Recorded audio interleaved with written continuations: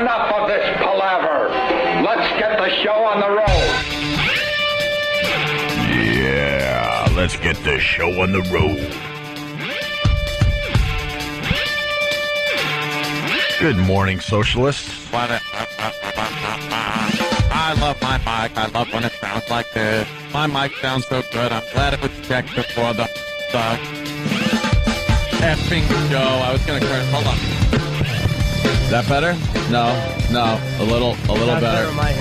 How does this happen? How is my mic fucked on a daily basis? How is it?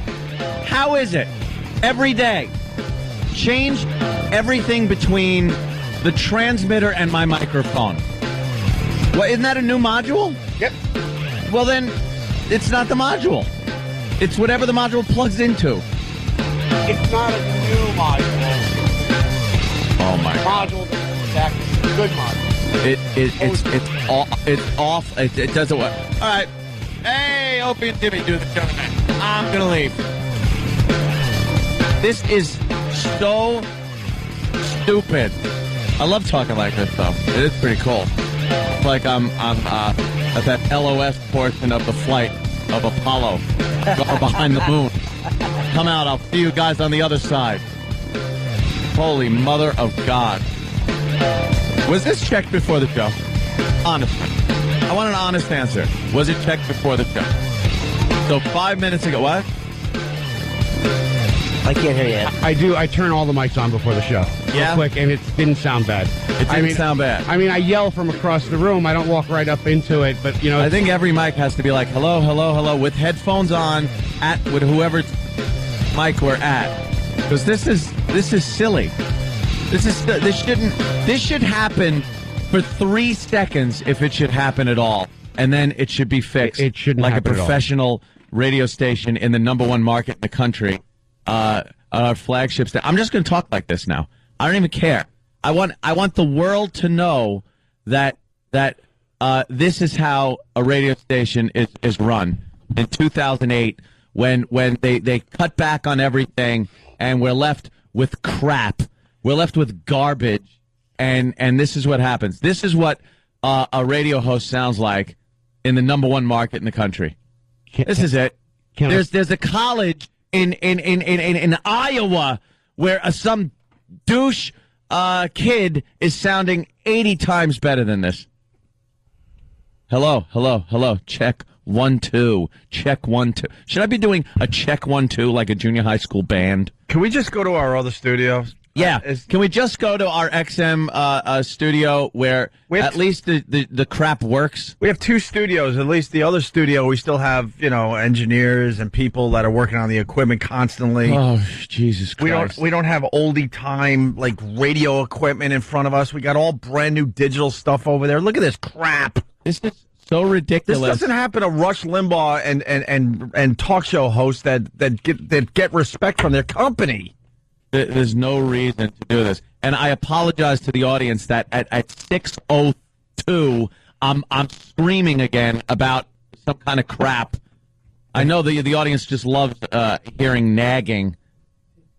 But listen to this. Listen. Can I give you this one? No, we that don't one want to sounds use like that one. crap. I get on that one, and it sounds like crap. I like this mic. It's the mic I'm used to. It's like, tell a race car driver, you know that car you've been practicing in? Use this one. Use the Chevy Chevette. Oh my God, I want to curse so badly. What does this company have planned for us? Will they let us know? Because this is getting ridiculous. Yeah. If this happened just this morning, whatever, things happen. But we've been bitching about this for a couple of weeks. Easy. Yep. Is anyone listening to us at corporate, or are they all scared and hiding in their cubicles, hoping they're not the next fire? No. They listen if we imitate an Asian voice. That's when they listen. They listen if we make a slight racial joke. That's when they'll listen. But when the equipment doesn't work and it's impossible to even do any show, even a milquetoast crap version that they love, then they don't listen. They'll get over it. Hello? Hello? That seemed to work. Did that work a little bit? Yeah, that's good. Yeah, just bang on the mic a little bit. Bang on the $1,000 microphone or whatever it costs. What is it, $3,000, $5,000, whatever it is? Where is this getting plugged into? God only knows what microphone. Is there make sure there's a brand new battery in the Mr. Microphone before we tune it into the FM radio, and then I'm Yeah. so disgusted. Now what? Let's see how this Now what are you doing? Tammy. La la la la la la. Check 1 2. Oh, that sounds fantastically muddy, and it's got no processing on it. I sound like shit. Did you hear that? Did corporate hear Anthony say shit? Oh God, I'm not sure if they heard that, Ant. Maybe you want to, say it again. I can't do this. Take a god effing break and pull that module out and get a new one in there. Just pull the friggin' thing out, punt it out the window, and put a new module in. What? How long does it take? What the fuck is going on around here? Now there's too many curses. At a dump is what's It going to doesn't happen. matter, man. I mean, they don't care, so why should we care? We were talking about this crap for 2 weeks. Oh, Take a break.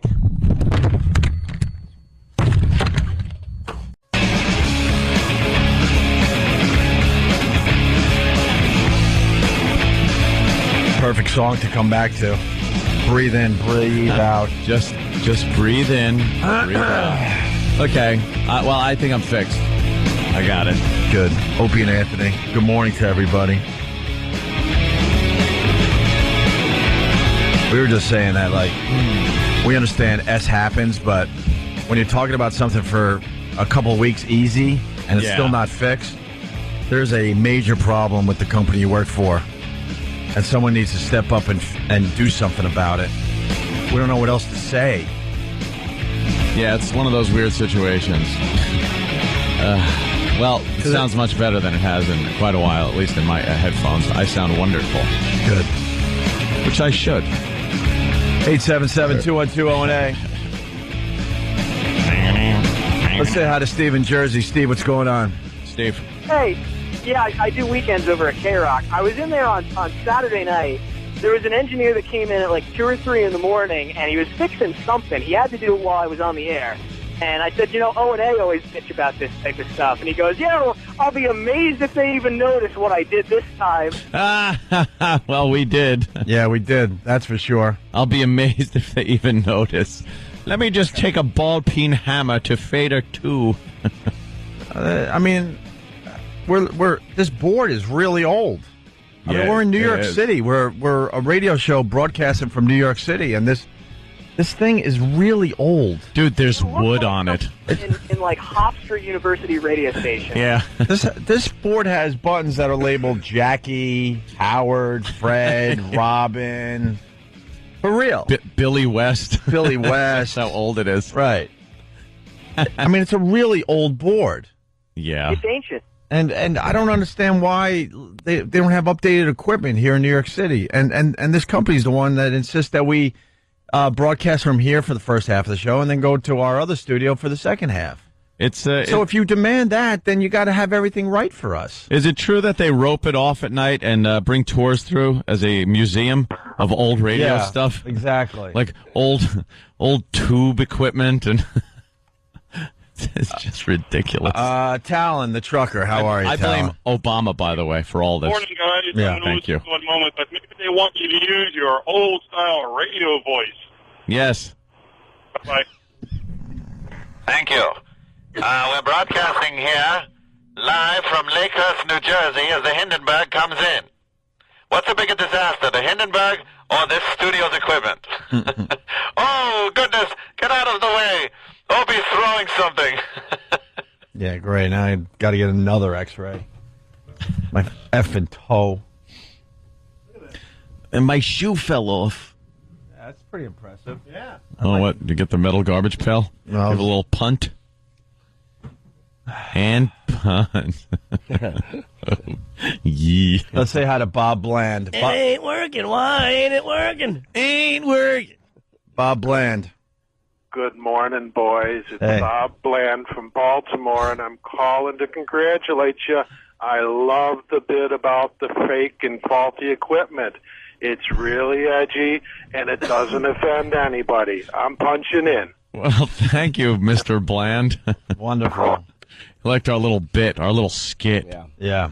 Rob on Long Island. Rob.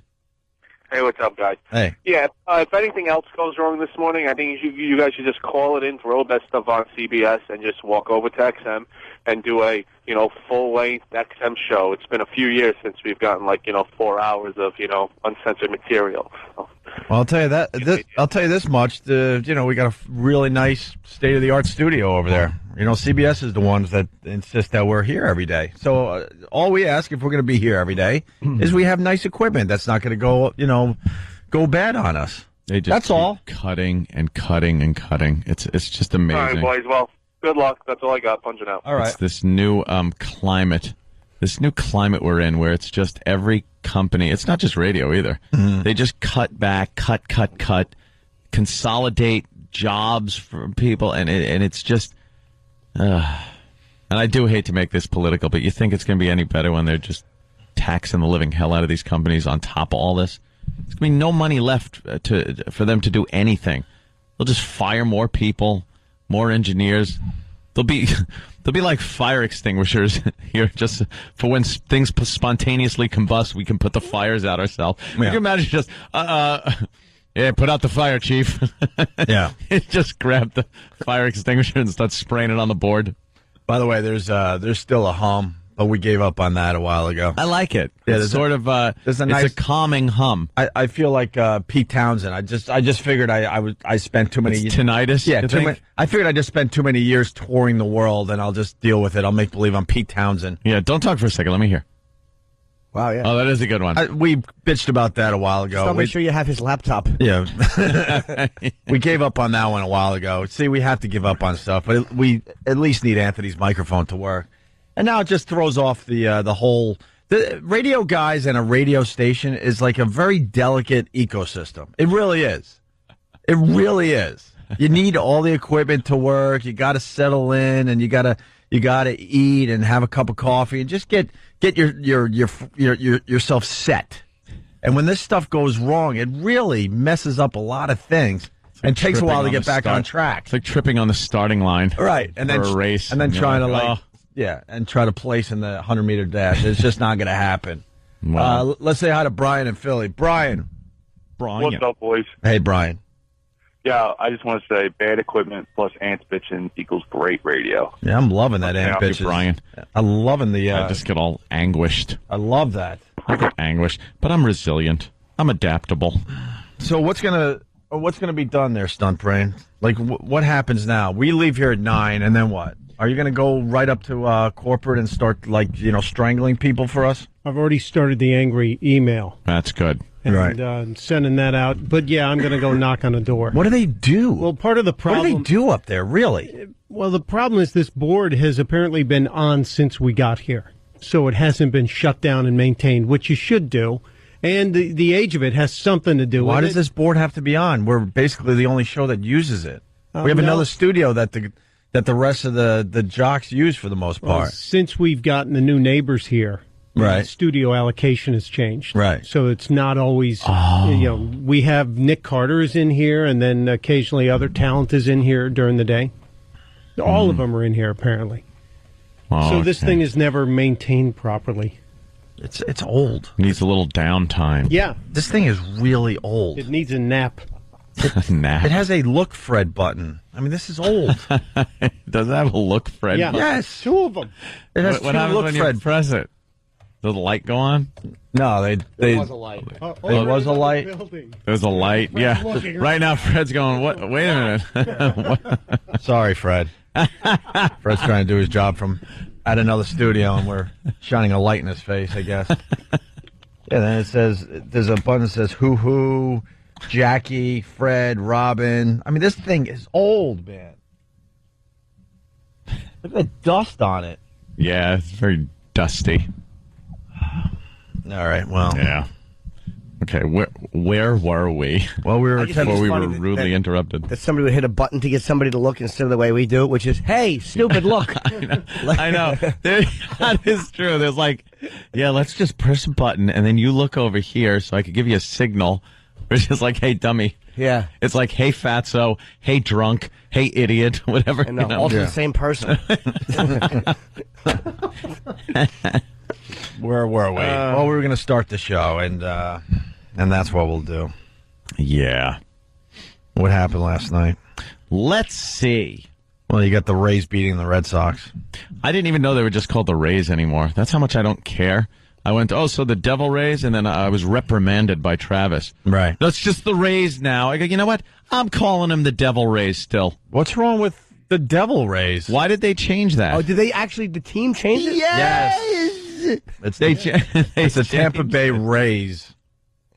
Hey, Ray? You can't have evil. Oh, you could call me Ray. Oh, you can call me Devil Ray. That guy. How did he have a career? He's the worst. How did he have a career? Every time that commercial aired, he should have lost a toe under a lawnmower. But you doesn't have to call me Johnson. Ray J. Johnson. All right. Every bad variety show in the 70s that douche showed up on. He was a goose. But, yeah, they're the Rays now, and apparently they're kicking Boston's ass. Well, you got to get evil and Indian stuff out of sports. Yeah, anything That's what devilish. happened in the last few years. Devilish. No more devils and no more Indian stuff. Travissimo? Yeah, they say that, because they were terrible for 10 years before this. So before this season, they changed the name, they shortened it, changed their logo, colors, everything. So they say that makes the team better? Well, no, I'm saying that they say it was like part of a whole team makeover. Yeah. But, you could totally be right that they just wanted to get the devil out of the name. Of course. Because that's what's happening in high schools and colleges. They don't want to see. Oh my God! I'm not going to see a team with devil in the name. No one was going to see them anyway. Yeah, true. Yeah. Well, they're beating up on the Red Sox, the champs. 13-4 last night, and lead the series 3-1. Oops. Wow, That series is over, my friends. Well, that's what we said. Over. When the Yankees were up on the Sox. Remember that one? I think I do. Yeah. Yee. So, and then you got the Phillies leading the Dodgers 3-1. So, is Bill from Waterford saying it's a Christian owner of the team? I have no idea. Oh, really? Perhaps. Well, there's a whole family-friendly thing happening in sports. It's in sports and everything. Yeah, which is driving me nuts. Yeah. Because they're pretty much trying to take fighting out of hockey now. Yeah. They just don't want that because, there's kids. There's kids in the stands. And then they play the little Pee-wee League and they start punching each other. Well, that's good. Yeah, it is. Makes the kids a little tougher. And the parents get out and start beating each other up and the cops are called and it's fun. Yeah. Makes good YouTube clips. Yeah, it's fun for everybody. And apparently I was reading that at the new Eagles Stadium now, you can actually text security about, drunk fans. Ratting out drunk fans anonymously through that. We've entered a weird age. That's the nerd. Oh, Danny? That's the nerd. Danny wants to comment that he was texted on once. Yeah. Although I wouldn't doubt it. Whoever you were with. No, By the beer vendor. This kid won't stop waving at me. Get this kid out of here. No one else can get a drink in the park. as far He was ordering drinks 4 at a time. Yes, Danny? Can't even defend myself. Whoever said that the Devil Rays owner was a Christian, that's probably false information considering the guy's name is Stuart Sternberg. Oh. I'm thinking Good job, Bill. I'm thinking the Christian angle isn't there. Way to go, Bill. Way to go. Bill is the goose of the day on Pal Talk. Way to go. You're a silly, silly goose, Bill. That's hilarious. That's hilarious. So you could rat out people that are drinking too much at sporting events now? That's more of that nerd culture, man. That just reminds me of... you shouldn't be able to do anything anonymously. One of those little kids in a movie, you get one of those little kids from Nazi Germany or Stalin's Soviet Union that just walks up to someone and points at them and they're taken away. Yeah. That's what it is. It's just... There's a man in seat. What seat is he in? What seat? Okay. He's in 5B in section 402, and he's intoxicated and ruining my family's experience. And then what do? They drag you off? That's it. They probably come watch you. They come over there, and they watch you a little bit, see if you're going, you son of a... And then they drag you to that cell that every new ballpark has. Every new ballpark, right? Don't they put little jails in there now? Yeah, downstairs. That's fantastic. Let you sober up. I'm catching the game from here. Is Master Poe out of jail? Yes. One of our guys got arrested yesterday. Yeah. Outstanding out of warrants. the clink. What? I don't know. He had a couple of tickets, he said. Some traffic stuff. A couple of tickets that, Yeah. you don't pay those things. People, they look for you. Yeah. And he's like, I was on the cell phone with no seatbelt. Dude. I passed one of those checkpoints yesterday. They set up a few of them around the city. They'd put like one of those little rolling phone booths that the cops use in the middle of the road, and then two uniformed officers on either side of it, and they're just looking at you.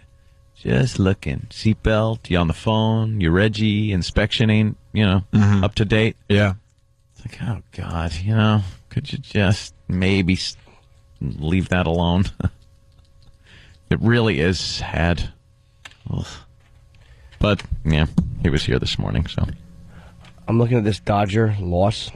Yes, the Dodgers in trouble, too. I like Joe Torre. They're yelling at Torre, actually, about the last loss. Yeah. One fault he had with the Yankees was he always brought Rivera in the eighth inning, especially after Stanton and Nelson left. Mm-hmm. He would always bring him in, and it just overused him a little bit. A little too early, yeah. Same thing. That's what he did. Was he even doing though that? he's a good manager, but that's same thing. Mm-hmm. Yeah. Brought his closer in, they're screaming about it. Stop bringing your closer in the eighth inning, stupid. Stop panicking, Joe. Stop panicking. It's like the third inning. Get Rivera! Just a base hit. We're up 4-1. Get Rivera! Get Mo! He goes out to the mound, plops his prostate in his glove. Here, pitch this. Yeah, try that. Try the whole spitter. This one will curve real good. Yeah. One person can't use that. It's a softball. Panics. Easy, Joe. He is panicky Pete. The Dodgers are in trouble. Yes, Yeah. they are. It's the bottom of the eighth. The Yankees 4-1. 2 outs. Ball one. Get Mo! Get him! Relax, Joe. He's calling for Mo. Rivera should pitch the ninth inning. I know Eckersley used to pitch for a long time. He pitched 3 innings. Stop panicking. That's right, Jim. I can't help but agree with you. You're right. Got to meet Mad Dog yesterday. Yes, the Mad Dog. He's in the. He was in the office next door to the office we were meeting in over there, and the doors are shut and everything, and you just hear through the wall. Yeah,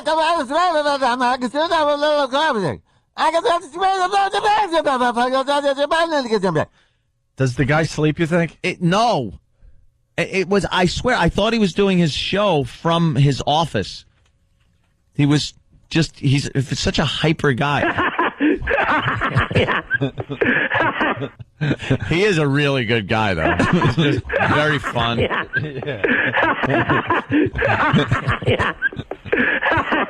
The Mad Dog. It sounds like a Tickle Me Elmo. It's a Tickle Me Mad Dog. Stop it with the coochie coo.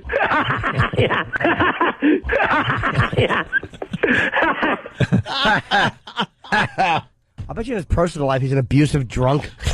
Like he's probably a humorless, abusive beater in his personal life. And he's all fun and everything. Yeah, well, I'm a little mad about the Dodgers. Yeah, those meetings. Wow. Wowee. I got to tell you. Yeah.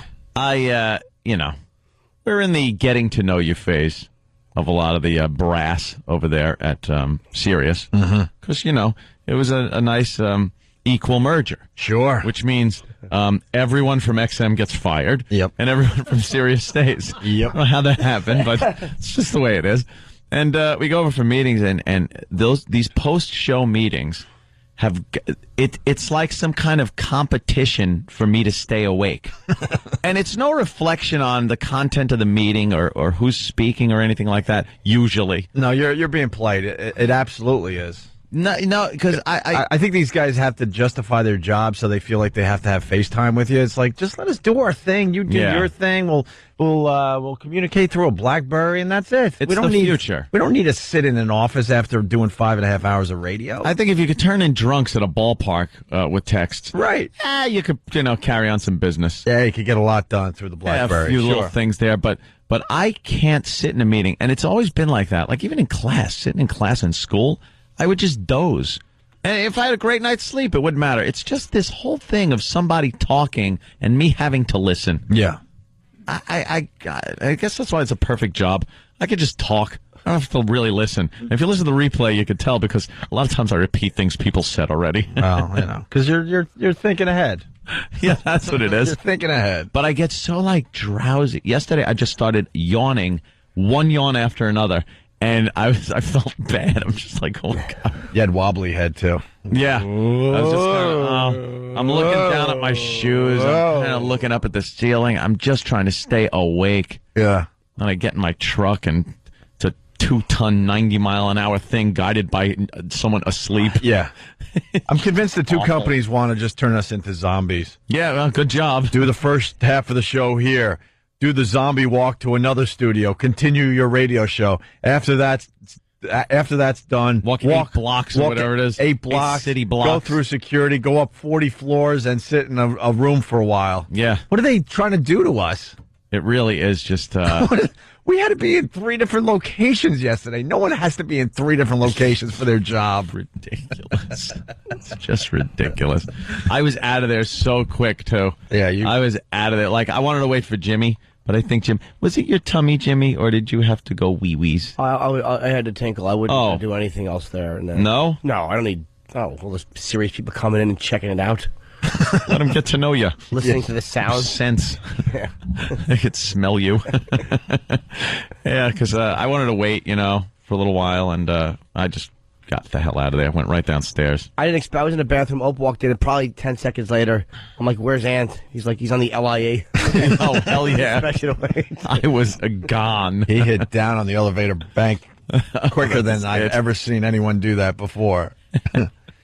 So, yes. And I was, by the way, Jimmy, I was laughing all night thinking about that guy's wig that we saw in the lobby. Oh my God. We're in the lobby of Worst wig Sirius, and this guy had a wig on that was it wasn't a toupee, it was a hair hat wig. And we're in the elevator still laughing about it, and Jimmy brings up a great point that what did you say? It would look more realistic if he just wrote hair on a piece of paper and taped it to his head. That had me all night. Just hair. Tape it to your head. That's a great line, man. It was the most terrible attempt at looking like you have hair. Oh. I couldn't tell if it was a wig or if it was really dark shoe polish. No, that was such a wig because me and Jimmy did a flyby. Yeah. We went real close to the side and back of his head to take a look. Because you had to know. We had to, get a good look. And it was this kind of reddish brown color, the wig. And then underneath, you could just see gray, black, with the consistency of pubes kind of sticking out the bottom of this wig. That's his, of this Mike Myers colored wig head. That's his tiny little horseshoe that he's got left. Oh, just awful. Yeah. There was space in between the wig and his head. I saw his wallet, his car keys. He could just keep things in there. It was like an army helmet. He's got sulfur things up there to help his wounded comrades. Sir, you have "Born to Kill" written in your hair. Guy was a creep. Oh boy, was he. He's got his phone near schools. He's not allowed near them, so he puts on different hair colors. Hopefully, he can get a little closer. Walk someone home with his briefcase. All right, we're getting back on track. We got Ludacris coming in today. Yeah. We also have Patrice O'Neal coming in today. Patricio's We also got coming in. Ed Norton calling us today. Louis Black, a good friend of ours, was doing something for CNN and Time, some kind of symposium. A symposium? What is a symposium? Something he would be involved in. What's the definition of a symposium? You get in front of some people and just and you sympose. You sympose. What is it? Something to do with an orchestra. It's a. Excuse me. It's a conference or a meeting Yeah, I know it's some kind of conference. to discuss a subject. Oh, that's a symposium. I think back in the day, though, you called a conference. You kind of did some drinking and stuff At a symposium. Yeah, you sat around and just kind of had a few beers and kind of shoot the S. The convivial definition, yes, is a drinking party. There you go. Symposium. So Lewis Black was doing one of those things, and he got really angry that the word government is seen as evil. Wow. Just one thing, and that is everybody seems to think it's fun to parody what you call parody of the United States, etc. But I find it very interesting that no matter where you go in the world, everybody still wants to come here, no matter what's happening. And the main problem with Amtrak is it's government run. Okay, that's interesting. Is that the problem? Is government the word that's bad? He's building government? up. All right. Wouldn't it be interesting? Would Enron have run better? Would these guys who just basically destroyed the economy? What is it? At what point doesn't anyone comprehend that government is not a word? It's people. It's people who do the job. That's what it is.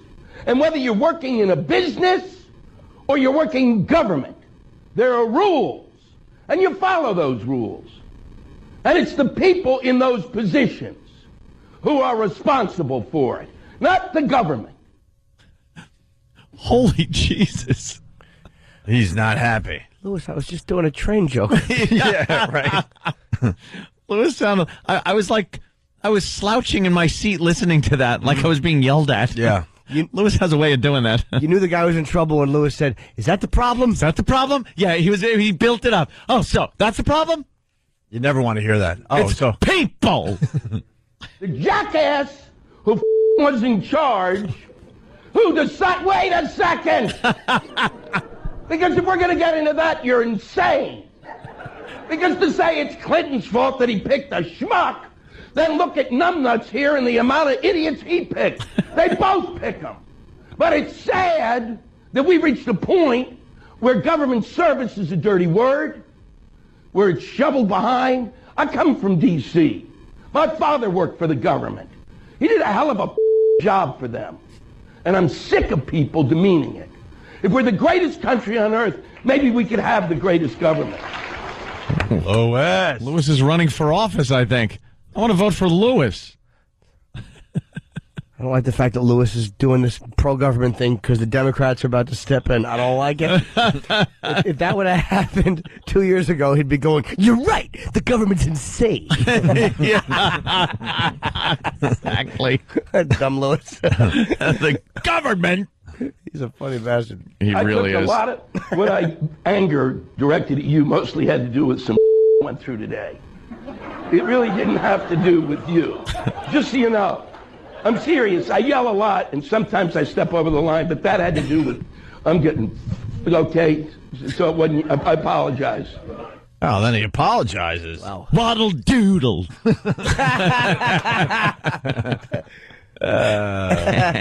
Sorry. All right. Sorry, homeless Charlie said that.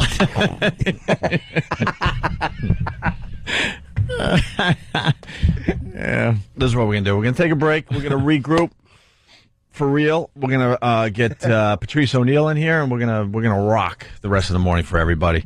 877-212-0&A. If you got something for the show, it's Opie and Anthony. Stay there.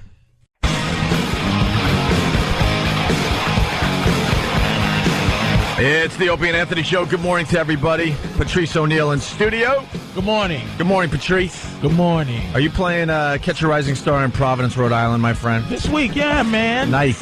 Yeah. CatchARisingStar.com. But, Thursday, Friday, Saturday. Providence, you got a chance to see Patrice O'Neill. Very, very cool. Is that a new club? No. Now, Patrice was talking about we like to call them the Devil Rays still. The Devil Rays. Tampa Bay Rays. They just call them the Rays. Did they change the name for religious reasons? I'm sure somebody complained or something, and someone buckled. And Just like the Washington Bullets? Yeah.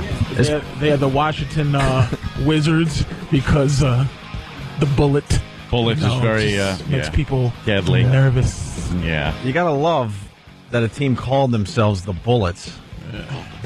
It probably had nothing to do with crime. Probably speed No. or something like that. Or accuracy. Right. But it is a pretty accurate Yeah. The Washington team name. Sure. I mean, if that to change it just to change the feel. Yeah. The DC drive-bys are playing the Phillies. The Washington Bullets, and they had the cool bullet logo. They were. I love that. The little now it's the Wizards. Well, now we got the Rays. The Rays are no devil. No devil. no devil. You can't put any Indian things in there. No woo. No, yeah. No woo things woos like anymore. No warlike thing. No. I didn't know woo woo was a bad thing. It is. I didn't know this was a bad thing. Well, pulling your corner of your eyes apart to imitate Asians is not really a bad thing, but it is a bad thing. Then they I guess. get mad, yeah. They get angry. Yeah. But, a lot of sports teams have been named after Indians. Kind of, Which is tribes actually of a Indians. compliment. Yeah. Because they're warlike. Right. Warlike fighters. You're a warrior. You're out there battling. And you want to emerge victorious. Sitting Bull. Yeah. And whatever the rest of them Pocahontas. Well, that might Geronimo. Geronimo. The Redskins. Larry the Indian, who no one talks about anymore. What about Ted the Indian? The dude that cries over garbage. Yeah. He was the manic depressive Indian. Had nothing to do with the garbage. The really upset garbage Indian. He was Chief actually J. Strongbow. And his unknown cousin, Jules Strongbow, who was around for a couple of years. Oh, my God. Wow, you're going way back. The girl on the Mazzola, Mazzola butter thing. The Land O'Lakes butter. Land O'Lakes. The Land O'Lakes butter Sure. girl. Yeah. And if you cut that right and folded it, you can make it look like her kneecaps were her boobs. Which was a lot of fun when you were a as little kid. Yeah. But if you're naming your team after some kind of Indian thing, you're basically saying we're strong, we're fighters, What else do they have? They try to erase everything. So dumb. Yeah. But I'd like to name a team the Kentucky Escaped Slaves, the Nat Turners. That could be a problem. The The Frederick Nat Douglases. I wouldn't get offended by it. Could you imagine that? And the Harriet Tubmans are taking the field. Harriet Tubmans. The Anne Franks are 0-7 so far. Anthony, the new thing is just to cut out the knees and just put them up there as boobs. Oh, is that it? No, I know you used to fold it, but now they they're lazy, so they just cut out cut out the knees and pop them in pop there. them up there as boobies for the Land O'Lakes girl. We'll put that up on ONARadio.com. Now the Devil Ray, the Rays. You were saying, wow, how exciting! I can't wait. It's gonna be the Rays and the Phillies. How can you wait? Oh, Tampa Bay versus Philly in the edge of my world. seat. Whew. They'll make more money. I'm helping baseball right now. They'll make more money if they put it in pay-per-view. Yeah. Other than, like you said, if they sell advertisement for the free game, they'll make less money than if they sell it pay-per-view and only people in Philly and Tampa buy it. Those are the only people, only baseball fans in Philly and Tampa are going to watch this. No one cares. It's not like, when you get the Yankees Red Sox thing going, that's a lot of Red people Sox, watching. anyone going is much better than the Rays. And Yankees, anyone going. Sure. Or and we're going to lose the Dodgers, too, which is a big market. That probably would have gotten some Yankee fans just to see how Torrey runs the team. But the Manny Boston thing, if the Manny Boston thing would have been tremendous, but no one told the Devil Rays, and no one told.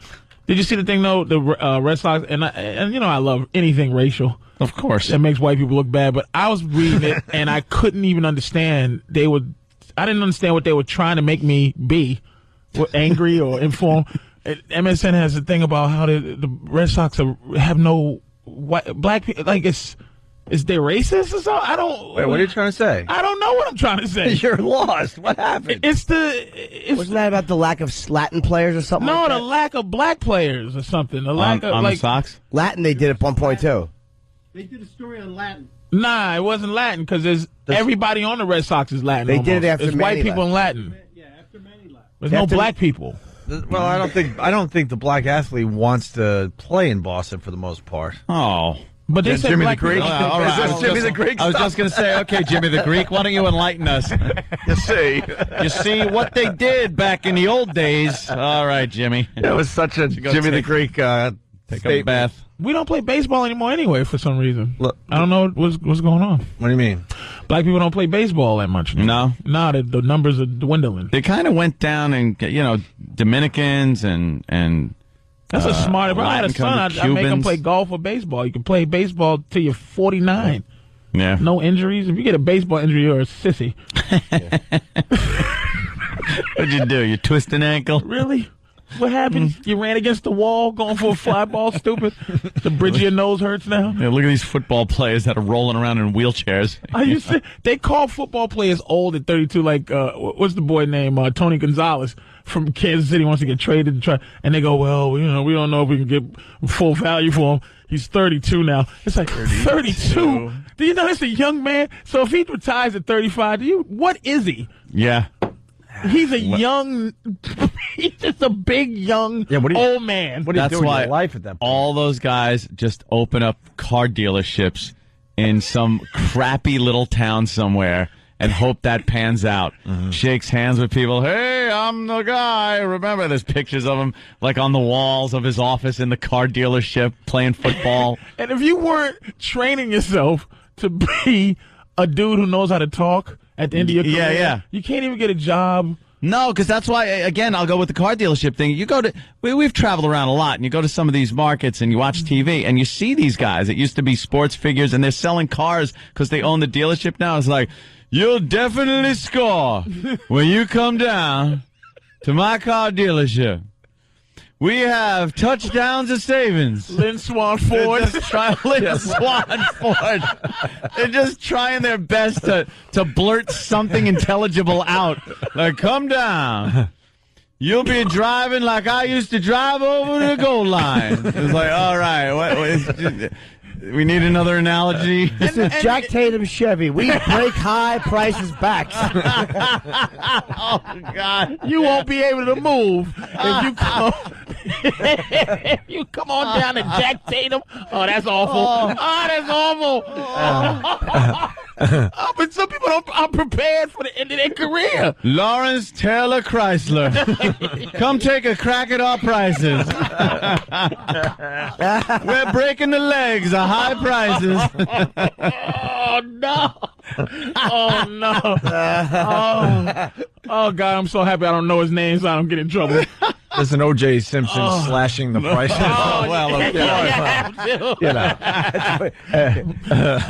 And Pac-Man, like he's... Pac-Man. Oh, God, what a... You know Pac-Man would be, like, in deep, real trouble if he wasn't playing football. He would be. He got suspended. He got suspended. Might be no, over. I know. He got suspended for beating up his bodyguard. It isn't even his bodyguard. Yeah, the Cowboys gave him a bodyguard to keep him out of trouble. Right. And he got in a fight with the bodyguard that's keeping him out of trouble. But the point I'm making is this guy is just trouble. But this is him behaving because he's in the NFL. If he was out on the streets, forget it. He'd be away for life by now. This is him behaving. He's insane. But come on, do you dismiss it as insanity when you got $1 million and you can't stop? Like if somebody, like they're telling him don't do. Like if somebody said, Patrice, you're gonna lose everything if you eat another banana nut, chocolate chip muffin, and to almost like everybody else, you go, all right, I'm not gonna eat that. What?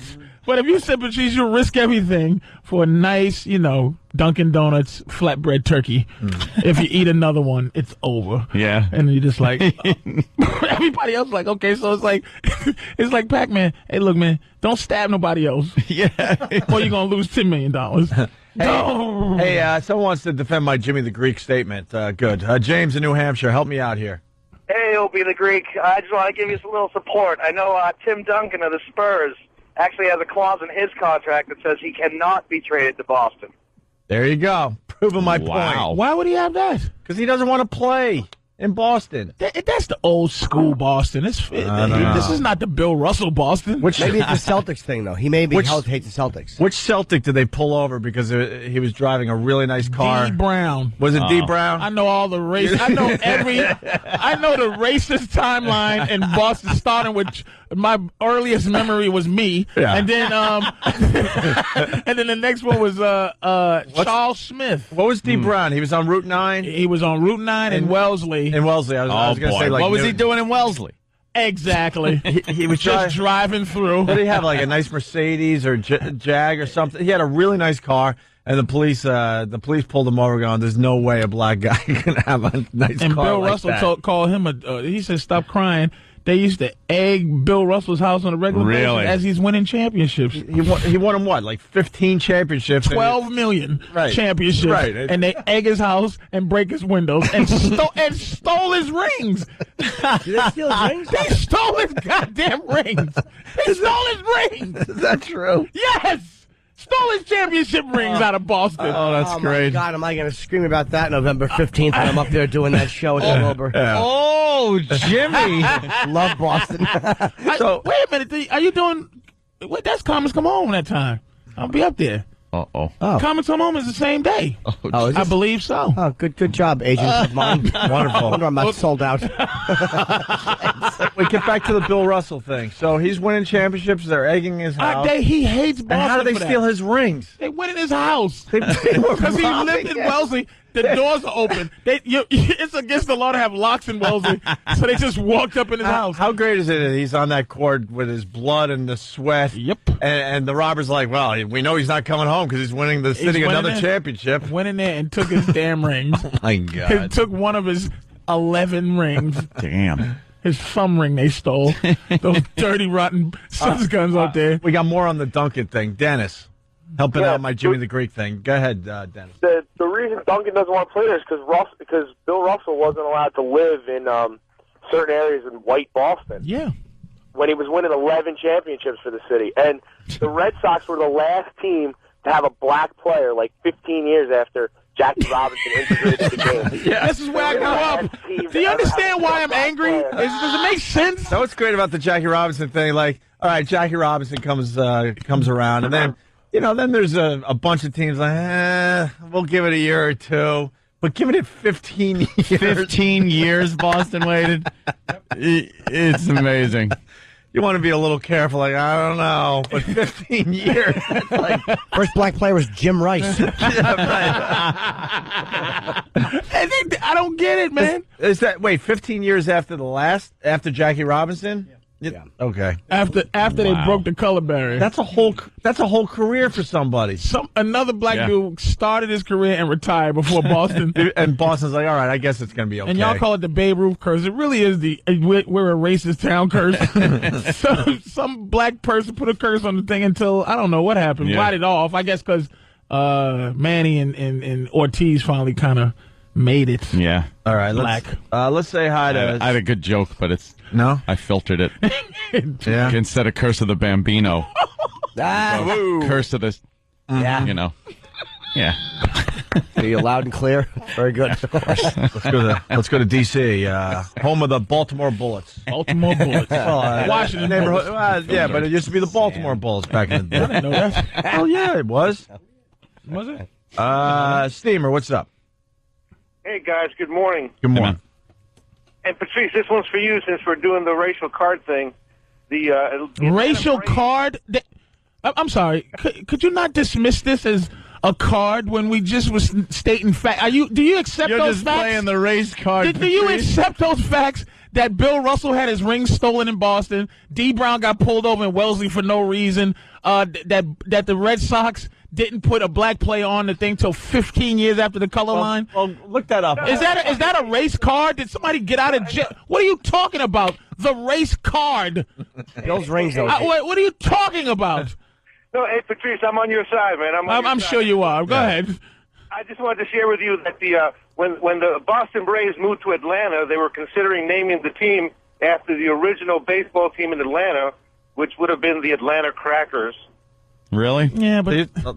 Well, all right. Well, you know what cracker is, right? You know, I've heard things. The whip cracking? Yeah, the crack of the whip. Is it really though? It's absolutely. It's not saltines. Like people think you're named after the white crack. No, it's the crack of the whip. Yeah.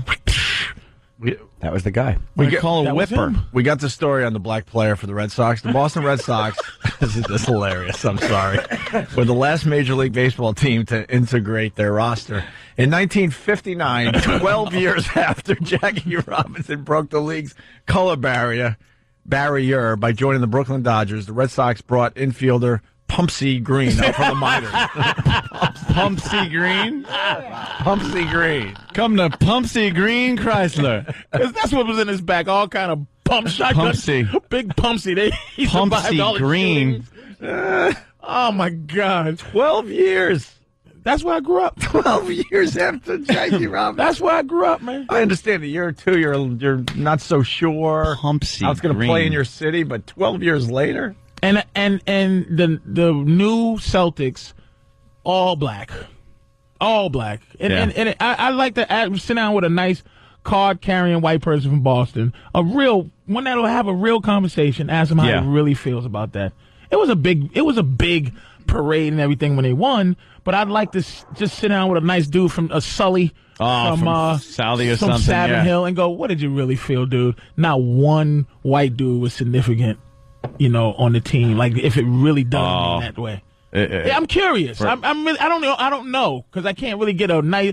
Only honest racial thing I can get is coming in here, get a good honest. I bet for a white Celtics fan like that, it's the Celtics. Mm-hmm. The Celtics. Yeah, they're it's like an Irish thing, and it's just a bunch of black guys on the team. They probably should change the name of the team.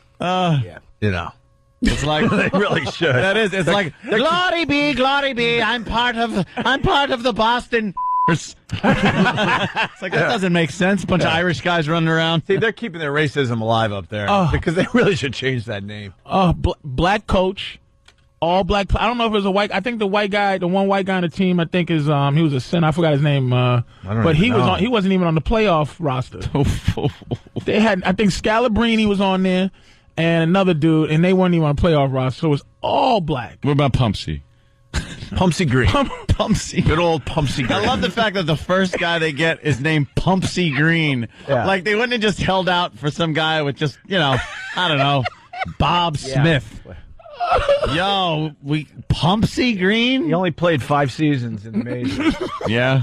All for Boston. How did Pumpsie do? What was this? Wait, the New York Mets picked him up in '63? The Mets picked up Pumpsie Green? For 17 games. He only got 8 at-bats his whole time in Boston. His hands was full of cotton. What's up, Danny? Yeah.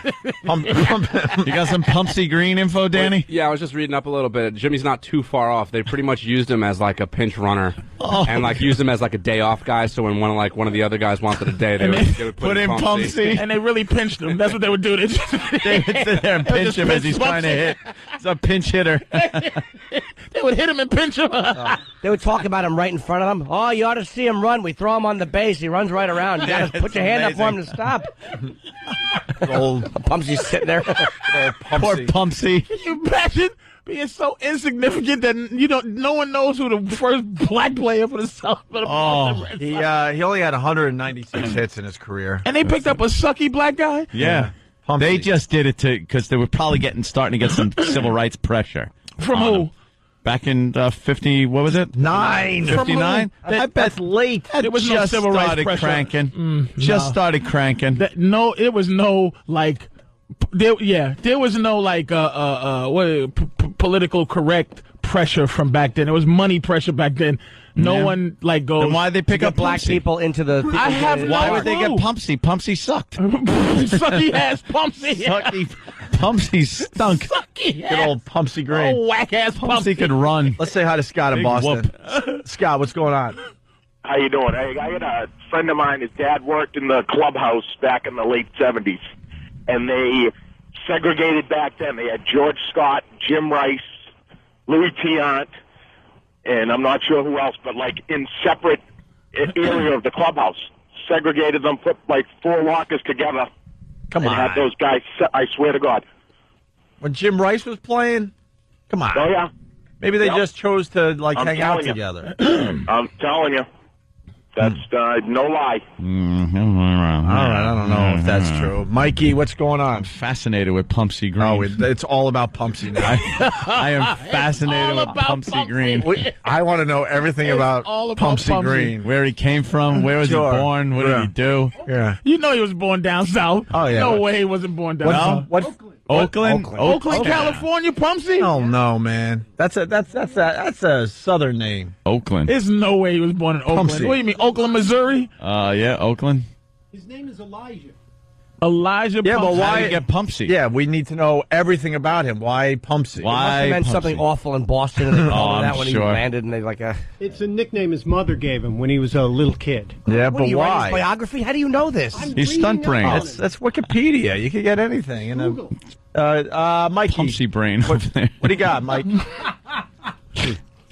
Mike. Mike? What do you got, Mike? Hey, what's up? I'm Mike Gavin from Boston. I'm a diehard Celtics fan, Yeah. a white Irish kid, and I could not be happier that they got Kevin Garnett and Ray Allen and Paul Pierce. The last jersey I bought was Larry Bird. How old are you, though? Last jersey when was I was in Larry. college, until Kevin Garnett came to the team, and I could not be happier. How old are you? Celtics were all black dudes. I'm 30. And where you from? From Boston, No. What part of Boston? Somerville.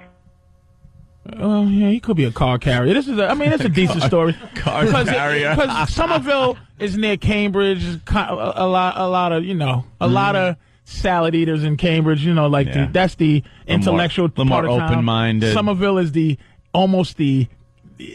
poor part of Cambridge sort of Yeah. thing. I'm not sure I'm accepting him as because he's a 30-year-old guy from Somerville. He's not really a car carrier. I need a 40-year-old white guy from Savin Hill, Dorchester, or not even Wellesley. I need a hardcore white boy from South Boston. Is Dorchester a hardcore Southie Yeah, area? Savin Hill, Quincy. I want a Quincy guy. Sure. A Quincy guy, a Savin Hill guy, white part of Dorchester guy. Would you be a welcomed neighbor in Savin Hill? This is weird thing. Savin Hill. There's parts of Dorchester. There's you'd be open arms. There's Mattapan in Dorchester where the black people are. Then there's the Dorchester by Quincy where the white people are. That's Savin Hill. All that area. So Quincy. Maybe a little bit of Peabody, where Nick DiPaolo and them are from, like all that Route 1, Revere. Revere. Sure. See, I want a Revere guy. To do what? To say, come on, man, talk to me. Be incognito and just talk. A car carrying 40-year-old white guy who was happy to see all black, or maybe even a 50-year-old white guy who was happy to see the Celtics with all black, and it really didn't matter. All right, we got something to do today. John in Maryland, what's up? Hey, yeah, guys. Here in Boston, we've come a long way. We went from Pumpsy Green to Cocoa Crisp. Cocoa Crisp? Yeah, good old Cocoa Crisp. Wow. You notice how much he looks like Sam? Nice. Let's go to Casey in Virginia. Casey. Yes. Hi. I just want to tell you guys, I'm from Redneck, Missouri, and I married a guy from Malden, and they're the most racist people I've ever met in my life. You would think the Hicks would be bad, but seriously, I go to Malden, and it's crazy racism there. That's all Revere over there. Malden. What we noticed about Boston, man, they just separate everyone very nicely. The blacks are in one area, the Jews are in one area. Oh, we're surrounded. Blacks are surrounded by Greater Boston. It's just amazing, though. The Irish are over here. Amazing. I've never seen such a segregated We're city. in the middle, and it's just it's just really. Yeah. Oh boy. Let's say hi to Marky Mark from Boston. Marky Mark. Hey, what's going on? Hey. Yo, so I just want to take notice to the fact that Patrice is totally right about the Celtics, the whitest name you can get here in Boston with a bunch of black people on the team. I got no problem with black people, but all my friends are all fruits, and they're all like, whenever I bring the fact, I'm like, yo, We're in the Celtics, got a bunch of black guys. We even got a starting roster guy who's white. The fact that I bring that up, I'm called a racist in Boston. What the heck, guys? Is that racist? I ain't a racist guy here.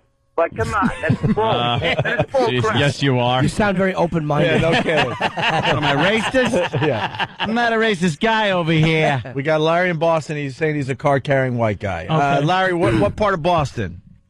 I was born and brought up in the North End. Is that good enough? All right, That's pretty good. An Italian. Oh, boy. That's Larry. pretty good. Oh, boy. He Larry. sounds like he knows Whitey Bulger and them. Yeah. Oh, boy. Okay, he's a car carrier. He's Yep. in the North End. I have to go around the city because there's a toll that gets you to the airport on time. I got to be very careful and go around, all the way around to the back way to get to Logan. I can't even get a good sausage over there. Yeah, listen, man. I grew up in the era of John Havlicek, guys like that, Bill Walton, and back then, really the only on the Celtics. Back then, the only decent black player was JoJo White. Well, if you want to go that far back, I'm 47 years old. I'm going pretty far back. All right. JoJo, and So are you happy that the Celtics have a black team? I'm not unhappy or happy. I'm happy that the Celtics have a good team of players. Color don't make no difference. Color doesn't make any difference. Unless, it's the house next door. I went to Boston Latin School, all right? I grew up, I had a lot of black friends, and I know saying that now makes me a racist. Right. But no, you not know, necessarily, but I get you. But you know what?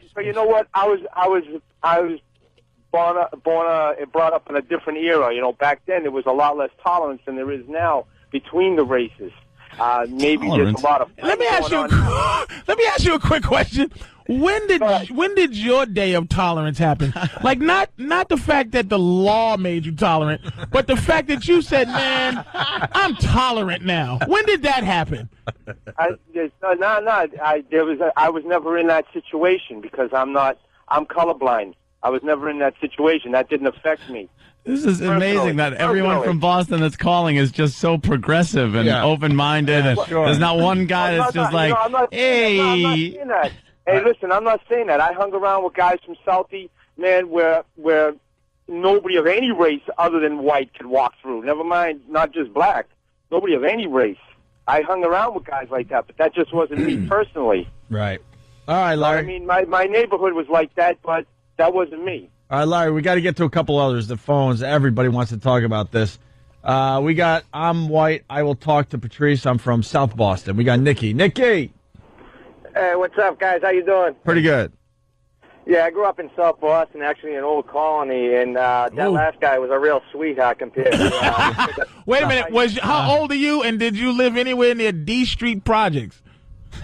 D.C. Projects? D Street. D Street. Well, yeah, I mean, it's close. It's a couple blocks away, but I grew up there in the 80s, so it was really bad when I was around. He's a car carrier. Yeah, my father grew up there during the whole busing issues and everything. Ah, boy. So you Ray Flynn. My father knew Ray Flynn. Kevin White. Oh, Jesus. All right, let's hear what he got to say here. Go ahead, Nikki. I'm sure his heart changed, too.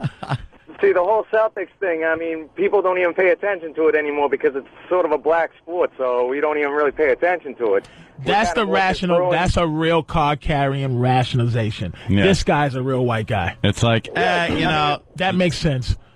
It's Bruins and Red Sox where I'm around, so that's it, man. So he's basically what he said is anywhere where white people still have hope. Yeah.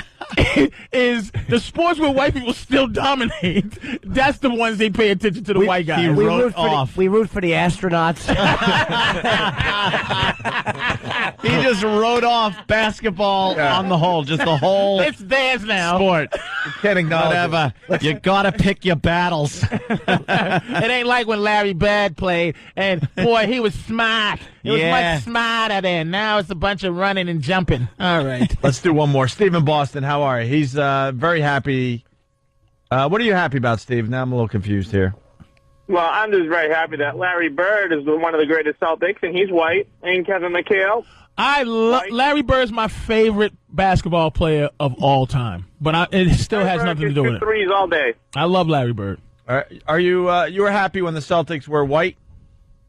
I mean, yeah, they had a time, but I mean, it's a different age now. I mean, you got it's Oz. It belongs to us. It's Oz. Patrice hit on something It's today. Oz. I'm trying. Oh, that's Look, funny. what is Boston doing? They got to get some white players on the team, even if they sit on the bench. To get people in the stands. They need a white guy hero in Boston. Hell They're yeah. not acceptable. You can't have just all black. If there was a white guy that came off the bench, they would have made him spectacular. They need a white guy hero. Hasn't been one since. That's really, really The only good. black guy hero they was looking for was Len Bias. Boston was ready for Len Bias if he look didn't what die. happened there. Yeah, if he didn't die. Yeah, let's He played for what, Boston University? Nah, he played for Maryland. He would have been. He was an would have been animal. the Jordan. He was better than Jordan in college, dude. Oh, really? Len Bias was a beast. Some people say. A beast. Yep. Bill in Boston, what do you got? Hey, yeah, I just wanted to go up in East Boston. I live in Memphis. Uh-oh. And I got buddies. I'm not a big basketball fan, but I got friends of mine who are fanatical about it. They won't watch the Celtics on TV. They'll listen to them on the radio and just believe their life. and change Garnett's name to Bird in their own mind. Kevin Bird. On radio, You sounded a lot taller on the radio. Where's Sheriff Branford? On radio, they can make believe they're a white team. They watch the score scroll on the bottom of another channel. There's my white Celtics. But they're black. I don't know they're black. I only listen to them on the radio. Coach Doc Holliday. What? Doc Rivers.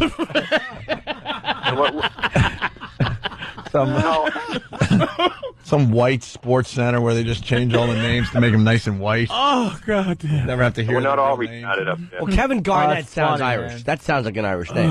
Well, the All right, slave guys. owner gave him that name. So. Jeez. And know what's funny about Pumpsy Green, by the way, Ant? What? The name? This is how far behind the Red Sox were. They went with the first black hockey player in Boston before they went with the first black baseball Did they? player. Yeah, what was his name? Wow. Willie Zamboni driver. Cleophas Zamboni. He was walking across the ice. They're like, look, we got one. the Willie O'Ree story. Willie O'Ree. I believe, what was it? They used to make him go lick the ice before the game. They put a different letter on the front of his uniform. 1958, he was the first black hockey player. In Boston had the first black hockey player. Wow. They decided to get the first black hockey player before they went with the first black Red Sox. Oh, that poor guy. Oh, man. That must have been That something. poor guy. The crap that must have been yelled He out must from have those had stands. hockey blade cuts Oh. all over his nose and eyes. They probably beat him. Oh. No teeth. Because that's the only sport you can get away with really, having a fight. Oh, my God. It's part of the He sport. must have been the toughest man Oh, yeah. on planet Earth. Tougher than 10 Kimbo slices. Because he His played in a sport where you can fight. This position was puck. We're only 5 minutes into the first period, and this is Willie O'Ree's fifth fight. And he hasn't even gotten off his own bench yet. Right. Oh, my this God. poor guy. That poor swollen man. He spends more time in the penalty box than any other player. Like, what happened? It's the same penalty as the white guy got. Why do I... Oh, Boston. Are you? This got to be a lie. There's no way. Where's a picture of him, Danny? It's true. The Oh, yeah, Willie, look at him go. the Willie O'Ree story. Yes. Oh, you can't be. Yes. You can't be. Oh, my God. Willie O'Ree. All right, we got to take a break. Oh. Yeah, take a little breaky. Little break. We got Ludacris coming in. You going to help us out with Ludacris? What do you need? I don't know. You don't know? I know he's in Max Payne. Oh, he's in the new Max Payne. Yeah, we like the Max Payne, but, That Pac-Man Jones fight happened it was either right after one of his parties or at it. Oh, really? Ludacris? Yeah, I think so. Ludacris is what they call a renaissance man in hip hop now. He's He's I don't know if he's as high as Jay-Z, but he's about there. He's a mogul, and I think he's trying to retire from hip hop. He's getting to that point. I think. He's a good actor. All right, we'll continue with Patrice O'Neal. Patrice is going to be at Catch a Rising Star in Providence, Rhode Island. Go to catcharisingstar.com. Thank you, sir. This week. All right, stay there. Opie and Anthony. We got Ludacris coming in a few minutes. What, Max Payne? That's what he's promoting today, right? Yes. Very cool. Opie and Anthony, Patrice O'Neal in studio already. 877-212-ONA is our phone number. Joe B. from Philly, here we go. Is it a coincidence that the U.S. is about to have its first black president, and for the first time in our history, the U.S. has bad credit? Oh, damn. See? But he has nothing to shut See? up. By the way, I learned a new thing, a new term. What? Called the Bradley effect. Never heard of Bradley that before. effect. Oh, yeah, I heard about Never heard of the Bradley Can I tell you what the effect. Bradley effect is? I Go think kill him, Tiger. it's the people that will go in the voting booth and do the complete opposite of what they're telling all their friends. Lying polls. That's right. Governor Bradley was running for, I think Tom Bradley was running for governor of California. He was leading in the polls by 4,000. Yeah. According to your people. Yeah. They were all going to vote for him. Went and closed that curtain, and whoops. And said, hell fell no, I on the can't white vote man's for button. Bradley. Exactly. You know, that would be a great strategy because if their confidence is so boosted by poll numbers, they won't be as aggressive in their campaigning, especially in the last few days of the campaign. They, you know what I mean. those people? Yeah. Okay. And they won't be as aggressive, which will hurt voter turnout and stuff. And then Tricky Whitey, goes into the booth and goes, and pulls the lever for the white guy. I've always rejected polls, and that's why I just don't. I have no faith that he'll be president. But I enjoy the whole. What would happen if John McCain wins in a landslide? A landslide, like a. What the hell is this? You heard of the Bradley effect, right? A ridiculous, just like Reagan type landslide, or they had a God, would that just be like? Well, this. I'd love to hear the talking heads the next day where they would just be like, what happened? I mean, this is just yeah. Hey, before we move on, we got more on Willie O'Ree, the first black hockey player. Really? From back in 1958. How much more could there be? Well, this is a great fact if it's true, and we need to find out. Fast Freddy writes, Willie O'Ree was the only right winger to ever wear a goalie mask during play. I believe that. It had to be true. They're just taking slap shots for his face. Yeah. Oh, my. That's when hockey was all about not wearing anything. I mean, the goalies were barely wearing masks. He had to be the toughest person on planet Earth, man. He had to be. There's no way they weren't hitting him. Find out about the goalie mask at Willie O'Ree. They weren't chopping at his skin with those hockey sticks. Yeah. So, getting back to the election. So the debate is tonight? Yep. The last debate? Yep. And what do you think? Hofstra. Is McCain going to lose his mind and go after him and call him a terrorist and all that? Well, that's what they're saying. They were saying, is this going to be the one where he, pulls out his relationships he's had with some radicals back in the day, some of those radicals? Mm-hmm. But then they're saying if he does that, then Obama can come out and say that he was involved in, that whole the scandal. Whitewater? Yeah. Was he Keating Five? Yeah. That whole debacle. So they could both trade barbs that way. I don't know. I think people are bored with the economy talk out of these candidates because that's all they've been talking about because they just jump on and blame each other for it. And then you get the market goes up 1,000 points one day and everybody kind of forgets that it's still pretty treacherous. Yeah. But I think they're going to have to come out and really kind of state their platform a little better because it's all about finance. It's all about what Obama's going to do with the economy and McCain. What other platforms are there, though? But forever there's been everything. Yeah, I mean, defending the country. Immigration. Yeah, immigration's a biggie. Their tax plans. And then the stupid things where you try to get the French there. I want to hear him talk about... well, what do you want in terms of what do I want from a candidate? That- I want to be able to obviously exercise my Second Amendment right, which Obama wants to completely this is just guns. take apart. Yeah. Okay. Not guns. It's the right to bear arms. I see. Go. Keep So going. people go, oh, guns. You gun people. No, I mean, I'm just saying. It's an Constitution. It's an outdated kind of thing. It was the number 2. It was made. Number 2. It was made during back when this country was actually fighting for freedom, and they just needed guns. But we don't really need. Well, go ahead. Sure, we need guns. Guns and slaves. Go. Keep going. Guns and slaves. I didn't know Keep going. I'm sorry. that was part Sorry of the about Second that. Amendment. I mean, that was part of the whole thing. But go ahead. Taxes. Yeah, taxes are a big thing. I don't like the But idea. what do you that- want from the tax thing? What I'm asking you is not like what is your mental platforms that you want to be addressed by Mine, them? I'd rather have a candidate that wants to cut the ridiculous spending that's going on in the country and not tax the crap out of companies that employ people, out of people that have made successes of themselves in this country, and then just take that money, turn around, and give it to people who Obama believes needs it.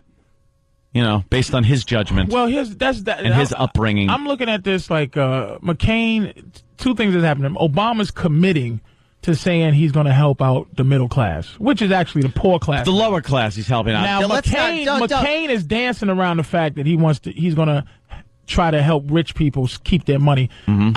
I can't imagine that if you go with a platform of poor people keeping their money, you can't win. I would stick with poor people keeping their money to go over rich people to keep their money. You're buying the crap, though. It's not rich people all keeping their crap, money. but I'm saying if I'm going to say something, I'm going to say poor people are not going to get You're more buying taxes. the hype, though. It's not What rich hype? people keeping their money.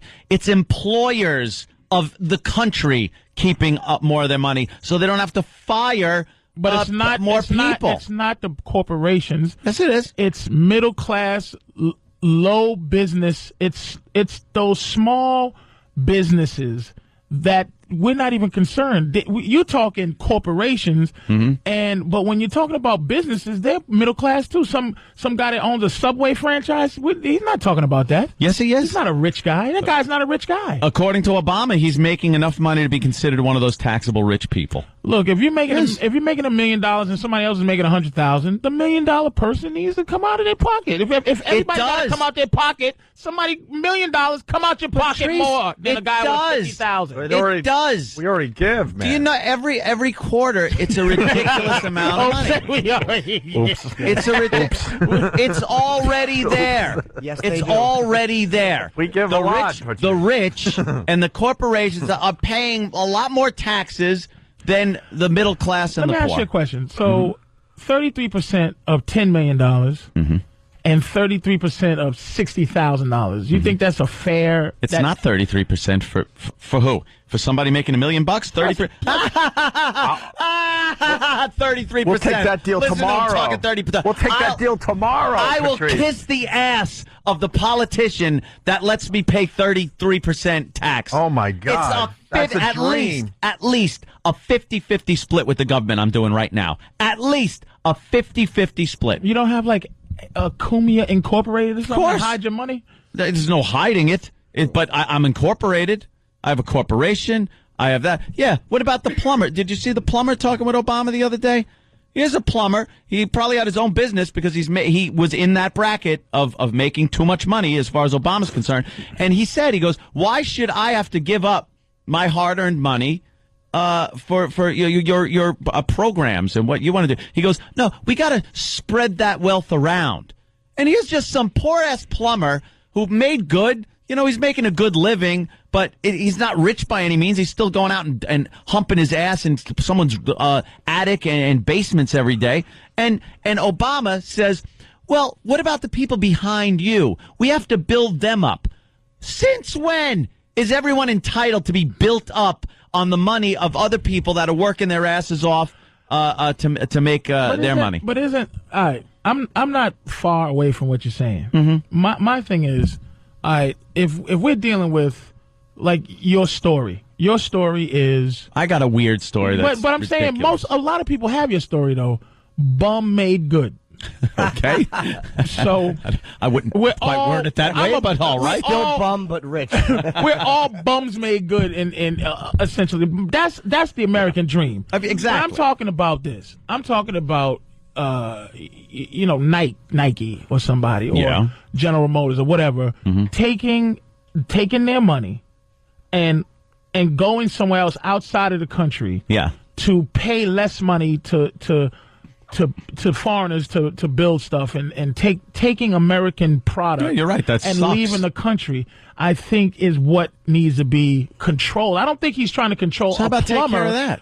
Oh, how do you take care of But that? he's how do you gonna stop these maniac things other than having them collapse and then controlling them, which now makes us sound like we're socialists. That's correct. The government owns. Obama's one of the biggest socialists ever to run. But no, presidency. he's socialist in terms of what you're saying is everybody helps. It trickles down, but instead of trickling down, it's actually you're helping down, which is kind of the idea of communism. But the socialism thing is basically what's going on with the government right now, is that they own our property. We have to answer to the government for our personal stuff, which is way worse than Obama trying to get free health care. He's gone with the idea of utopia as opposed to that corporate thing, which is, come on, man, it's not as bad as a corporation. On the backs of who? Who has to now support people that either by their own means or bums or made other good. What? And not just you. I'm talking about. Look, if I get some money that's significant, I'm a bum made good. But and I want to keep my money because I always. But rich people ain't worried about these it. Sons of bitches think that we tiptoe around zippity-doo-dying that we don't pay any taxes. Whoopee! Look at all the money I have. I'm going to throw it in the air and bathe in it. The tax is already ridiculous for people that are in the bracket he wants to tax more. It's already ridiculous. Why the hell pay You got more a 50-50 taxes? split? 50-50 partner with the United States government. And he wants more. He wants more. How about cut the goddamn spending? I have no problem with him cutting spending. He wants to cut spending, cut the crap out of it. But you know what? Why? Everyone must be lifted up. Shut up. But I don't think he's They're going not with that, dude. entitled. I Yes, don't- he is. He said it. I don't think He he's going with said that. it. But how can he Give me the attack- goddamn quote. How can you do now? Here's what's going to happen now. Mm-hmm. Is that the fact is capitalism evidently doesn't work. I don't know if I'm saying that, if I should say that. No. Evidently, it didn't work because capitalism says, see, you and everybody in this room is a self-made person. You don't have a bunch of employees and a bunch of this and that. The corporations took the jobs from the country. Mm-hmm. And this is what I think people like me who understand once I turn 45, I get money. But younger poor people have to understand, if you make things in this country, pay a little more, pay the people a little more, the country would be back to where it was when we had things happening and we made it here. But the fact is, if you pay $5 for a T-shirt, but if you try to explain to somebody, listen, if you pay $12 for a T-shirt, ultimately the country will be better. Yeah. No one understands that. You don't understand that as a poor person. You want to go buy made in China for $3 and it destroys We're more the of a- economy. But they would still we're make more- in China. They would just make a bigger cut. Instead of making $2 a shirt for $5, they would make $9. But why not put $12. why not put that in Iowa or wherever you want to make these why not Because keep it's a world, building here? You know why? Because it's a world economy we're in now. It's a world economy. It wouldn't be if we made stuff here. How is it a world economy if China's making it? It's China's world. If we make it here, then it's our world. China, it's South America, some South American countries. Well, just stop being cheap. Pay people the money, right? Look, $50 million is the same as $25 million. Well, fix, what do you want? You know something? Fix that too, because there are reasons that the companies don't go with American employees because they're too goddamn demanding as far as money goes. Some of these unions They're not too damn are out of demanding. hand. Maybe they just don't allow American people don't allow you to just come in and beat you in the face with a shoe because you're not sewing the Nike stripe fast enough. It's the fact that they pay these third world people to get treated like garbage for 10 cents, and then they sell you a shoe for $100. Why not sell your shoe for $150? Pay this dude so he has some health insurance. Keep it. If you notice, once this stuff start outsourcing, the problems start beginning. When we had everything in house, man, this was all right. America was doing all right. When the wars were going on, when everything was being made here, when it was just, Rosie the Riveter. Yes, making her bomb. It was people made money because we got no in. We're not selling anything. We're only buying stuff. We suck because we got no. Because the idea is the corp now. You, regular Joe, rich guy, has to make up for the fact that these corporations took their jobs and left. Now, middle class or low or poor people, they don't care about what's going on because they already lost their job. So they hope you die. They hope every rich guy, misery loves company. So they hope that you're going to have to pay the tax because they already lost their health insurance. They're already suffering. That plumber's already suffering. 10 years ago, his job went to India. He could care less. All of this, when I watch TV and I see rich white people worrying, I know I ain't got nothing to do with it. I ain't got nothing to do with it because they're not showing poor people worrying. It's Lehman Brothers is going under. Who gives a damn about Lehman Brothers? I don't know. You do. Yeah, well, it does trickle down. Exactly. As you said, it trickles down. You're worried about it. I'm not. I'm not rich. This is rich people wearing. Now, see, you got a nice watch. Yeah. According to Obama, you're rich. That's N-word rich right there. According to I'll Obama, throw this in the garbage. According to Obama, you're they'll very tax rich. the crap out of you. Yeah. You know what? I'll take it because we need it. We're just bad right now. We're not good now. But now that you let the corporations run ragged, now the government got us. Now they got us. It's that Big Brother stuff. It's just happening. They're controlling the banks right now. That's not scary. That's a little weird. That's not scary to you that the government. That's not scary. That's a bit weird. Private. There's no China's going to own our homes because we owe China. Yeah. China owns my house. If they come and get it, they got to give it to China. We don't own it. The government don't own it. The Arabs own it. We're done. I'll agree with you there. I've always said what are you complaining about? Take your money and save us. As a nation. Save us. I'm saving myself. Save us, man. I'm saving myself, bro. Saving yourself means nothing if the country's gone. What are you going to do?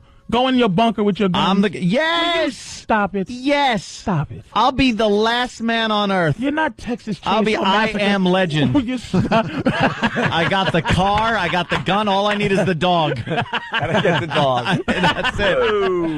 I Am Legend. Some nice Daredevil footage on TV. Well, listen, we got to take a break. The phones, man, just on fire. People agree with Patrice. People agree with Anthony. Yeah, that's a good point about Obama's looking for a utopian type of thing, and as opposed to a corporate type of a social. Yeah, his vibe is just like everybody. We blew it. We need to help now, and people with more can help more. I know it's unfortunate, but we should have stopped Exxon from going across the seas. We should have stopped Nike. We should have stopped, Wrangler. Wrangler's gone. Now my jeans, some Chinese girl made them. And I buy them, and they're still $120. Let's take a break. Is Ludacris here? I think he is. So not yet. No, I don't think so. He's probably on his way. All right, we'll continue with Patrice and Jimmy and the rest. Maybe some of your phone calls before Ludacris gets here. Opie and Anthony, stay there.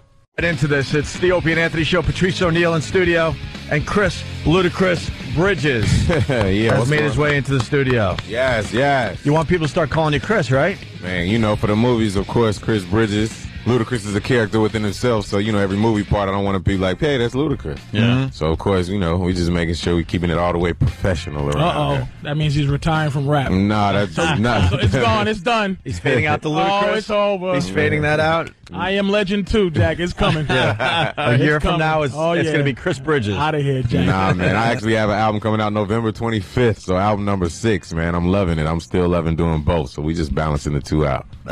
Start doing any movies where you're in SUVs with a bunch of kids going across the country or something like that. I mean, you never know. Get a little RV action? Yeah, something like that. Don't do that, please. I know. I'm messing with it. Keep your edge. Real stops once you make a few mil. Is that it? Like, all of that just is. Let me ask you a question, Chris. Am I going to say Chris or Ludacris? It don't matter. I know you as Ludacris. I'm just gonna be It's all good, man. You can call me Luda. What is the thing? Because I'm sure you grew up, hood. What is the thing that since you've been successful in the world that you go, man, I would have never thought I'd be deeply into this? Where you go, boy, I would have called me a sellout. Oh, do you understand? But listen to me. I eat coming from where I'm from, eating raw fish, sushi. I try to get my friends to eat sushi, and they just look at me. I see what you're saying. You feel what I'm saying? Like where you go, like you get your toes done, or you do something where you go, oh man, what am I doing? I definitely never thought I would be as bougie as like you're saying, like eating certain foods and stuff like that. Things that I never thought I'd like. Sushi is definitely one of them. Yeah. But yeah, I feel you on that. But I mean, one thing that I sit there and say I've always wanted, and I go down my driveway in Atlanta, Georgia every time, it's just like, thank God, it's like 22 acres of land, 15,000 square feet of house. And that just kind of like blows my mind every time. I mean, every time I go down my driveway. So it's a beautiful thing. Yeah, I don't doubt it. We were talking about the election, and me and Patrice constantly at odds on this whole thing. It seems to be more class against class on this thing. Now you've obviously made a few bucks. We've been blessed to have made a few dollars, and it seems like we're going to be the people that might take the brunt of this tax hit if Obama gets. What is this?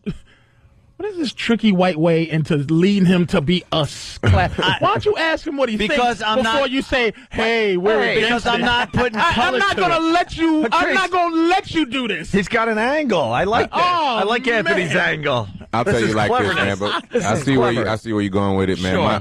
My thing is that everybody gets out there and votes and just makes their voice heard for the next 4 years of our lives. That's what's extremely important. Do you want to pay more taxes? Do I want to pay more taxes? I don't think anyone tells me when you're writing that check, you feel a lot like me. That handshakes. I don't think anyone wants to pay more taxes, man. But of course, we all play a very big part in trying to, change our lives for the better. So, whatever we have to do in order to make that happen, everybody's gonna have to make sacrifices. Basically, is what I'm saying. It's just about sacrifices. Which means that says right there, the black president. Listen to you. Look, he's not. Look, he has a career and things. He has to. I'm telling you, I am going to tell you what a person with a career, black person with a career talk is. We have to make sacrifices. He doesn't want to do it, but we have to make sacrifices. We all got to do it. We all got to make them. Which means the black president. Well, do you want to make some sacrifices, my friend? There you go. There we go. That's what I'm talking about. I'll be honest with you. I make giant sacrifices. That's great. Well, then there you have it. I'm already making sacrifices. I just don't want to make more sacrifices. By pressing that button that says Negro. It's not pressing the Negro button. Boy, is that a sacrifice. I know you got carpal tunnel syndrome in both wrists. When that happened. You are an ass, Patrice. Anthony is the guy in Crash that sold the girl the gun. There you have it. That's pretty much it, right? And speaking of movies, man, Max Payne. Ah, yes. There you have it. Max Payne comes out this Friday. You got myself, Mark Wahlberg, Mila Kunis, Bo Bridges. It's loosely based off the video game, for all the gamers out there. But I guarantee you, if you never played a video game or know about it, you're still going to walk away from this experience very satisfied. The movie is ludicrous. I was psyched when I heard they were even making this. When I first heard that, because I'd played the game. Right. Very cool, very creepy, eerie kind of a thing going on, and how does the movie compare to the game, like the character himself? Man, honestly, it's like the game is one thing, but it's like the movie. It's loosely based off the game, but it takes it to a whole nother level. So the cinematography is stylized. It has that kind of film noir feeling, that dark Matrix type feel. But the storyline, a man that his family's brutally murdered, and he's out to seek revenge, and he's definitely destroying anything in his pathway to find out who killed his family. It's a great story, my friend. So I think you'll definitely enjoy it, especially if you play the video game. And yes, you are in the movie. Jim Bravura. So do you remember Jim Bravura from the video game? Jim was what was it, his little buddy that would help him out every so often? Not really. Nah. No idea who Jim Bravura is. Jim Bravura, internal affairs agent, so it was actually written in for a 60-year-old white man. I went and auditioned for the part, man, and the director called me 2 days later and told me I had it. So, I'm in there, man. They still make you read for parts? Sometimes, just to make sure that you do a screen test so that you go up against certain people, make sure everything's right. Make sure the chemistry's all right. Exactly. And the good thing is, I don't die in the first one as the black man, so it's a very beautiful thing. There's room for me to come back if there's a sequel. It's a beautiful thing. What do you think it is about hip-hop artists that make it the transition to film so easy? Like, there's a lot of good actors have come out of rap. Well, I mean, you got to think that when we write our own music, of course, so, that's kind of like our emotion on paper, and then we do it visually on video.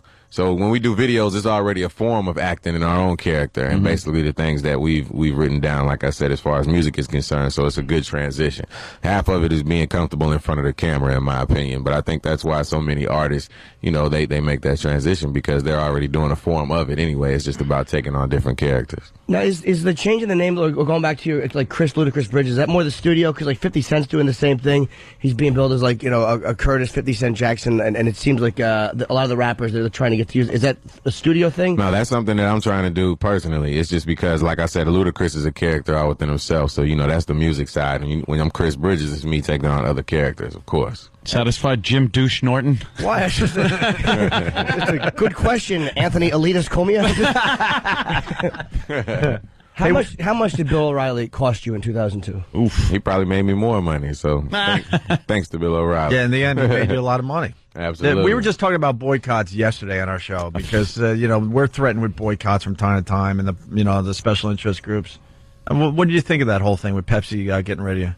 Like I said, man, it was a learning experience. It made me want to learn more about how businesses can even do things like that. So I take adversity and I make it a positive. You know what I'm saying? I think that's what life is all about. But for them to just go and just get rid of it just like that, without even like hanging in there and seeing what develops, it just amazes us that corporations will do that. Believe me, it amazed me when it happened too. But I mean, like I said, at the end of the day, I got life goes on, and you keep moving and you make sure that you stay successful. So that at the end of the day, it was just like a speed bump in my life. But you need some adversity sometimes in order to become a stronger person. At the time, though, it's a lot more than just a speed bump when stuff like that happens, because you kind of go, what is this about? Like, this dummy Bill O'Reilly gets on and just starts lambasting you about why is Pepsi hiring him? Here's what he does. But it's like, it's a lot more when you dwell so much on the past and stop thinking about the future.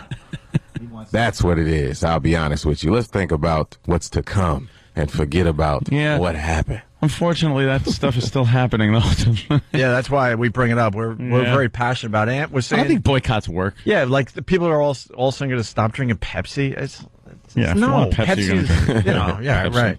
All right. What about the Oprah thing, 2006? That was a very long time ago, but what would you like to know about that? Let's keep the adversity going. Well, what about it? That was a general statement. So you've been involved in some, very controversial things that are worth talking about. We've never talked to you about them. Absolutely. Oprah didn't want to empower rappers and doesn't believe in rappers and hip hop. I mean, that's pretty crazy. I mean, what do you want me to say, my friend? Well, just your thoughts on it. Yeah, I guess you could say my thoughts on it is that some people can have a disagreement and you can agree to disagree. So that's basically what it comes down to. You don't want to piss off Oprah? Huh? No one does. No, all right. She's very powerful. I've openly voiced my opinion about the whole entire subject, and that's what I'm doing now. So Yeah. No, it's not about keeping controversy going. It's like a lot of times that these things happen, and they're frustrating to watch from the outside. It's frustrating to see, especially when I see other artists getting attacked. It's really irritating, and they're getting attacked on content, and when I see the corporations buckle, or I see someone like Oprah, who's an artist who made it, attacking it, it's aggravating to watch. And it's like, we don't get to talk to a lot of the guys until, unfortunately, 2 years later. And it is something that people still associate. Like, this radio show has gotten in trouble, and it's annoying. People still associate it with a lot of the problems it's had. Man, it's all y'all got to do your job, man. It's all good. I'm here to answer whatever questions you want me to answer. We've seen a lot of really good radio shows, go away because of dumb things, and that's all. It's very important to us, And it's like for her not to, be into rappers is ridiculous. But you hit back musically too, like on Bill O'Reilly. You hit back, which is nice. It's gotta be satisfying artistically to be able to take a swing and do it in the right context, which is through your work. Yeah, artistically, I voice my opinion through my music sometimes, and that's what we do. And of course, he voices his opinion on his show, so we all have our own formats of doing things. Right. Same way this radio show has their own format of doing things. Let's all keep our jobs. That seems to be the goal. That's what it comes down to. Yeah, we try. But of course, a lot of people, a lot of rappers, we don't get open invitations everywhere, so we have to fight for, trying to break that whole stereotype sometimes, and that's what everybody has to do. We all have kind of a stereotype. That's even what Crash was all about, trying to not be so quick to judge certain people, and that's the whole situation, with the Oprah situation. And at the end of the day, like I said, I still have a lot of respect for her and a lot of love for her. If you don't respect Oprah, you have to respect her just because of what she's accomplished in her life. And I just feel like when it came to that crossroad, it was just something that we agreed to disagree on. But wouldn't you like to be able to make all your money without dealing with white folks? I would. God, I would like to get rid of my white agents. I wish I could make zillions just with black folks. I really do. So I don't have to look at your stupid faces ever again. It's interesting that you said that. I really want to. Good luck. You end up like... end up like who? Like a lot of boxers. Wait, Don King made a lot of millions. Yes, he did. Off the backs of the guys that didn't want the white guy helping him out. So?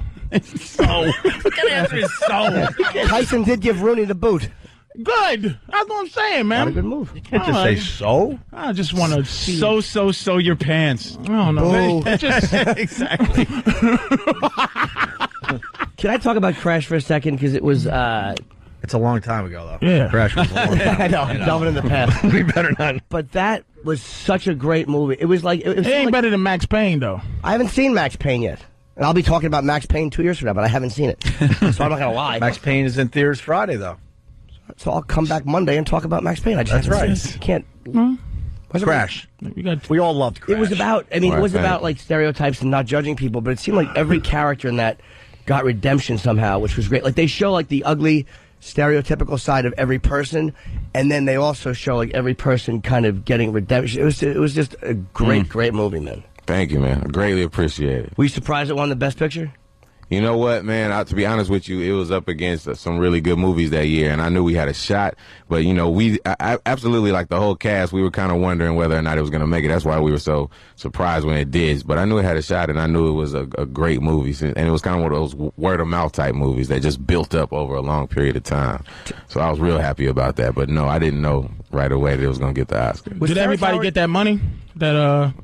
That situation worked itself out? That situation is still going. People didn't get paid, right, from that movie, right? Yeah, like back ends. Man. Oh, wow. Oh, really? Yeah, the people stole some money from Crash. Oh, yeah. They got robbed. Probably a lot on DVD sales, too, because a lot of the DVD stuff, the actors are still having trouble getting all their money. I'm talking about actors like I can do it.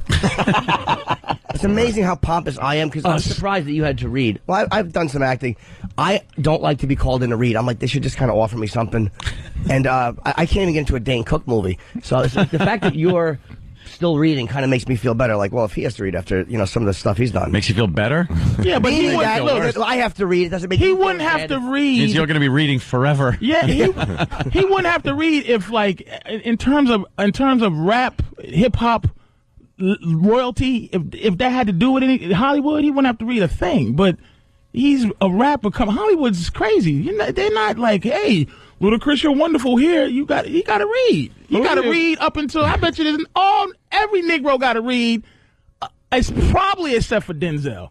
Except they just fired Terrence Howard from Iron Man 2. Did they fire him or did he quit? He fired. Why would they I didn't know he was fired. He was black asking for too much money. Whiteness. Oh, jeez. They almost got rid of Favreau. And find out what happened. Favreau was getting ready to go, well, I should get double. Really? Because Marvel's like, hey, look, Iron Man sells himself. We can put, somebody in a wheelchair play Iron Man, Jack. We don't need you. So everybody in Iron Man that started standing up for that money got the boot. Starting with Terrence Howard, which is, that's how it starts. Replace Terrence Howard with Don Cheadle. He's not even the same body type. He's not War Machine. No, but to answer your question, man, like sometimes I do have to audition, other times I don't. It's kind of like half and half right now. But like he said, I mean, I've been blessed to be in some good projects, but I still, I consider myself fairly new, and I'm definitely, continuing to increase the body of work and just to pick diverse roles. And sometimes, like I said, they want to see you up against the person, so to make sure there's chemistry. So that's the reason that you would audition, as opposed to them just giving you something all the time until you get to, say, a Denzel level. Do you get any people that get like annoyed at you, or a little like, oh man, look at him now, he's doing the acting thing, he's kind of like you lose some credibility with some people? You know what they call it in the hood? Some people. Just haters. It's yes. like when Haters. Metallica Yes, does there a is. song. When Metallica does a song that's not as thrash as it was on Ride the Lightning. People like they're changing. They're not the same band. I mean, the rappers get the same thing from people who I don't want to hear you do hip hop. I don't want to see you acting. I don't want to see you. Yeah, they don't want to see him do anything. They don't want to see him living. Yeah. It's called haters.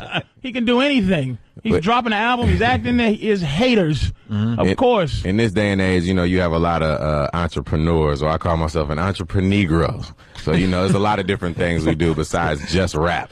And I think that people have accepted that at this point because they look at us as businessmen. So it would be good to expand, certain things that you're doing instead of just doing one thing all the time. I fell in love with Crash when you guys were walking with the pistols, and you're like, we're dressed like UCLA students, or whatever you said. Right. And then they pull the guns out and robbed them and took the truck.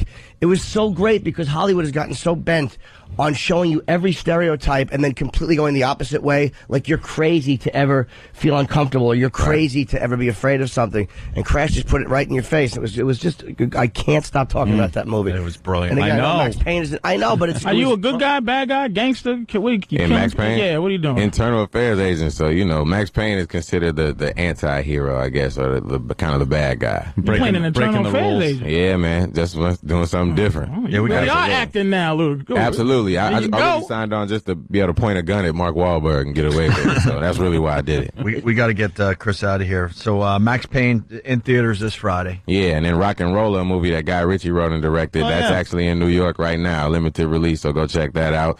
And then the album, November 25th, man, Theater of the Mind, album number 6. So, Jesus, greatly appreciate it. Got a lot going on. Hopefully, Oprah and Bill O'Reilly will all go purchase the album. You're right there. They did help. Aerosmith did the same thing. They thanked Tipper Gore when they won because her complaining about labeling and all that stuff helped push them through and somewhere else. He thanked O'Reilly when he won the Grammys. Yeah, that's what I said. Yeah, and Oprah for that matter. Even though it did happen a long time ago, but Sorry hey, about it's all that, good. We're here. If you want to exchange numbers when this stuff happens, we'll call you the next day. Don't even worry about it, man. We can get it right on the radio. I'm also a good actor too, so if there happens to be, you're acting right now. I'm peeping you out. It's pretty cool. You're I'm doing very good. I'm putting my arms open. I'm actually gesticulating. I'm actually very good. Yeah. Don't know what to do with your arm. I just think. Do you know what to do with your hands when you act? I know we're trying to go to break, but my problem when I act is my hands. I never know what to do with my hands. It depends on your character. Like, are you playing Rain Man or are you playing a basketball fan? I always try to audition like the guy is paralyzed below the neck. I just kind of sit there. My head moves. Something you got to work on, man. Just work on it. You'll be good. All right, it's Chris Ludacris Bridges, everyone. Max Payne in theaters Friday. Thank you, Chris. Thank you very much, man. All right, quick break. We'll continue. Opie and Anthony. All right. We're back. The Opie and Anthony Show. Teresa O'Neill in studio. This weekend, Catch a Rising Star in Rhode Island. Aid Zephyr.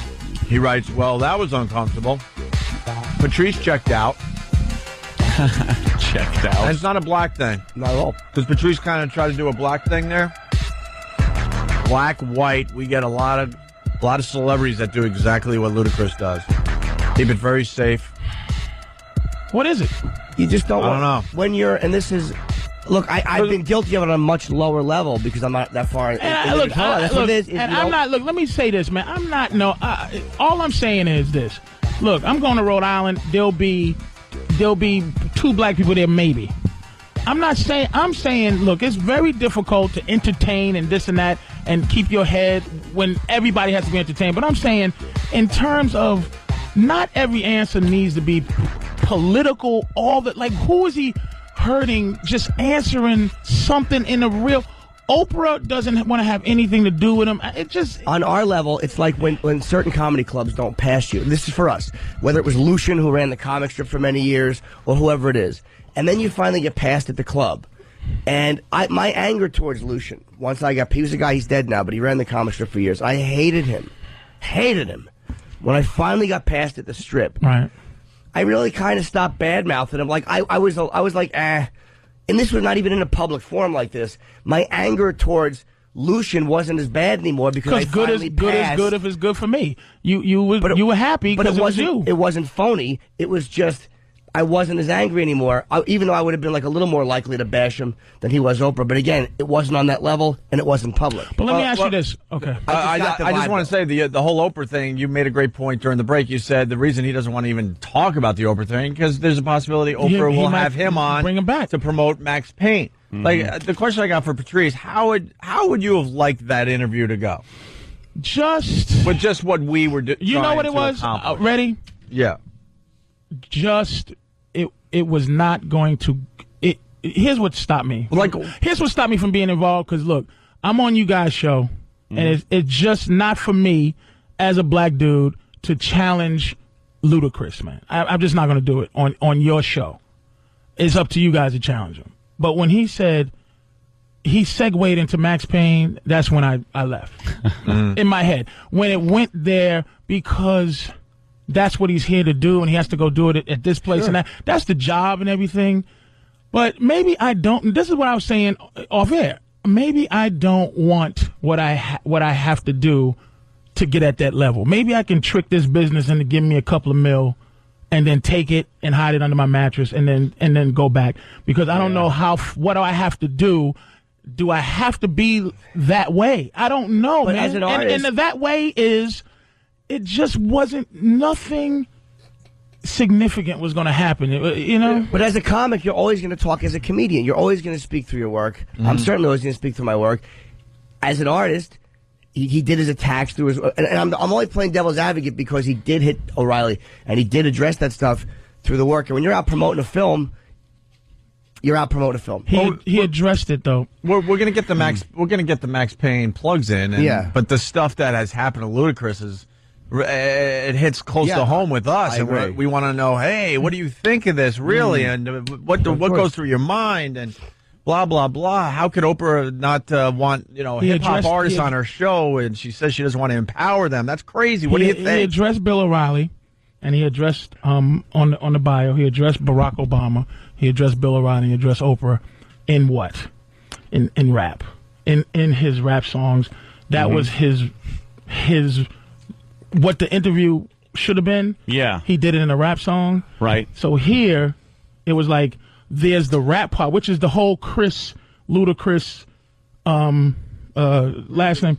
The thing is, I'm here as the actor Ludacris, and he said that Ludacris is a character. Yes. And that I did he think can rap as that character. This is how his character felt. So he's now separating what his rap is saying to what he's going to be saying when he's Chris Bridges, the actor. Dude, it was. You were really annoyed because you bailed. Because I didn't want Patrice put his head down and just I looked over at one point. And I'm thinking, well, why isn't Patrice asking any questions or talking? Because I'm the only. It's just the only honest mother in the room. No, right? You want to try to keep it real? No. Well, what's the deal? When I talk, it ain't E.F. Hutton, man. I'm just a maniac, a loser, a maniac. Nothing I say means nothing. Did you not when I go on Fox and talk about Don Imus, I'm a fool. Like, no one cares. But these guys, man, Chris Rock, Ludacris, 50, these guys are powerful, man, and they can say something. When I say it, I'm an idiot.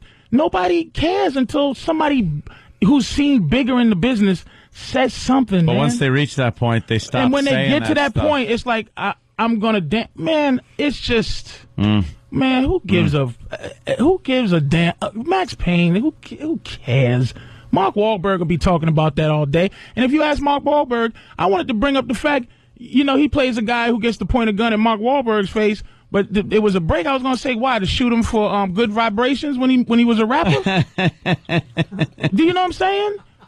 But I'm not saying he ain't keeping it real. I'm saying the dude, what he can. Man, he can mix something up, man. I mean, is it because I got nothing that maybe I'm talking because I don't know what's out there that's going to make me change. So I'm setting myself up to be a hypocrite right now because somebody go, Patrice, here's $100 million, and I never want you to open your big black mouth again. And I might go, believe me, we're trying to pull our cash. Yeah, no kidding. Kim, why did he get annoyed so fast at the Bill O'Reilly? Talking about like the past. Talk about Max Payne. But that's not just the past. Talked about that's that already. I know. No, I'm saying like you said it was the past, and it was kind of like. Yeah, but for us, it's not. Like We've never weird. talked to you before, and it's it's good stuff. Is it annoyed? And another thing that we weren't doing it. I'm a fan. I'm a fan of him. Is it annoyed? Or is it like when you walk into a radio show, because we do enough press on the road, we know how some of the radio shows are cool, some are dicks. Is it annoyed or is it defensive, like you don't know what the show is trying to do when they go after something or mention something? We know what we're trying to do, which is just basically talk about something, which is what put them in the spotlight in our eyes. What difference does it make? If you go on a show and they ask you anything, all right, what difference does it really make to you? No different. But this show gets sick of every time that somebody asks about Sex for Sam, the response is, yeah, all right, we've addressed that. Like, and it does happen sometimes. So that's one of the, like, or if people ask about certain instances of the radio show, like, what about the voyeur bus? Like, they'll ask me that in interviews. But if they ask you about Sex for Sam, Norton, and you're tired of it, but there's context to everything. Right. If they talk about Sex for Sam to make you look like you're an idiot and you were fired, it's a different context than they want to know about it because they don't know about it, and you know the difference. Most time, I know, but either way, and I'll answer it. But when they ask for the reasons of just wanting to know about it, I don't get angry. I don't get like, but I'm like, ugh, with this, what are they?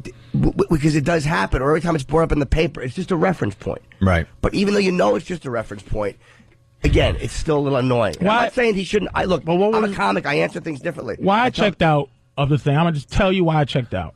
I'm a fan. That's why I checked out. You're a fan of Ludacris, Steve? I'm a fan. What do you got, That's it. Steve? Just to confirm what Jimmy said, when he left, he was absolutely confirming what you said. He wasn't familiar with the show. He wasn't angry. He wasn't defensive. He wasn't anything. It was his first time. And he didn't really get the vibe. But he wasn't angry and he wasn't upset. He was just doing what he was supposed to do. You walk into a room with a station that you don't listen to, and again, I've done it where you're just not exactly sure where everybody is coming from. You don't know exactly, all right, why are they raising this? Like, what, we've been through this. They just trying to start some crap on my name.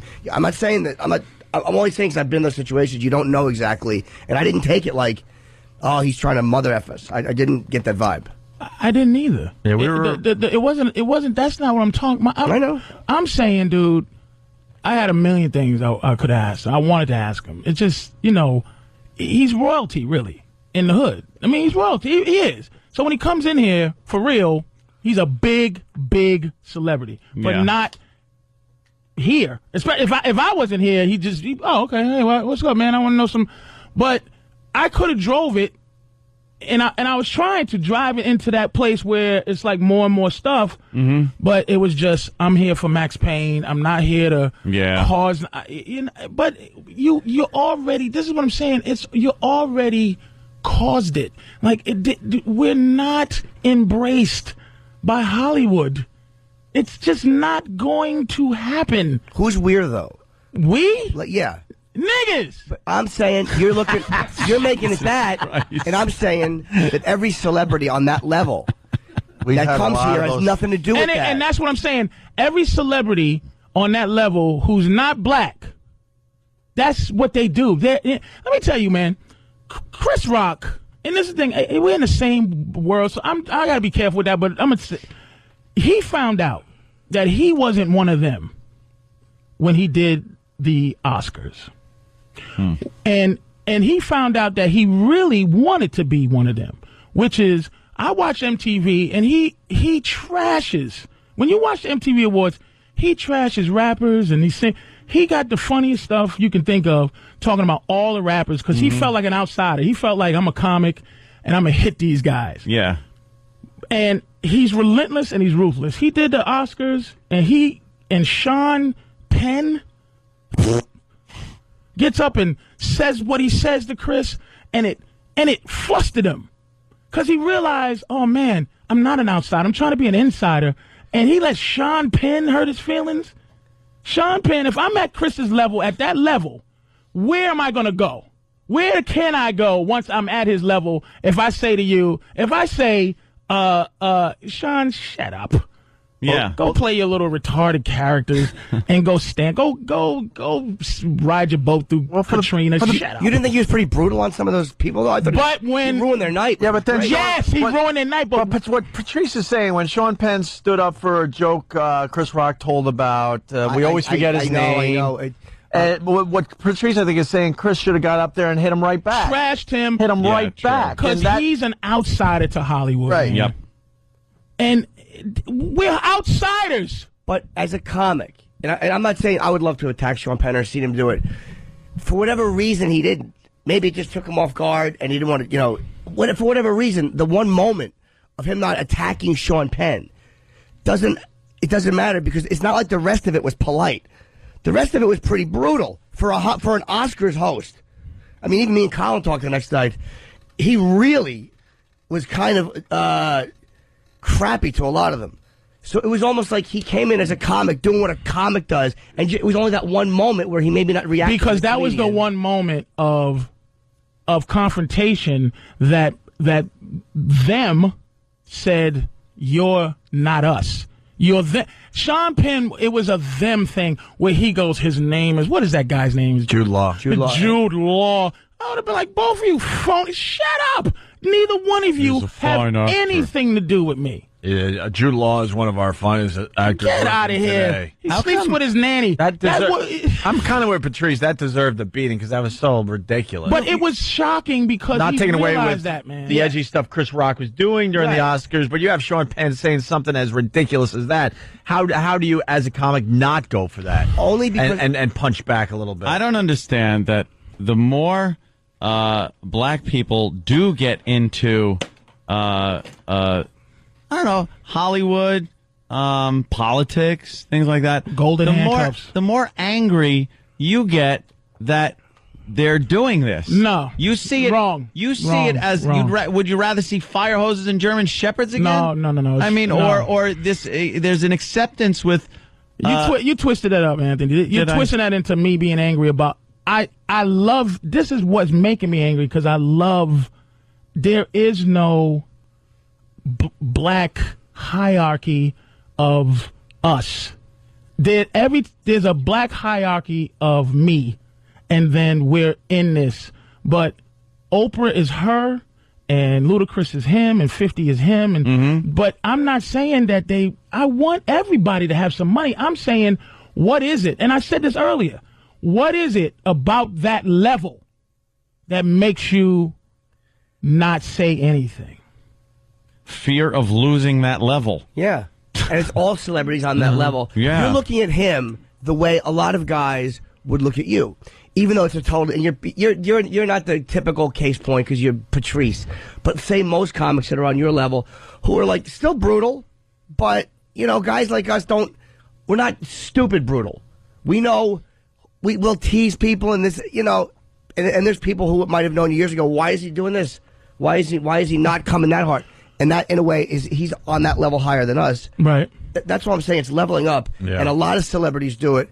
Like when they. And I'm not saying you're supposed to be a maniac, Norton. No, I know. I mean, look. We're talking about it, but it's like, I'm going to say the wrong thing until I say the right thing. I'm not saying that he's supposed to come on here and go F Bill O'Reilly or. Right. I'm just saying. We just wanted to get his point of view on the whole. Yeah, that's all. Exactly. Hey, well, we weren't about. It would be fun if he did because we hate the guy, but. We just wanted his thoughts on it. Just not like the carefulness.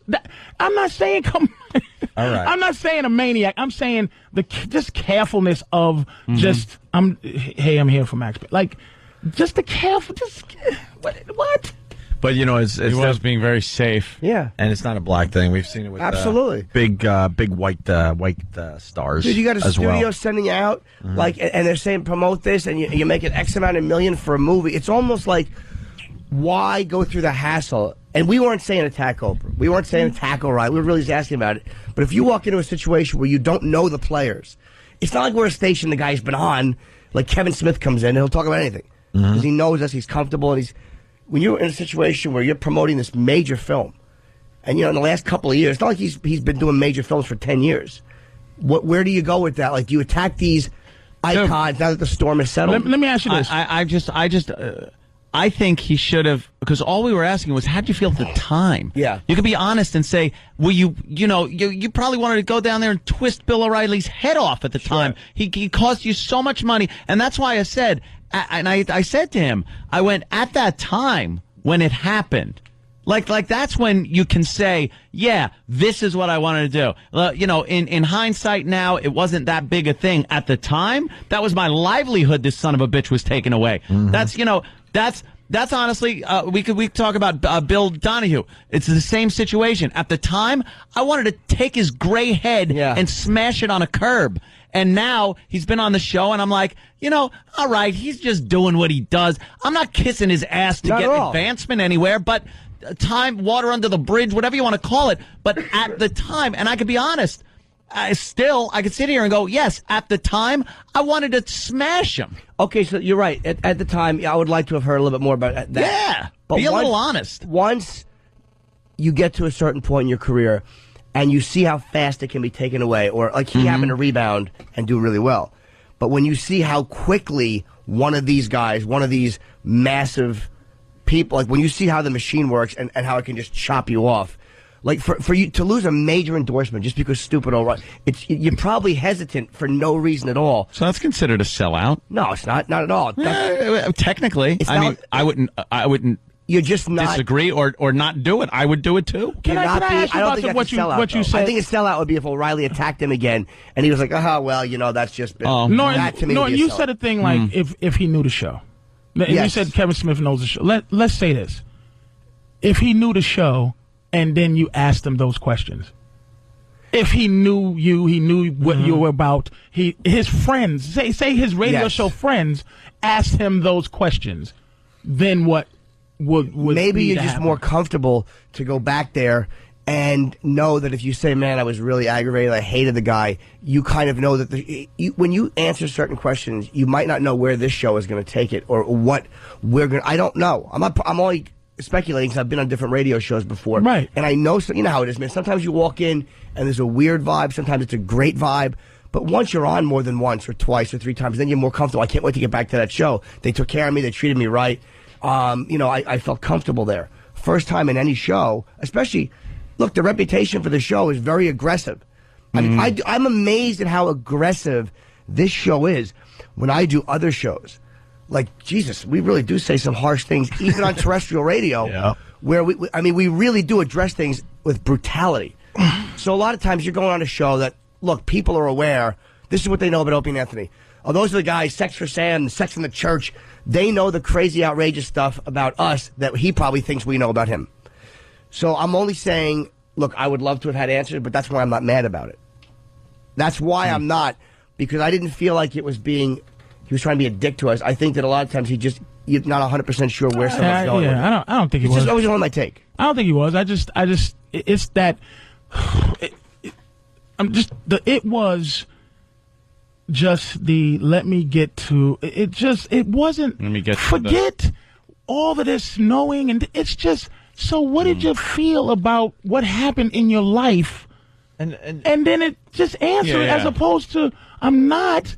What is he doesn't really insight on your personality, who you are before we get to the plug.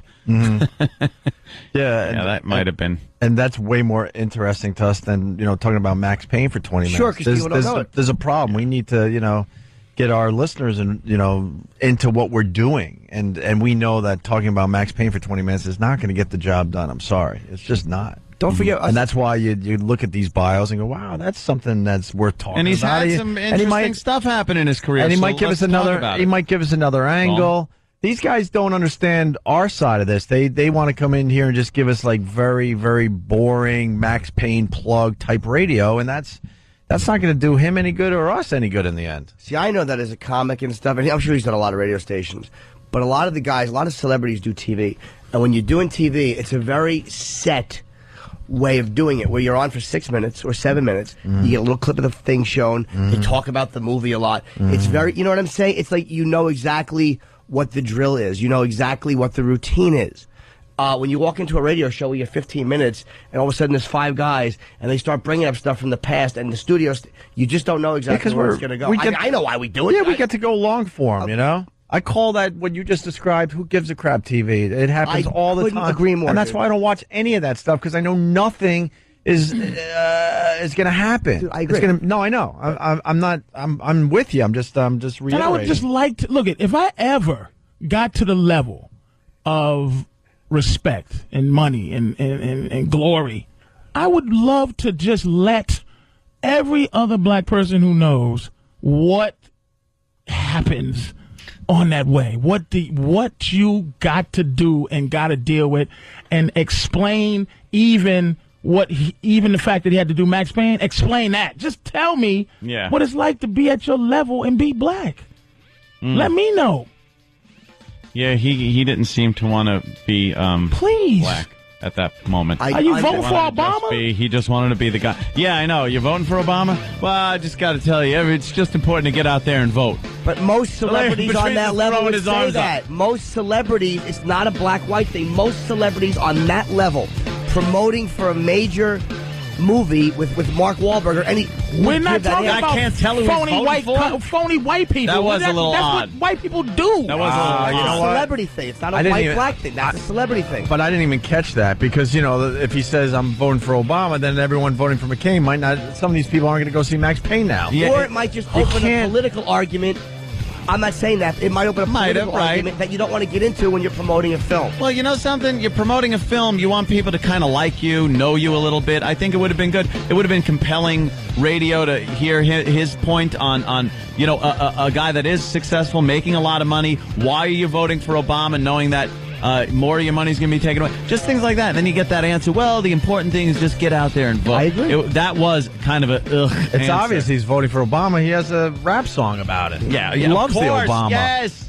But it's about, you know, people that might be buying the movie tickets that are voting for McCain, and next thing you know, they're going to go see some other I'm with Patrice movie. on this one. Definitely. I'm not even against Patrice. I'm not yes, against. you are. I'm really You're not. racist. I'm only listening to his argument. You could kiss our black asses. I'm only listening to his argument, and it's almost like we've seen enough guys who don't want to go into certain areas and they're doing promo or whatever. For it to not be as much of a black and white thing. It's just a celebrity on a certain level thing. You get to a certain level of celebrity and you get exactly what happened today. That's why we say no to a lot of these guys, because we know it's not worth it, because we know we're not going to get good radio out of them. Oh, our music ended. Oh. More importantly, happy birthday to you. Happy birthday to you. Happy birthday, dear Marissa. Baby girl's birthday. Coin City yourself. Birthday. Coin City yourself. Another year older. Hey, over at Sirius XM, we have Edward Norton calling in. I think in about 45 minutes. So it's which should be about what I expect. Oh, Jesus. That I expect out of Edward Norton. That's all. Last time he called in, he was plugging. It was an environmental thing. And I'm like on Ludacris the rapper. Like, it's a lot of things. Let me ask this question. I'm a fan of the dude. Ed Norton and it was just a lot of things. Ed Norton called our show a couple times. What do you remember from the last time he called? Mostly discussing his view on environmentalism. Yeah. That's what he called, was to plug some environmental things in. Yeah. All right, Patrice O'Neal's going to be where? Patrice, Catch a Rising Star in Providence, Rhode Island this weekend. I'm going to be nowhere. CatchARisingStar.com. We got to get out of here. Let's go. All right, we'll see you guys tomorrow.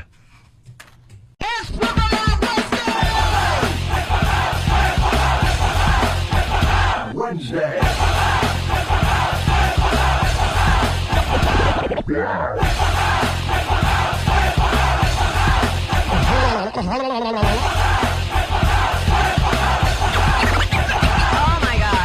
B-double-O-B, boob. There's a lovely young lady showing her breasts. Boob. Boob. Boob. Get naked. Chuck them. Girls all over the country flashing their lovely boobs. Guess how many boob dates are there? Can? I don't have those. You are spectacular. Well, me. Wednesday.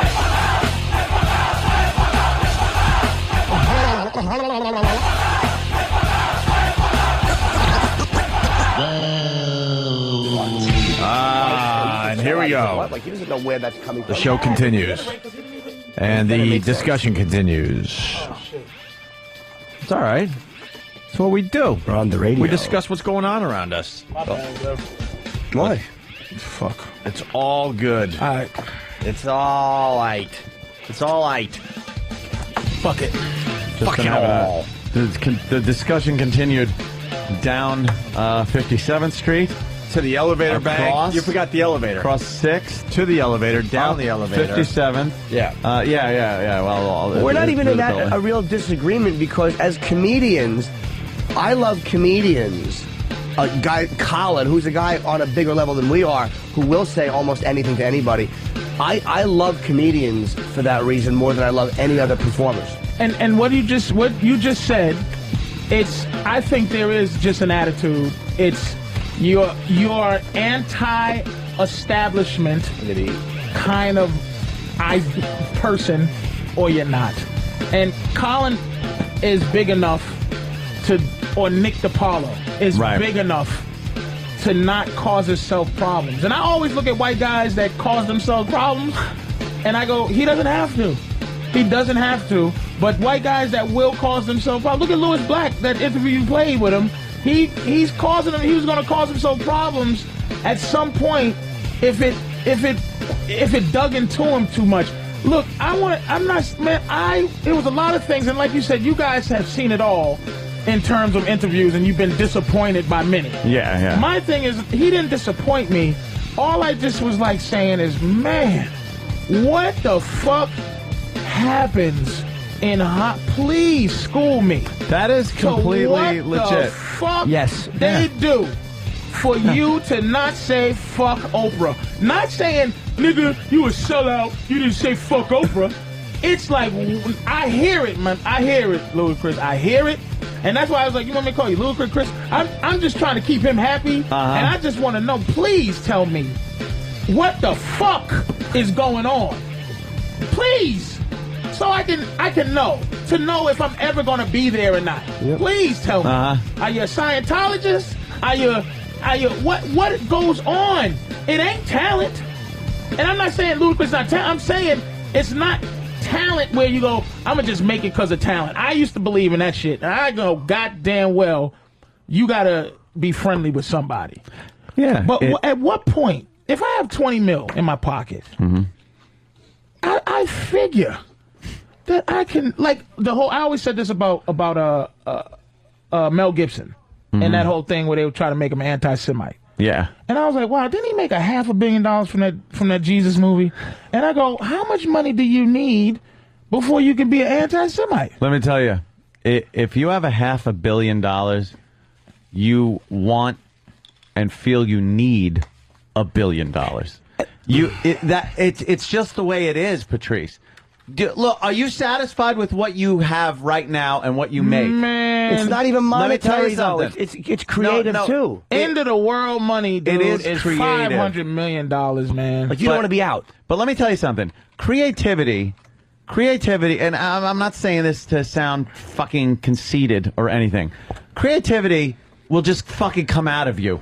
It doesn't matter. If you're a great actor, you don't have to sit there and go, fuck, I gotta be creative. All right, I gotta put everything else on a shelf and be creative. It's just gonna happen. No. The bottom line is, it gets to the point where, and this isn't a sellout thing or that it's all about money and materialistic things. The thing is, you benefit from your creativity just because you did. Some people are very creative, very talented. They'll go to their grave fucking poor. Some people aren't very talented and they make it. There's a lot of luck involved. But once you are there, and you're making a good living, you got a nice place, whatever the fuck it is. I understand. You don't only want to keep it, you want to advance. When I say, one second, when I say creativity, I don't mean the ability to create. I mean the place to do it. Like, you don't want to be ostracized. Like, do you remember when Homeless Charlie happened? Here's a perfect example. How we were all, it was scary because we knew nothing wrong had happened. Right. And yet it was all about to be taken away. And every one of us, you read the apology. Pete. But, dude, you read the apology. We were all in agreement. Yeah, None of us were being mavericks behind this. We were all like, we hate doing this. It stinks. I wasn't going, fuck you, Ant, don't do it. I was like, please read it politely. But we were all thinking that way. Right. We're not a sellout radio show. We're brutal. But when you see it's already been taken away once, and when you see it possibly going to happen again, it's fucking scary. Yeah. We still would have been the same humans, but when the opportunity, the place to be who we are, which is on this show, could have been taken away, we were all kind of smart about it and said, you know what? The bigger picture is we will have so much more time to do I understand You're in a critical situation You're like a millionaire, that. Anthony. Well, You're I a agree with millionaire. Fred the Vaccaro voice. But I just want to Oh, it really is. I mean, Scratchy voice, bitch. you were going to ask me for money? You're a millionaire, right? Well, I'll answer that question, Patrice, by telling you this. Everyone needs money. Yes. I think everyone should get out there and earn their millions. Now, if you have $500 million, you're okay. If you have $1 billion, $1 billion. You are a multi-millionaire. You're 1,000 millionaire. You can buy 1,000 things for $1 million. $1 million. Right. You are a millionaire, Mhm. a multi-millionaire. Yes. So you're okay if you live like if you're $1 billion, you live like a multi. If you have 500 million, you buy your fucking mansion that's worth 10 million, and you have to keep it up $1 million a year, some shit. It's not all about money. I think no one said it.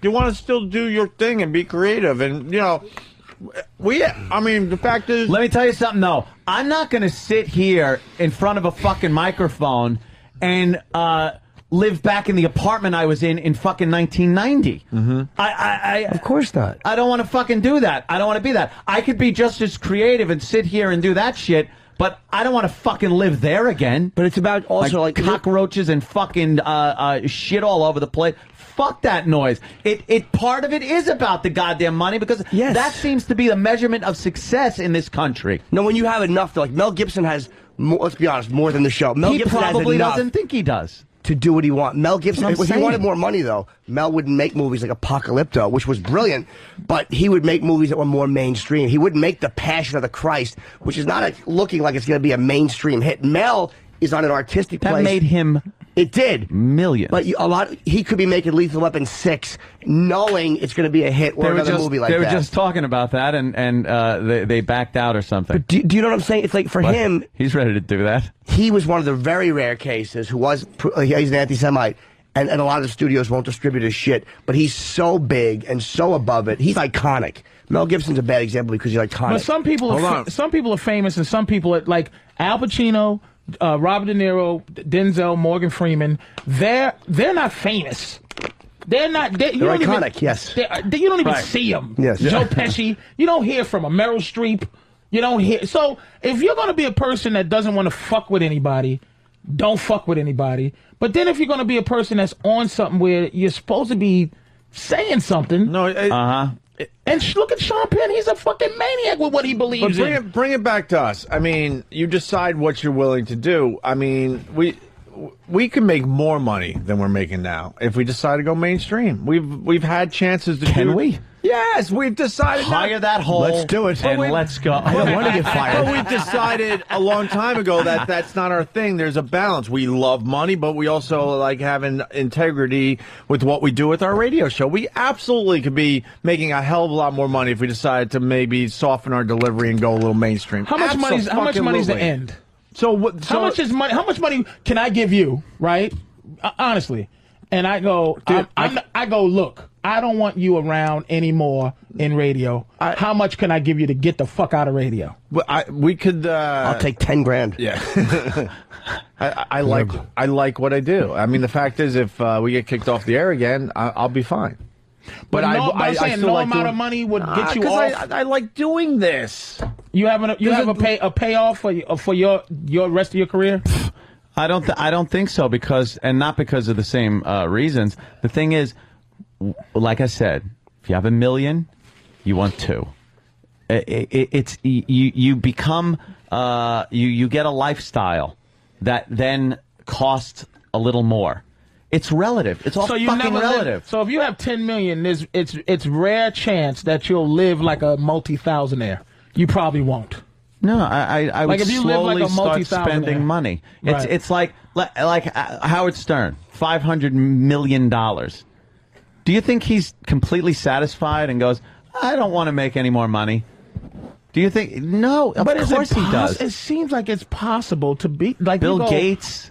things like that. Well, he's very charitable. Yeah. But the thing, and that's like an insane amount of money. That's the amount of money that probably people go, I really don't need any more money.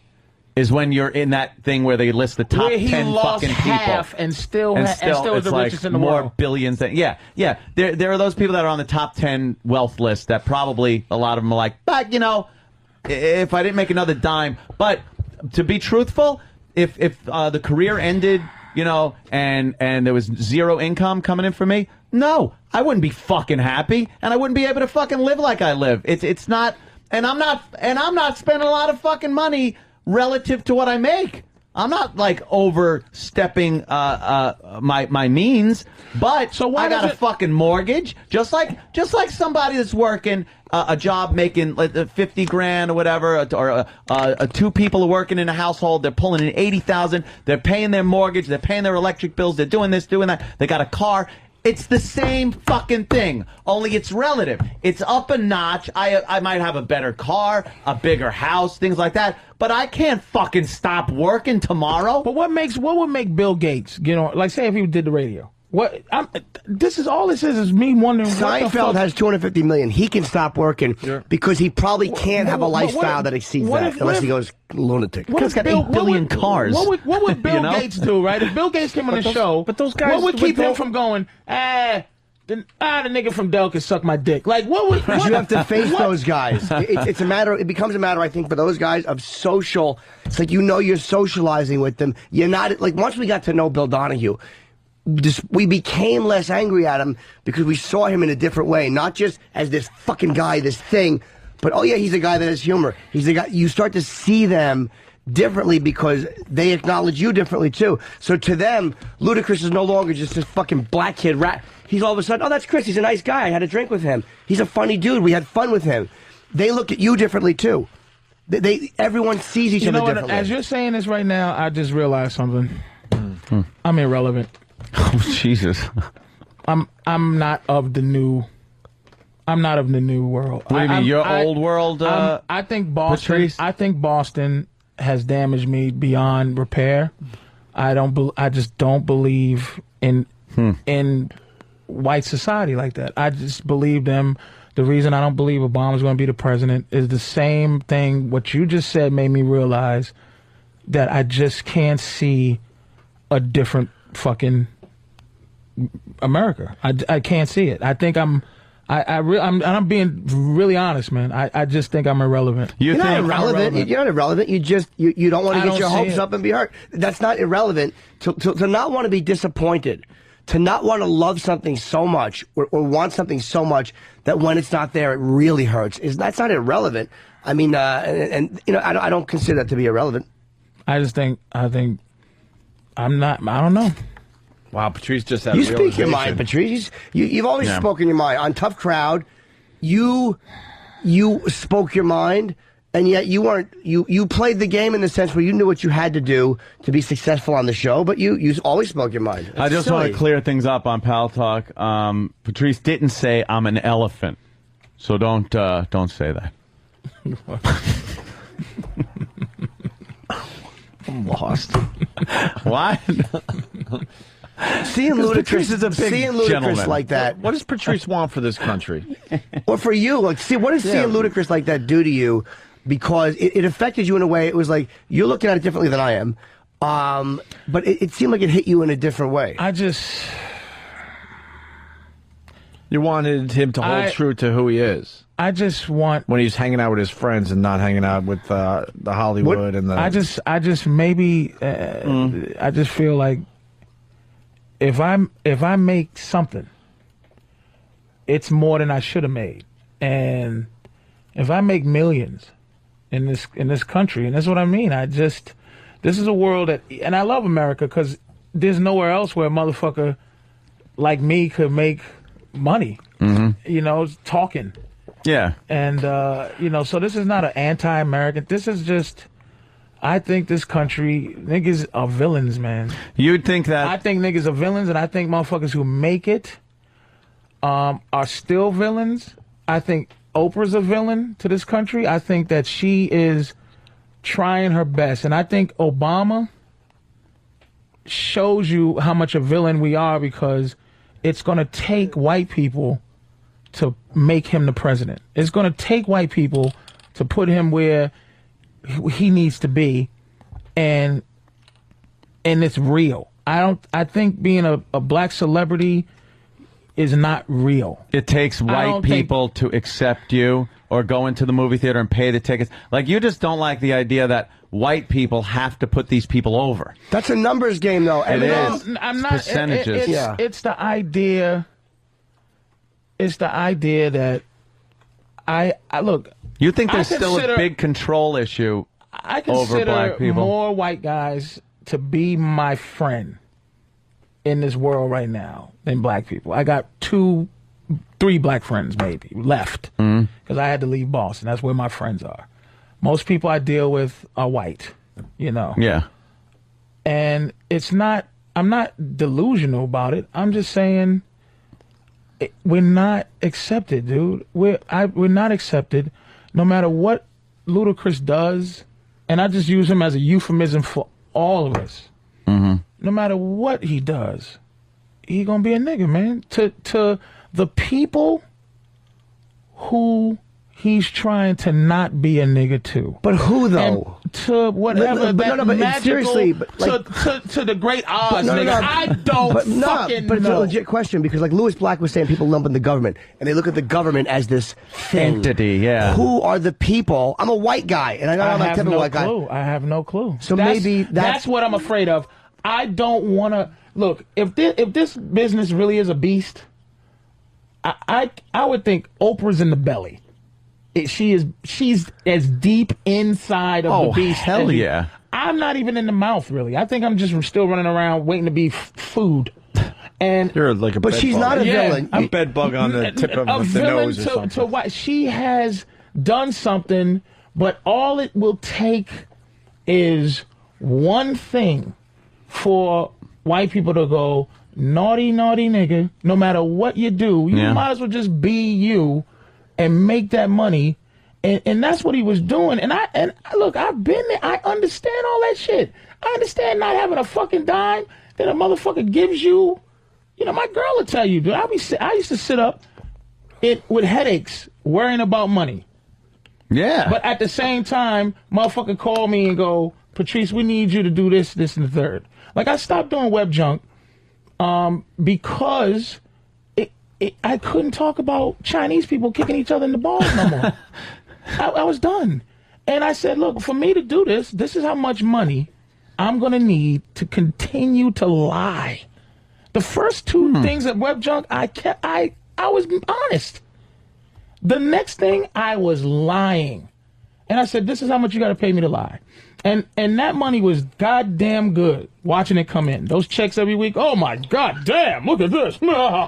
And once I decided to stop, I stopped. And I'm not holding everybody to some standard, dude, because there's things I've done that I shouldn't have done. But I'm saying, what the fuck, man?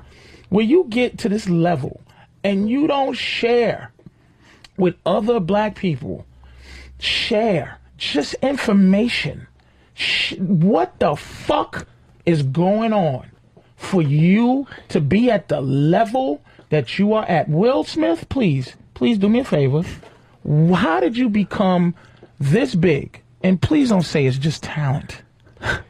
Where you get to be a nigga on screen for an hour and 25 minutes until the first other person comes. Just a nigga and some monsters. Did you want something from Ludacris? Like, not something, you know what I'm saying? Like, did you seem to be taking him being a typical celebrity in a really personal, like, is it like? I want to be proud of anybody who makes, I want motherfuckers to at least hat removal guy. Let me know that there are some despites, if that makes sense, that I made it despite. I'm in here despite something, man. I'm in here. I wanted my dumb ex-managers, man, to make it with me.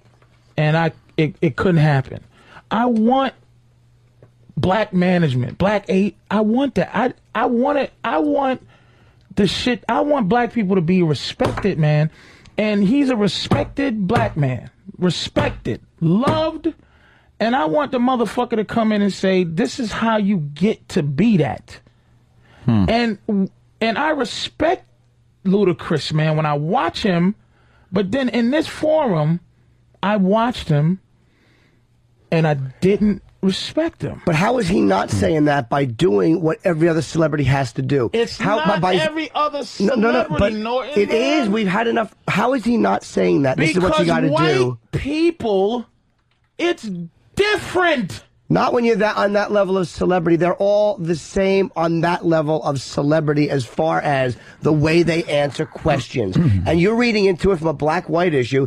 And I'm saying is maybe he is telling you this is how you get respected. You don't say stupid shit, or you don't get controversial when you don't need to, or in situations where it's not necessary. Maybe that was an example of how to do it. Maybe that was an example of how to do it. You know what though? We don't operate. This is what I tell people about Boston. If I had to teach a white class, and not just like, if I had to really teach black people how to be proactive in whiteness, it's to understand passive aggression. That's one of those things that white people will have over you. And I learned this by getting in trouble, unfortunately, with the law. And I had a probation officer. And I realized... Scagnetti? Yeah, fucking that prick. Fucking Scagnetti. And I realized no matter what, and this is what bothers me, I guess. And again, my training from Boston. And a lot of people don't have training. If you lived in Brooklyn your whole life, you don't have white people training. You just hang around niggas till you don't. Then you see white people and go, oh, shit. Oh. White people. That motherfucker, when I came in angry, the angry... fucking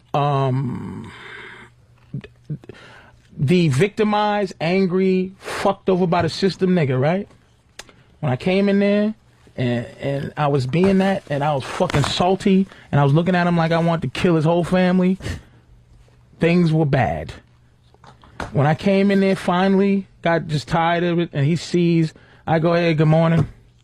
And they beat me down. I finally changed my name to fucking Toby. He didn't give a fuck about what was in my heart. He didn't give a fuck what was behind my eyes. As long as I came in and smiled and said, hello, sir, he didn't give a fuck about, as long as I came in there and I smiled a big fucking smile and made him feel comfortable, everything was okay. And that's all. That's what I learned when I was 17, that white people don't give a fuck. They don't give a fuck no matter what you do. No matter what you do. Floyd Mayweather he was talking about, reason white people just want, and when I say white, dude, again, I say this on stage, man. White people, when I say white people, it ain't you, motherfucker. Jerry the trucker, shut the fuck up. John the milkman, nigga, shut the fuck up. White people, you happen to be like, use the system that fucks you too, but makes you think that you're one of them. That's what's they don't give a fuck. And I'm looking at Ludacris like, man, they don't give a fuck no matter what you do.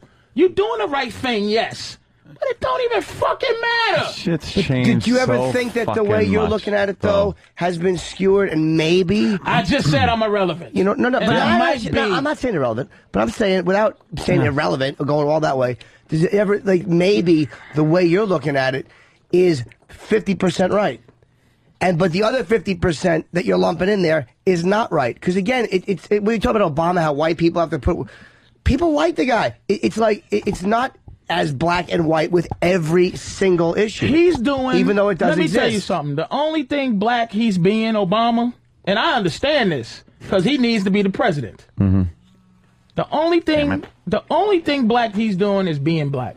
And he's still a nigga. None of them are that honest. But again, on that level, none of them are honest. None of them. Not one white guy comes out and says a fucking honest word either. Not one guy on that level. And these are guys who are part of the system, who are as accepted as you can be. They get thrown out. Trent Lott said one wrong thing. You can't be more in than Trent Lott was. He said one wrong thing. Out. They throw each other out, too. On that level, it is disloyal to everybody. Yeah, but they don't throw an entire fucking culture out. See, you're right. A lot of times, white people will give up. White people will give up one of their own just to make a big. Like, okay, we're gonna trade. All right, niggas, here we gonna trade you. This is why I spoke up against this whole Imus thing. It's like I don't get what is this is our platform now.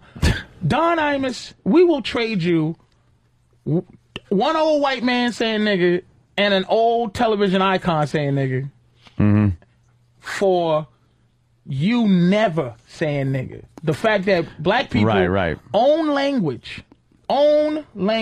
We can say anything we fucking want.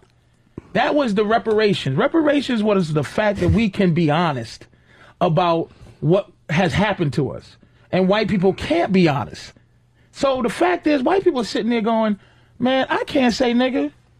How the fuck we gonna stop niggas from saying nigga? Now, I'm not gonna say that Bill, the fucking cable guy, is doing this and thinking of this. But I'm saying at some point, do you believe that white people are gonna let niggas run around doing shit that they can't do? So what happened was, we will trade you one Imus and one Michael Richards for the fact that you can't say nigga no more. And we're going to invent a euphemism for nigga that I'm going to say way more than I ever said nigga in my life, which is N-word. Yeah. But the you keep saying was pushed by Jackson and Sharp. The you was pushed by the NAACP, burying the that wasn't white people didn't push that. That's why I got mad, because that's that whole thing was irrelevant, out of date niggas dealing with irrelevant, out-of-date white people, and that's who's doing shit now. Me and Patrice have to go to the old racist home. Because I feel as Sharpton, irrelevant as you do. Al Sharpton made a deal. We're going to hear what the deal was. Get rid of Imus. Get rid of this motherfucker. All right, we trade you two big white icons. Here's what we want. We want a couple of goofy niggas on MSNBC to read the news. And we want black people to not be able to say nigga if we can't. And the radio. But why is it if we can't though? Like, why is it still a white person pushing it thing? For like when you look at rap lyrics, Sharpton and Jackson, those guys were targeting, which is why I was so aggravated at rappers. They were targeting it way more than white society was. The white people got mad about the cop killing shit, but with the word nigger was all black people pushing that. The only place you heard it was like in a bar somewhere. It was like, well, if they can say it, why can't we say it? That's where you heard it from Whitey. Yeah. But then everyone else, Jim's right, it was fucking Jesse. And it was those guys. Didn't I just say that, though? Yeah. No, but you keep saying if we don't say it, you can never say it. But it's not. See, again, I'm saying white is. Look, I said this a million times. The thing that makes us angry, and a lot of us don't even know it. See, Jews. The thing that was good about the Holocaust, and listen to me, Jesus, I don't fuck that, man. Just if it is Jews listening and ready to say something, I know just listen. I know where you're going. Even back in the pyramid days, Jews had a villain. It was Pharaoh, and it was Hitler. So you can look at a motherfucker. It was so much Hitler that a motherfucker can't even have the Hitler mustache. It was names. It was Himmler. It was Heydrich. It was Rommel. It was fucking Mengele. It was a bunch of motherfuckers. These motherfuckers and their cronies who were the villain. Right. Black people, when we say white, the color white is like the mustache, except for there was no crime ever committed. There was no crime ever said to be done. It was, we're going to own you. Now we don't.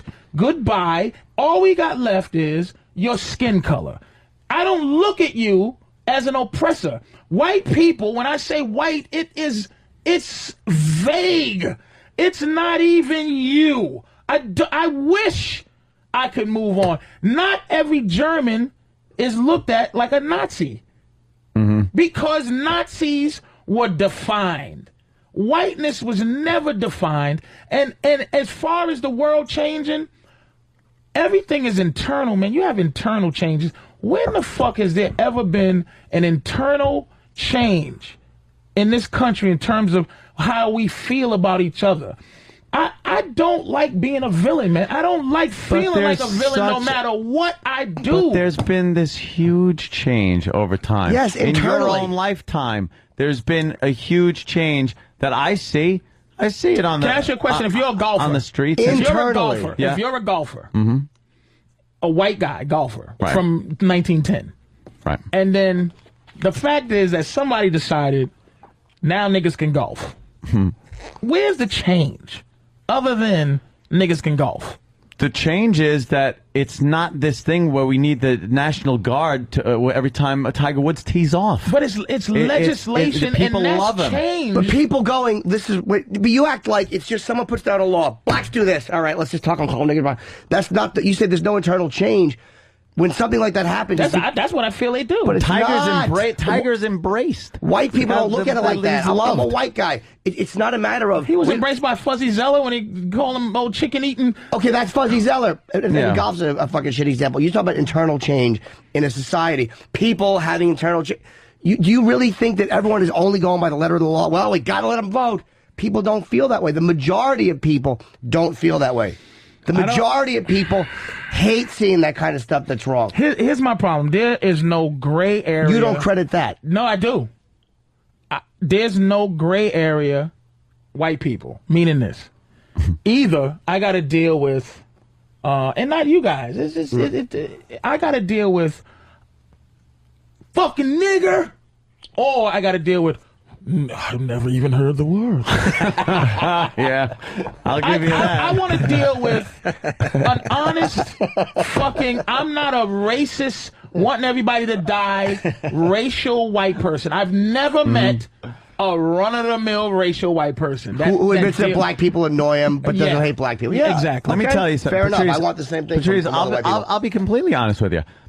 When I'm driving down the street, completely honest. I'll be completely honest. Partially honest. I'll be partially honest with you. A little bit. When I'm driving down the street and I get cut off, or some Asian guy is in the car in front of me just doing that fucking 30-mile-an-hour shuffle down the expressway, I will look at him and just blurt out a horrible Asian epithet. I'm in my car. He doesn't hear it. It's not hurting anybody. I don't give a shit. It makes me feel better. Fuck it. But that doesn't mean I'm like, wow, I fucking Asians, fucking that. Yeah, I'm not doing that. If a black guy is doing the same thing, cuts me off, fucking, or some fucking little thug motherfucker is crossing against the light and doing the little shuffle in front of my truck so I can't fucking move. Oh, you damn well know what's going through my fucking head.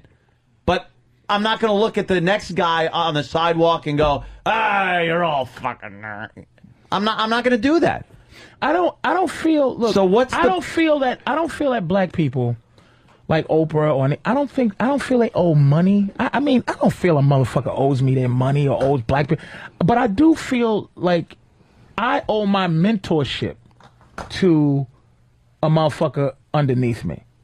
I owe. But how do you distribute something. that to people? I don't know. How do you then distribute? How does it. Ludacris then distribute that to you and say, all right, because you're talking, he made it. What's the machine? Let me in on the secret. I don't even think that motherfucker knows what the secret is. I think he just made it and went, holy shit, look at my house and my driveway. And, you know there's this machine. You know that I can't tell you how the fuck I got sitting here. I can't. When I was doing construction. But see, white people, the beautiful thing about being white on that level is that white people get to be individual. There's nothing that you do that represents an entire group. And when an entire group is still trying to figure out their place in some ways, I just feel like that question I asked them, which had sellout in it, but I was getting at is, no, not sellout. I'm sorry about that. But what do you do different? And you go, wow, shit. Nigga, I get my feet done every week. That's all I was looking for, because you know what? That would help some nigga on the street who's keeping it real, who love Ludacris, and that motherfucker go, shit, man, every week a facial do me good, nigga. That's all he owe.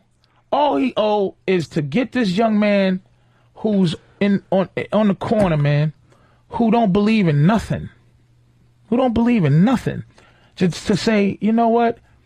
Wow, I like that group, Lynyrd Skynyrd, man. I don't know.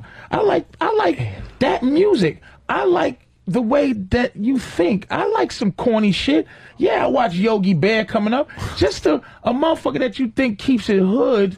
Just say, look, man, I really like if you. Maybe he does that, but just not through the vehicle of your question. Maybe he does do that through doing films and for being in an Oscar-winning movie. That's not enough. But no.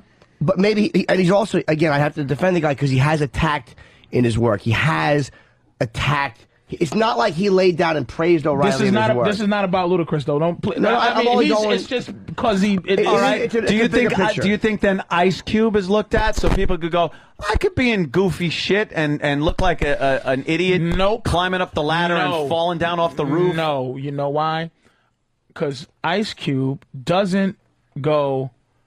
Look, man. Let me explain to you what's going on. Here's what a motherfucker on the street. Look, because I'm in the middle. I'm getting to the place where, here these motherfuckers come get ready to rob me. I'm, looking at young killers like shit. And they don't know me, so what the fuck they gonna do but rob me and shit? But Cube, his thing is, they looking at him like, nigga, that motherfucker, this is what I want to stop. Do you understand? Like, look at this motherfucker doing this goofy ass out of there yet. Nigga, what the fuck? But Cube is 40-something. He's not a killer no more. He used to be a killer. So please let me know what it's like to used to be a killer, and then something happens and you're not a killer no more. And ultimately, please just let me know how to get someplace without having to be lucky enough to once had been a killer and then I rapped. Because right now, rap is the only, because he said, Ludacris said something, he goes, look, I'm a young black entrepreneur. Please just throw the other shit in there. Because I know I can't freestyle rap worth a fuck, and not everybody I know is a funny motherfucker, and not everybody I know can dunk. So please let me know. And that's doctors, that's pilots, black pilot, nigga, talk to me. What the fuck? Please tell me how you decided to be because we need an us kind of thing beyond the negativity, but a positive us. I think a lot of the things you're bringing up, though, are basic human things and not so race-based. Like the whole thing with easy for you to say. No, I think they are. Like how do you go from killer to making goofy movies like that? The guy he's in his 40s now. It's called mellowing with age or this. I don't think it has to do with motherfuckers don't know about that. Good credit. Let's take good credit. All right. My mother had to co-sign me a truck. Okay, when the bill collectors used to call when I had no credit, didn't know what it was, didn't know how to get it right. They call and I go suck my dick. Yeah, really. I used to listen to American Idol with him. I used to be sitting there going, wait, let this motherfucker finish singing. I'll talk to you after this. Yeah. Get back on the phone, laugh at him, fuck with him. And then one day I looked at my credit, says 7-something. And I went, holy shit. Then I had to figure out how to be a motherfucker with good credit. Yeah. You know what I mean? And I have to share with somebody what I used to do. And then what happened, I had to get co-signed by my mama who got her credit right by waiting 15 years.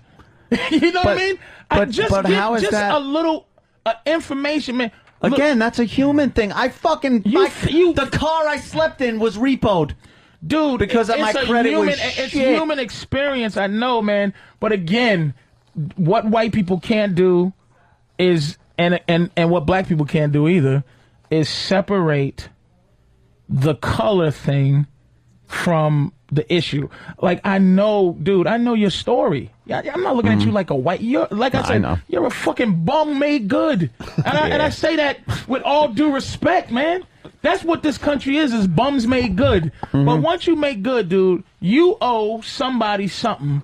Once you make good, you owe something, not your money. You owe something. Yeah. You owe. All right, listen, we got to break in. You're absolutely right. We got Ed Norton on the line here. Edward. Hey. How you doing, man? Hey, man. We're having an intense conversation about black and white and race and Obama and McCain, and it's getting pretty good in here today. Opie Anthony, Jim Norton, Patrice O'Neill. And hey, how you doing today? I'm good. You guys? Good. We had here's what this is about. We had Ludacris come in, and do you want to, like, when you're a celebrity, you're a big star, does there get to be a point where you don't want to talk about certain things publicly because of what it can do to you or what the overall consequences of it can be?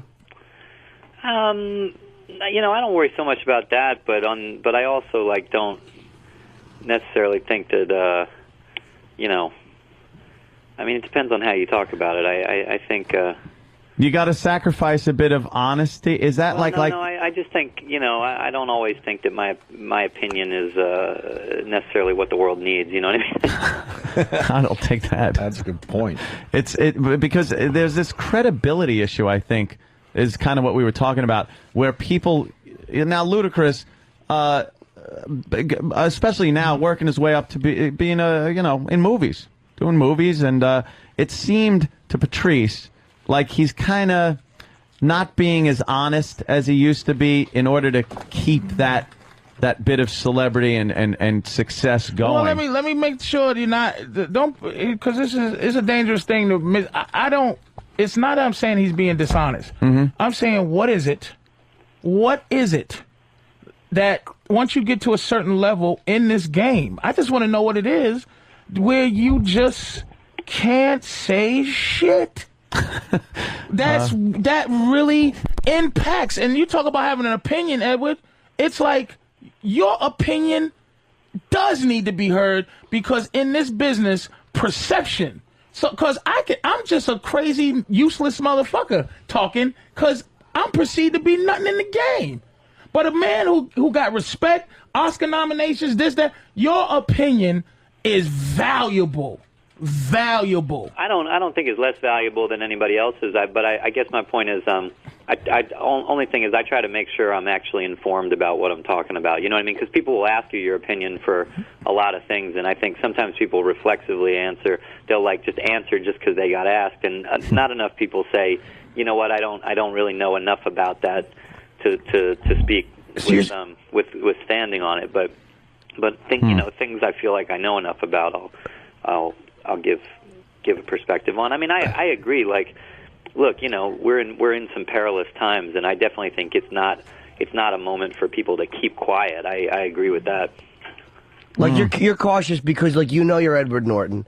You know, people are going to ask you and listen to things you have to say about subjects that they wouldn't listen to the average person about, regardless of how informed you are. Like, so you're more careful about answering because you don't want to... I also think, you know, on some level, you just got to be careful. Like, people give you a platform for one set of reasons. It doesn't...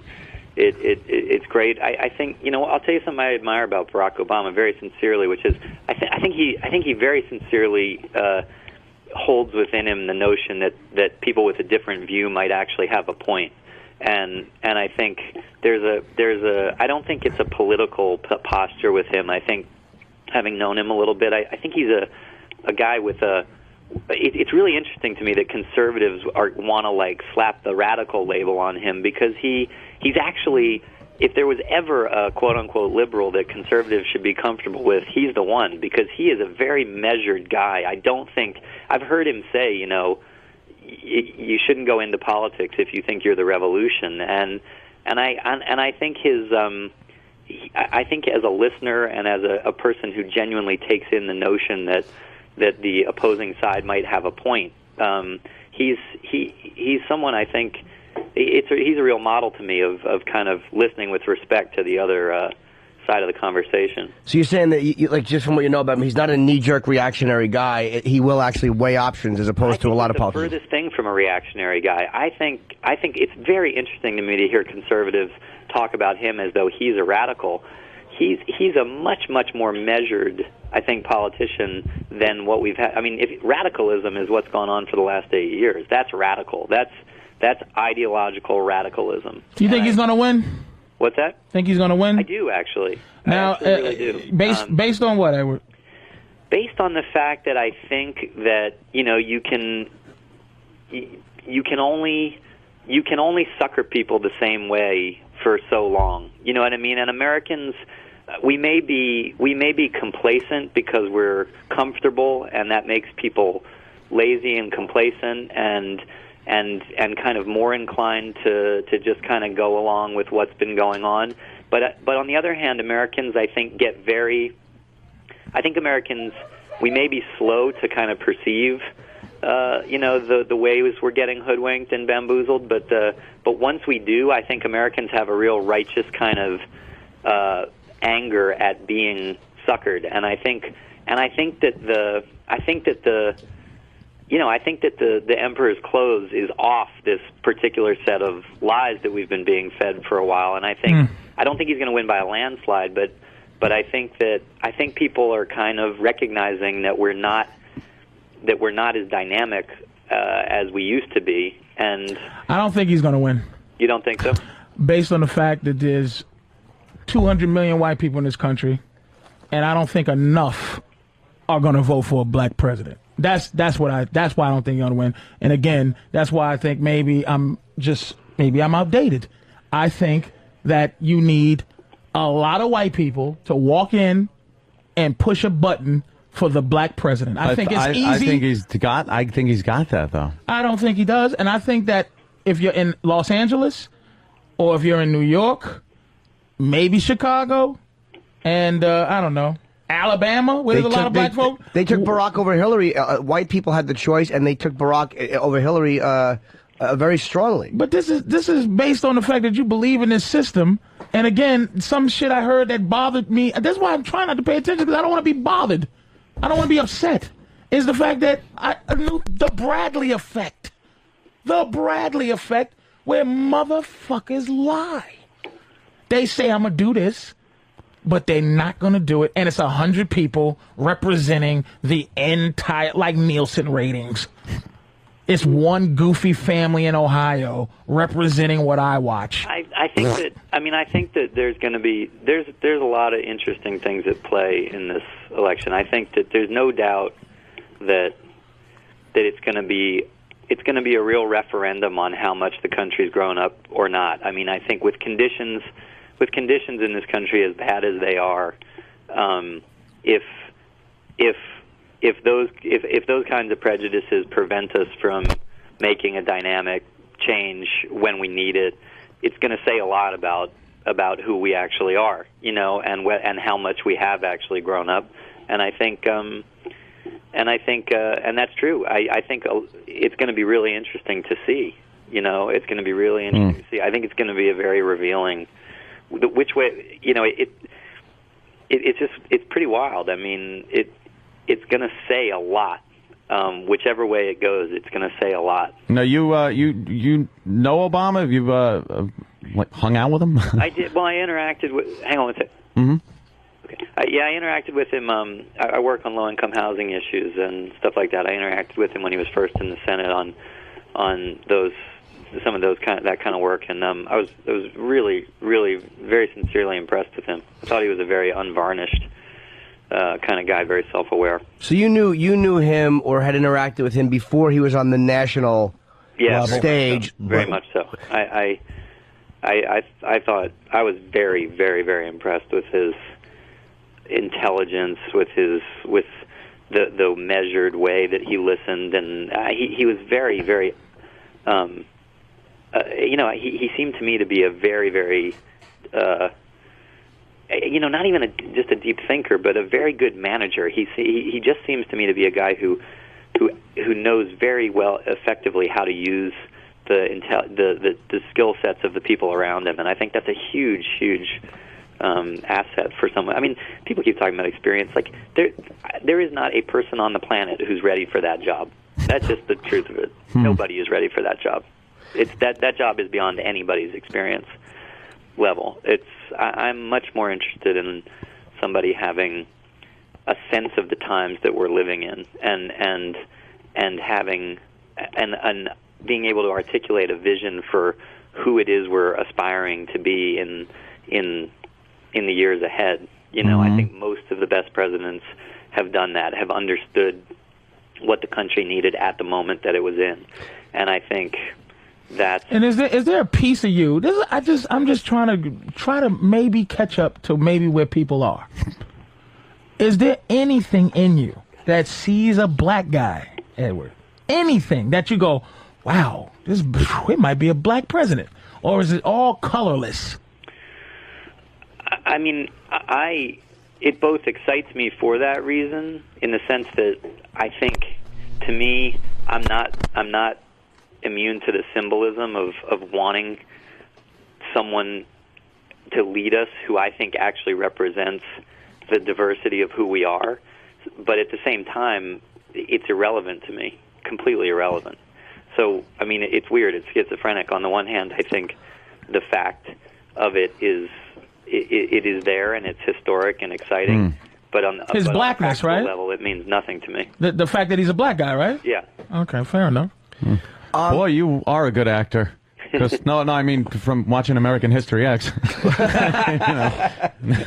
This, wow. Hey, Yeah, the curb scene took 55 takes. I just couldn't do it. Can you CGI my foot off his head? Hey, guys, I got to jump. Oh, damn. Yeah, we were getting a the message publicist there called from on your the other line publicist. saying you have to go, but we didn't even talk about Pride and Glory. This movie, you know, a lot I'll of... call you back. How long are you guys on? Oh, all right. You just got to go do something else for a little bit? Yeah, we're on another hour or so. All right, how about, call us when you All right, can, I'll call and you we'll, back. and we'll talk Pride and Glory when you call back, Ed. All right, good enough. All right, buddy. Thanks, That's man. awesome. Bye. Edward Norton, everyone. The first half of the interview.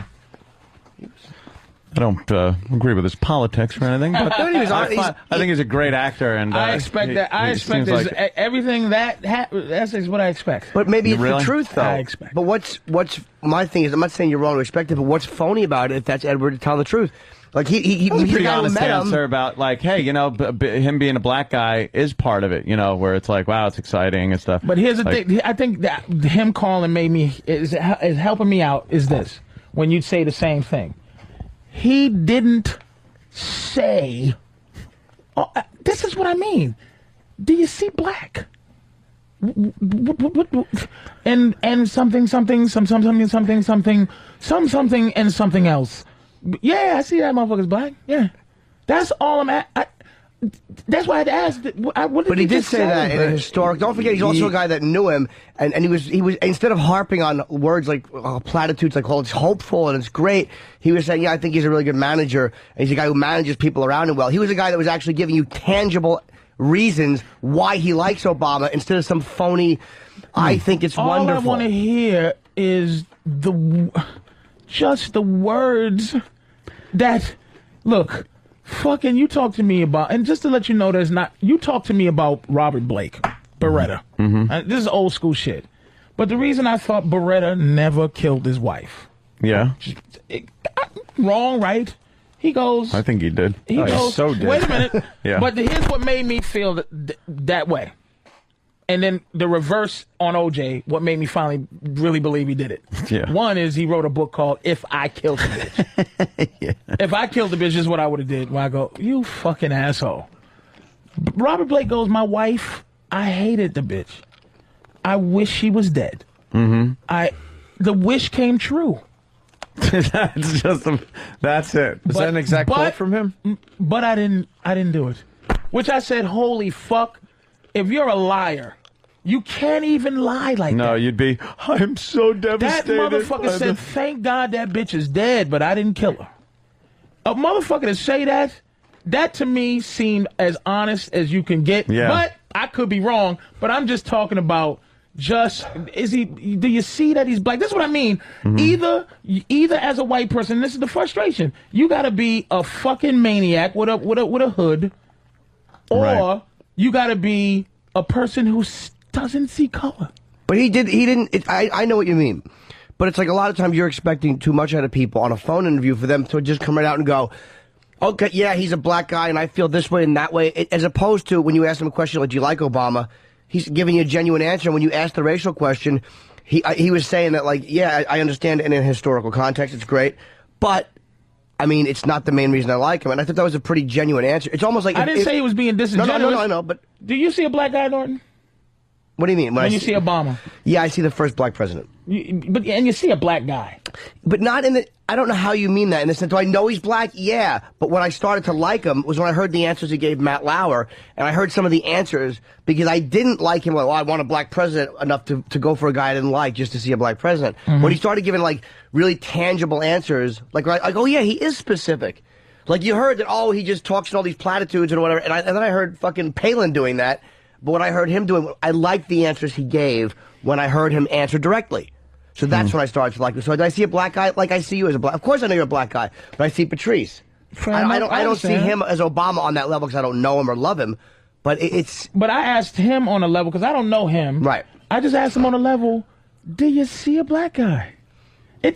Yeah, I do. But it doesn't need a context. But that's the thing about all of this that is dangerous for Ed Norton, dangerous for Jim Norton, dangerous for anybody, is that the people who, for some reason, fucking assholes are in charge of context. I see black guy first. That's what I see. I saw when he was running, I'm like, oh, black guy wants to run. And you don't give a fuck because you've established. And this is the reason. Here we go. Pee Wee Herman and Michael Richards don't have a career right now. Yep. Is because of this. Look, fucking blacks. I will never take a job for Disney. Mm-hmm. Because I ultimately know at some point I'll jerk off. like you're gonna jerk off. Ultimately, I'll get caught jerking off something. I'll get caught doing something un-Disney. Mm-hmm. I know me. Right. So I need a job where it doesn't matter if I'm a jack off at some point and get caught. Exactly. He's a jack offer who set himself up to be a child man. Yeah, one of these. Michael Richards set himself up to be, Jerry's, and he's a guy neighbor who in his heart can just go, nah! And he set himself up to be a liar. Mm-hmm. And it's like, that's what I'm talking about. Just, if you just say what you are for half a second, no one will be able to stop you. These people won't be able to throw things in your face. What about this? What did you mean? Remember that motherfucker that said, he insinuated that fighting dogs was as worse than rape? Yeah. And I had to sit there and look in the air and go, wait a minute. If I see a woman getting raped on the left and somebody choking a kitten on the right, yeah, which do I jerk off to? Both. I jerk off to both. See what I'm saying? I don't know. Like ultimately, we're so ready to be pushed in the corner of the ass. Why do fucking cornballs get to run? Why do cornballs get to fuck up my Ludacris interview? I really want to know that. I really want to meet him. Really want to know him. But cornballs out there, the people I don't know, the white people that's not you, make motherfuckers answer questions like zoobity-zop-zee-bop, doobity-bow. Like, I don't want the jazz answer. Just say the shit. It's just be honest and just give an answer. I agree with you 100% on that one. It's like, idealistically, of course, we would love that from those guys. And there is a way to say shit. And I'm not talking about zoobadabba-dee-bop, jazz saying shit. There's a way to be completely honest and say it so it doesn't come off nasty or anything. It's just honesty. It's like, this is me. This is how I feel about certain things. This is how I get at certain times. This is whatever the fuck. There's a way to say it where it doesn't sound like you're an extremist or a nut, but it's just you. Be fucking honest about it. Just you know? be you. That's it. Just be you. But you're right. Seems too so many simple. people just want to dance around shit and not give a right answer. You know, I that answer, do you see, black? And they're like, no, I wasn't even he's black? You heard it. It's ridiculous. You heard it. It's not a question I wasn't you used trying to muscle him. I'm just saying, do you see black? And he never said black. He did fess up to it when he said, yes, him being black and being the president did excite him. That was something that he did want to see. Okay. He did say that. Yes. But then do you see color? Do you see color? That was kind of a Scooby-Dabby-Dooby-Doo. But you may get... answer. I love the jazz answer. I'm just going to say that now when people ask me shit. That's a tough question for somebody who doesn't know who's asking it or what the context of the whole day is. Right, you don't want to get on the yourself in phone a all of a sudden. corner, do you but- see black? Well, yeah, but what do you mean by like? We could have been talking about how only racists see black first the whole morning. Right. He doesn't fucking know that. All of a sudden, you're saying to this guy, "Do you see black?" He knows Obama. Fair enough. But a lot of times true. context Okay. does matter. Fair enough. Fair enough. That's fair. Why don't we take a break? Righty. I'm gonna have me a Leaks and eat our motherfucking food. pretzels. You want pretzel, baby? Fix Norton's mic. Oh, dude, I'm sorry. This is Do it. Just keep doing. You guys hear that? Well, now your mic is all fucked up. Hold on, Patrice, let me do a little sound check. And of course, you got my mic from before. Yeah, oh, and of course this happens. Of course this happens today when we were bragging about how great the equipment is. The over equipment here. is here. Of course, no, it might have happens been today. unplugged. Hit it again. Thank you, Danny. It was unplugged. You want to do a quick sound check? I got to do one. Oh, all right. okay. Yeah, Jim's sound check.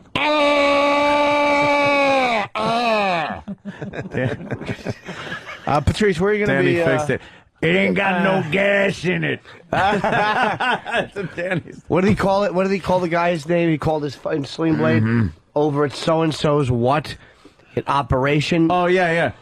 I'm working over at his outfit. His outfit? Yeah, Bill Cox's outfit. Bill Cox's outfit. His outfit. Fixing lawnmowers and whatnot. Guy's a fucking, the tenant was basically a garage which fixes shitty lawn phone. Calls it an outfit. He's acting like it's a fucking force to be reckoned with. His outfit. Like it's a Ford motor plant or something. Here, sleep on a cot, you fucking, you parent murderer. I got some hard sucking candies and watch out for the rats and the cockroaches in our outfit. Drink some paint in your boob. And go talk to J.T. Walsh about fucking the little boys. At the Dwight Yoakam. Creeping that. He was fucking ruled. Stupid outfit. We'll take a break and come back. Catch a Rising Star, Providence, Rhode Island, Patrice O'Neill. Are you going to be doing comedy up there, Patrice? Probably not. Not anymore. No, it's like I gotta drive up there tomorrow, so I'm hoping I can like white people again. This is your one-man show. My one-man show. Yeah. That'd be a good name for the one-man show. I want to like white people. I want to. Hey, that's not a bad And then just go off. I want to like white folks. Yeah. I want to believe in you. We want to believe in you. I want to believe in you. I do. But ask me if I believe in white people. Do you believe in white people? There you go. Now, all right. Ask if I believe in black people. Do you believe in black people? No! No.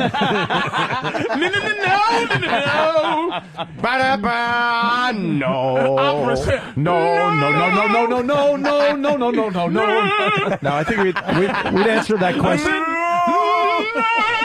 Knowing Whitey, we would answer that question in death metal form. Yeah, just No!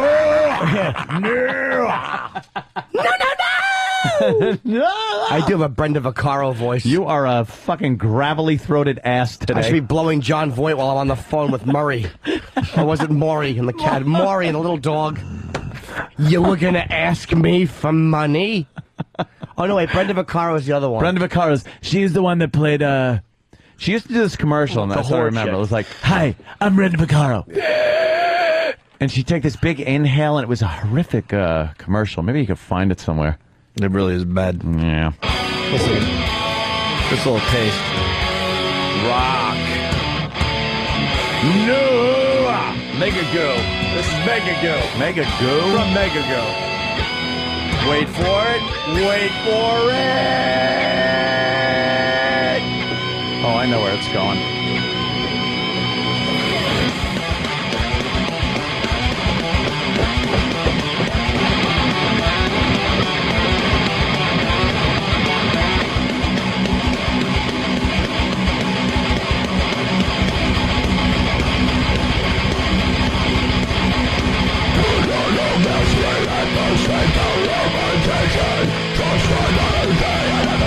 Conversation, lock me, shot you, lock me down.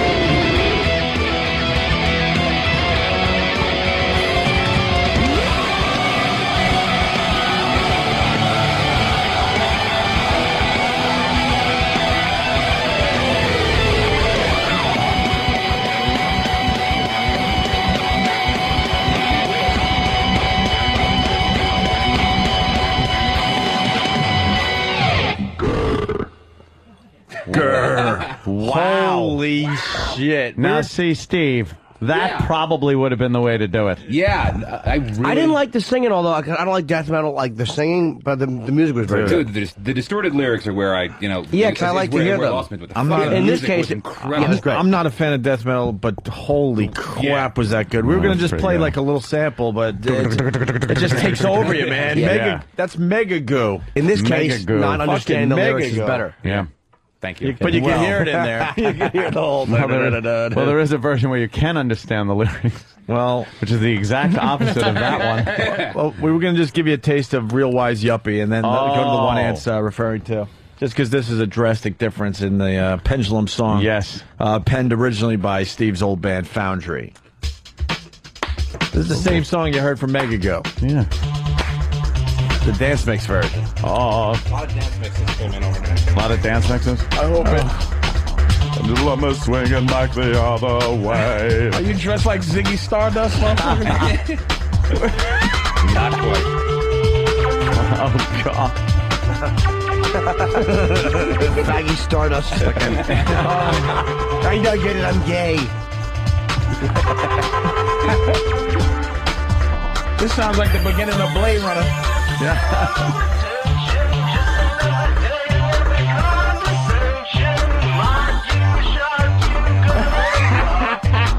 That's not him, though. It's a cover of his song. Oh, is it? Yeah. That's not me. The audience sent in covers of his songs. Yeah. We're trying to get a version that's the best version.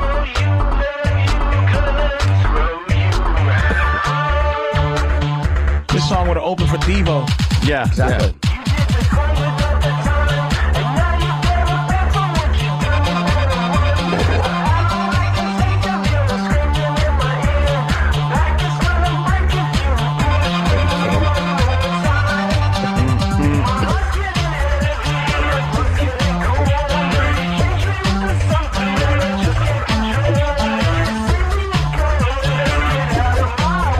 Do a popper and suck someone's dick. Singing into a fan. Wow, there you go. What I've learned from this contest so far is that a lot of our listeners are very musically talented, but they have no voice. Yeah, they can't sing, and then they try to process Yeah. it, and it just makes it even worse. Well, Makes it worse. Well, Brother Joe did a version. Brother Joe had to do his own version. Yeah, it's obviously done in the style of James Taylor. Pendulum. Brother Joe's version. It's a sweet version. Yeah.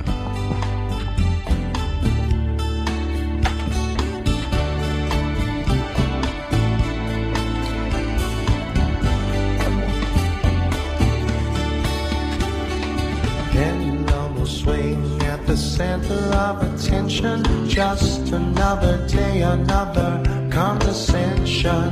Mock you, shock you, gonna lock you down. Pendulum will shift with a little bit of pressure. Move too slow, and the pendulum will get you, show you, mow you, gonna throw you around. Yeah, you did the crime but not the time. Now you gotta pay for what you've done, you better run. And all I can take, all your screaming in my ear. My back is gonna break if you push me one more time. My blood's getting heavy, my blood's getting cold. You changed me into something that I can't control. If you see me coming, best get out of my way. Pendulum is swinging back the other way. Swinging back the other way. Pendulum can take only so much yelling. What he'll do next, well, there's no telling. Bump you, chump you, gonna dump you out. The pendulum will break under too much tension, breaking down the walls of my detention, wrecking, balling, kingdom falling down. You've done the crime another time. Now you gotta pay for what you've done, you better run. I've had all I can take, all your screaming in my ear. My back is gonna break if you push me one more time. It's getting heavy. Wow. Freaking Joe. Yeah, that's a classic. Cool, man. Blood's getting cold. It's so sweet. I hope Joe makes it into a hit and then sues Steve. Wait, why? I don't know. Because it'd be fun. Yeah, no reason. How about one See you more? raked over the coals in the legal system for no reason. Yeah. One more taste. What is this, JV2? I think it's J7. J7 he goes with? Okay, J7, he did this version of Pendulum. One more before we take a break, because I think Ed Norton's going to call back.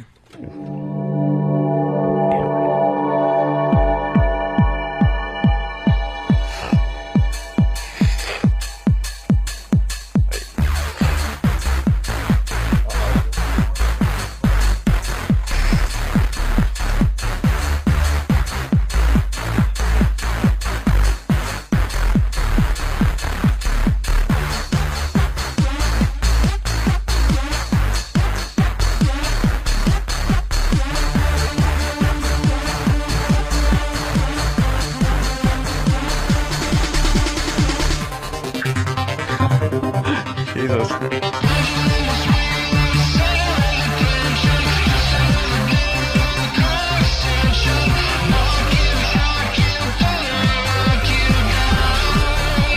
Would you fuck me? I would fuck me.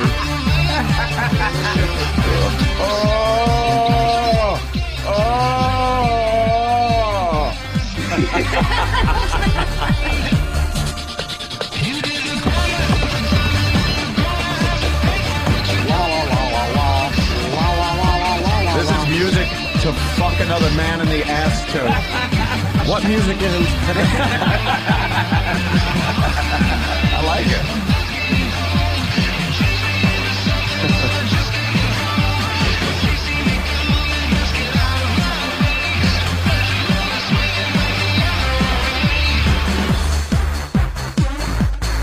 Big sweaty dance club, bunch of gay men. Nice. Nice. Wow. You're getting a lot of Wow, answers. that was some techno, huh? It sure is. Damn. One more or no? I was raving. I mean, if you want to talk to Norton, he's calling back in 5 minutes. Let's take a break and okay. we'll talk to Edward when we come back, and then we'll play more. Edward Norton after the break. Stay there. When I move, you move. When I move, you move. Great song. When I move, you It's a great, great song. It was done by a character. How you ain't gonna fuck? Bitch, I'm me. I love this song, actually. It's a little guilty pleasure. I like some of these rap songs. We're back. We got Edward Norton on the phone calling back. He's a man of his word. We like that, because sometimes people go, I'll call you back, and next thing you know, they're off doing their thing. Edward. Hey, So why don't we talk about the movie? There's a nice buzz about this movie, Pride and Glory. it's a good one. Yeah, I'll vouch for this one. See, they play their role. We play ours. We had openly admitted some of the movies that we pushed just because we liked the guy, and I don't know. Like, maybe it wasn't so good, but well, yeah, you know. What we do is we're lucky enough to get screeners, and I swear, I no one offered me a screener of Pride and Glory. I have no idea. So what I'm about to say might be a little weird, but we'll get the buzz ahead of time, and we'll purposely not see a movie so we could have integrity when we talk to some of you guys. I haven't seen it. Yeah, but we know damn well that it's probably not going to be a good one. But we're hearing that this is really going to be a good movie. This Pride and Glory. It's a good one. It's just I don't know. It reminds me of like the guy who directed it. He really I don't know. He had like the Deer Hunter. You know the way the Deer Hunter really feels like about working class people, and it feels like he just achieved this really. I don't know, really strong authenticity. And if you're a New Yorker, it's like, it's cool. It's a real in the street kind of badass. Yeah, for the people that don't know, the movie's about what? It's it's about a family of cops in Sure. New York, and the one of them kind of realizing that some of his family is tied up in some shit they shouldn't be in, and kind of having to figure out what the hell, what he's going to do. But it's a very hard-hitting film. There's a bit, you guys were making the joke about the curbing scene in American History X. Yeah. There's a scene in this movie. With Colin Farrell in it that since I remember standing in the back of the audience watching that scene in American History X, watching the way audiences would pretzel up, when that happens. Pretzel up. There's a scene in this movie that does that harder than anything I've seen in a while. Really? Yeah, it's one of the most, like, the audience at the film festival we first just went into fetus position. It was amazing to watch. Is it? Let me ask you a question as an actor, because you're a nice dude. You're not a brutal guy. Even though you are acting, are there any scenes you've had to do in all these years that were just hard to do? Like they said when they, like an example, they did Amistad. They said it was like really chaining black people. They said it was really like a weird experience and painful for a lot of the actors, and it went beyond just, hey, we're actors doing this. Mm-hmm. Like it was hard. Is there anything you've had to do or been asked to do that you, like, even though you're acting, was kind of difficult? Sometimes it's not the things you would think. I mean, violence is done so technically. It takes so many angles, and you have to do things with such kind of choreography and precision that it sort of takes the emotion out of it. I think sometimes it's, I've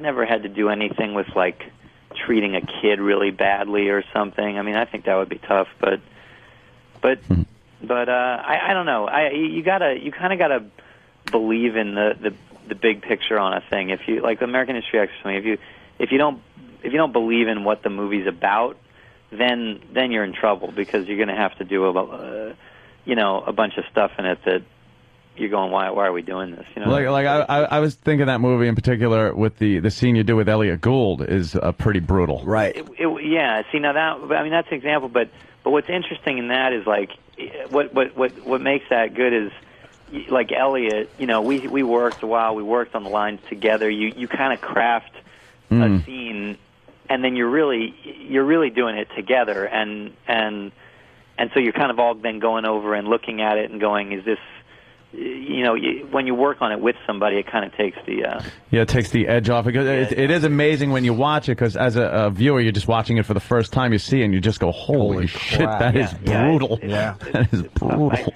I think that there's this movie, Pride and Glory has some really, really hard hitting stuff in it. I think it reminded me when I read it of like Serpico, like some of the really good Sid Lumet films in the 70s of really kind of gritty street life of cops. And does it take place in the cops who've seen it have been really, really into it. Does it take place in today, or is it? It's all shot up in Washington Heights. Okay. And it's I think it. I mean, not to put too political a thing on. We were talking politics. It's kind of. I kind of think it's about things that the country's been going through, like institutional lying, and what do you like? I was thinking when I was reading the script, I was thinking about Abu Ghraib and like the way that there was some soldier somewhere who was like really loyal to his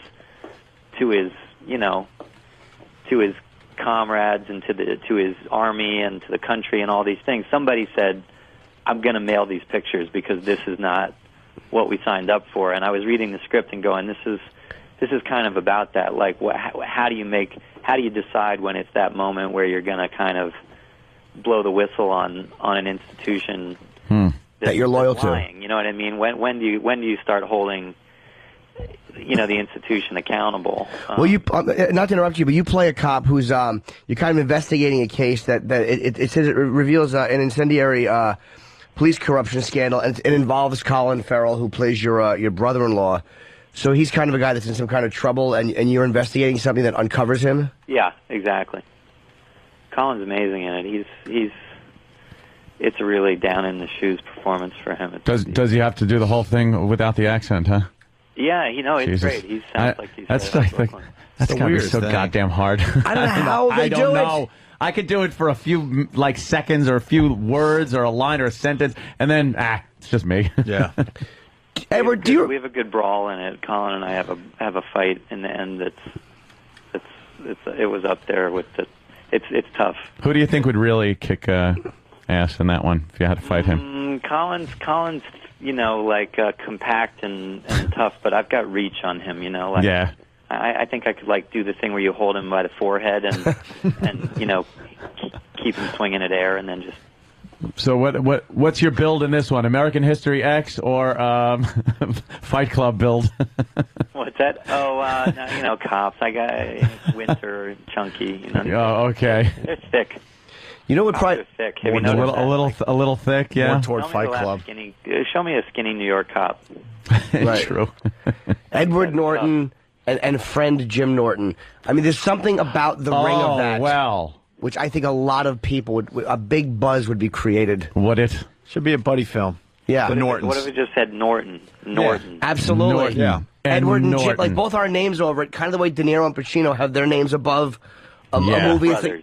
We could have done Step Brothers, Yeah. That is the big thing to do on the ads. We were. I don't know why we're doing this film down in Louisiana, and there's some character actor whose last name is Cheeseman, going to be in the movie, and we started laughing, thinking what if you were this really serious dramatic actor and your last name was Cheeseman and it was Brando, De Niro, Cheeseman. It would be really hard. It would be really hard. Some of them don't fit on the billboard very well. They don't look very good on a billboard. Cheeseman.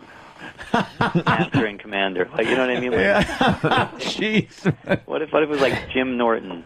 Ed Cheeseman. It's pretty bad. You worked with our own Patrice O'Neal that we have sitting here right now. Do you remember guys from small scenes you've done, or guys that only had a one scene a lot of times? Do you remember? Yeah. It was in 25th Hour. Mm-hmm. Patrice, you played big black door guy. Yeah, he's a big black door guy. Was it? Yeah, at the club scene. Yeah, that's Patrice. Patrice, knock it off. Was Patrice a good actor? It was difficult to work with? Because he said that you're an intimidating guy to work with. Spike kind of casts well, so it must have been something he saw. That's a backhanded compliment. I like that. Hey, Spike liked him. Fuck it, I got paid. I got to say a few words in front of him. Screw it. Patrice. Tony Siragusa was in that movie. You remember him? The Goose, the Baltimore Ravens linebacker. Oh, really? He played the big Russian muscle guy. Yeah. Oh, yeah, okay. Oh, wow, yeah, he was big. No, I do remember he was big. No, I haven't seen the movie, but I remember. No, I did see that one. I think I've seen all your movies. Jesus Christ. I've not seen 25th Hour. That's a good one. Hey, Edward, your version of The Incredible Hulk is coming out on DVD. Is it? I'll see your. Okay. Well, then we got the. Well, it says his version, so I was wondering if you finally made good with that whole Hulk experience. No. Okay. I don't know what that. That's wow. That's a bad typo. Then. I thought you guys made nice because it was. When's it coming out? It was well documented that you were not happy with the whole Hulk movie. No. I just wasn't. It was more like Marvel. Those guys. The director and I were great. He was great. Yeah.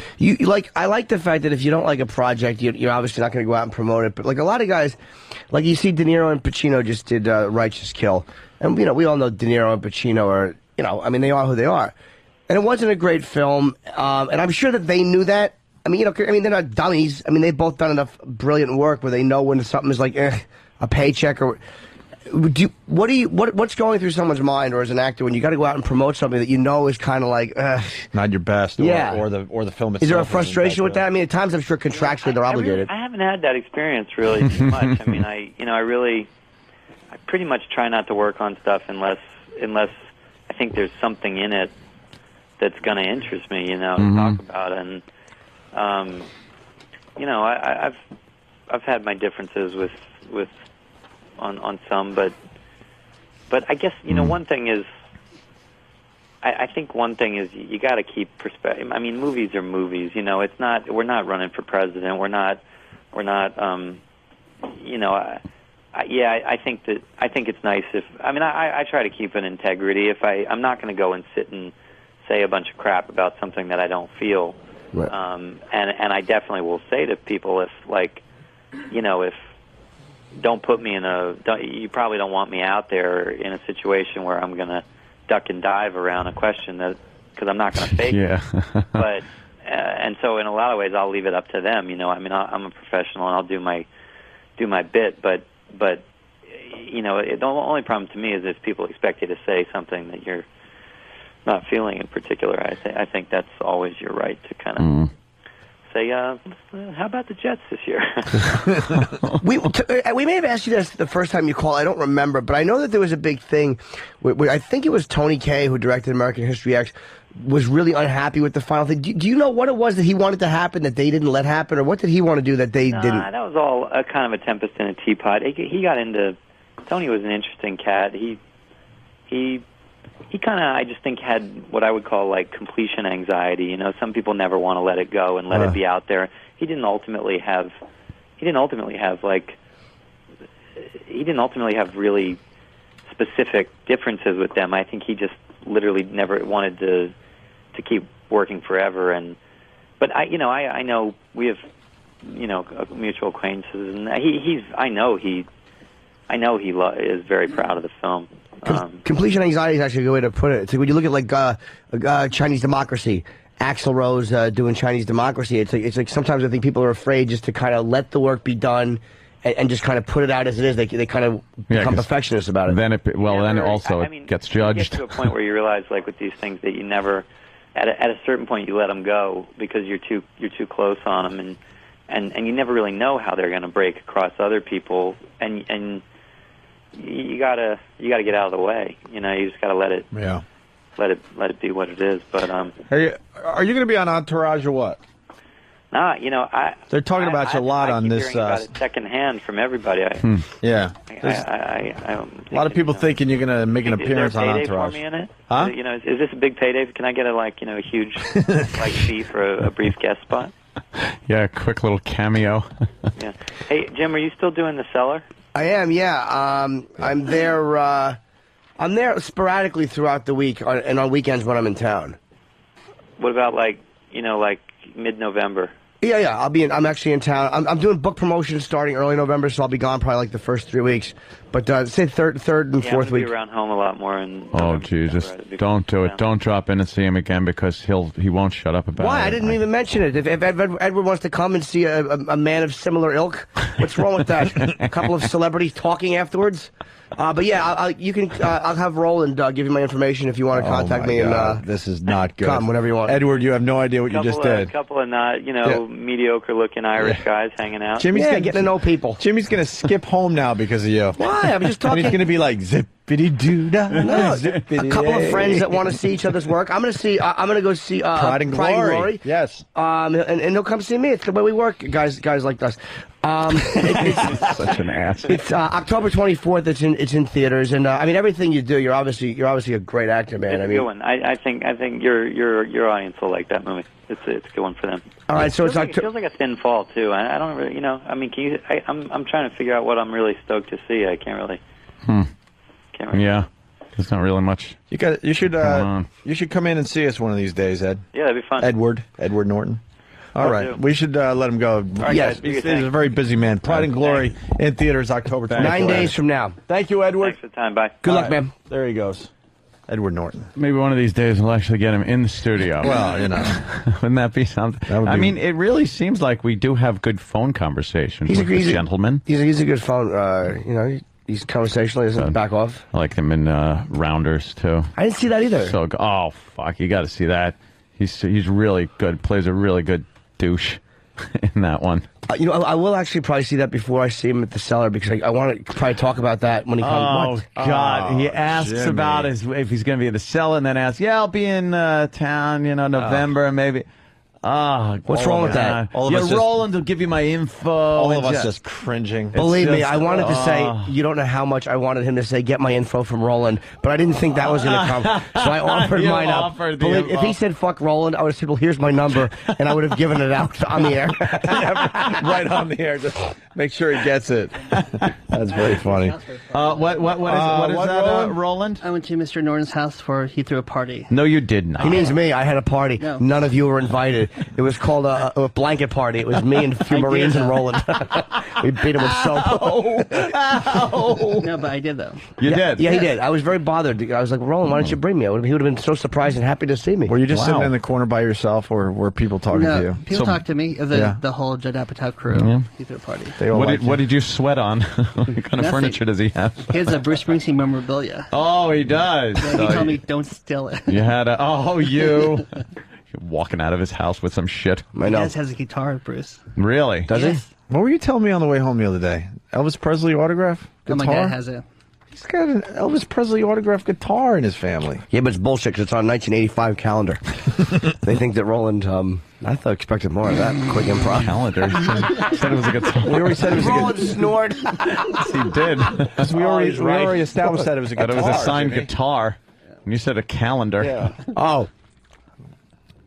Not even an answer, just, all right. What am I going to say? A literal open answer? Sorry. Jim, the joke didn't work because it was established. Jesus. It was It had already been pre-established. We established the fact that it was a guitar, that's all. All right. Fucking Rangers, go screw, Roland. 5-0. Yeah, I know. Yeah. But Why? But what? But your prospect dies of a heart attack, so there you go. Yeah, one down. Why do you think they're so good this year? I mean, are they going to remain good all year, or is this kind of like something that's just kind of starting? Young players. Line of the Day is brought to you by WebEx.com. Hold meetings, make presentations, do it from the comfort of your own home or office. Check it out at WebEx.com. Let's get right into the runner-ups. A runner-up line of the day. I'm already making sacrifices. I just don't want to make more sacrifices. By pressing that button that says Negro. It's not pressing the Negro button. Boy, is that a sacrifice. I know you got carpal tunnel syndrome in both wrists. Can that happen? We figured we'd throw the black man a bone today. Oh, Patrice Jesus. O'Neill. That's wrong on a few levels there, Opie. I thought you were going to, cry or something. Patrice is just kind of you got very emotional today. It's a lot of shit today. I haven't seen this side of Patrice since the day he brought in the briefcase of the dildos, and we looked at him and said, "What's wrong with you? You all right? You all right? Fine. Catch a Rising Star? Yeah. Providence, Rhode Island this weekend?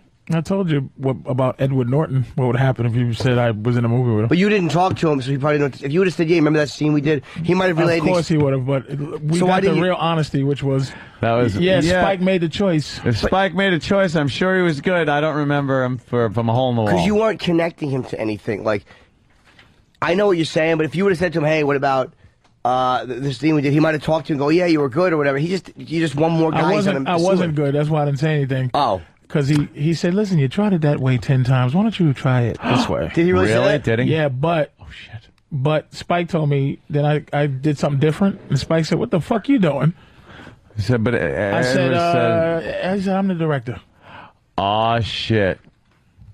That's true. I'm sorry I brought it up then, Patrice. Yeah. No, it doesn't matter. I'll tell you. I just wanted to see. I was curious to see if he remembered you or not. But no, it doesn't matter. You're a memorable guy. Because he goes, he just says, but he doesn't. He was in character. Yeah, but it doesn't matter. You yourself were very memorable. When Not you're then, an because he would character. only be in front of me during the scene. And then you run away. I'll tell you somebody I met on that fucking set who was as cool as anybody. Probably why he's not famous. Barry Pepper.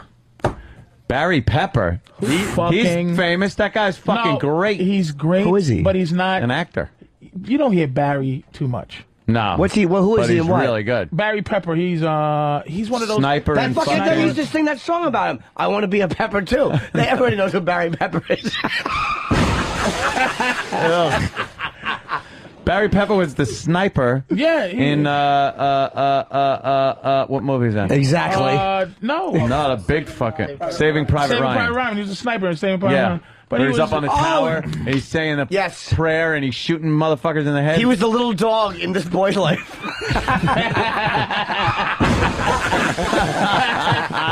You asshole. There he is. That fucking guy was a great guy. There's Barry Pepper. The fucking dude was great. Yeah, he's good. But I knew he wasn't. But how many different? But he was cool. How many different people could he play? He's Barry Pepper.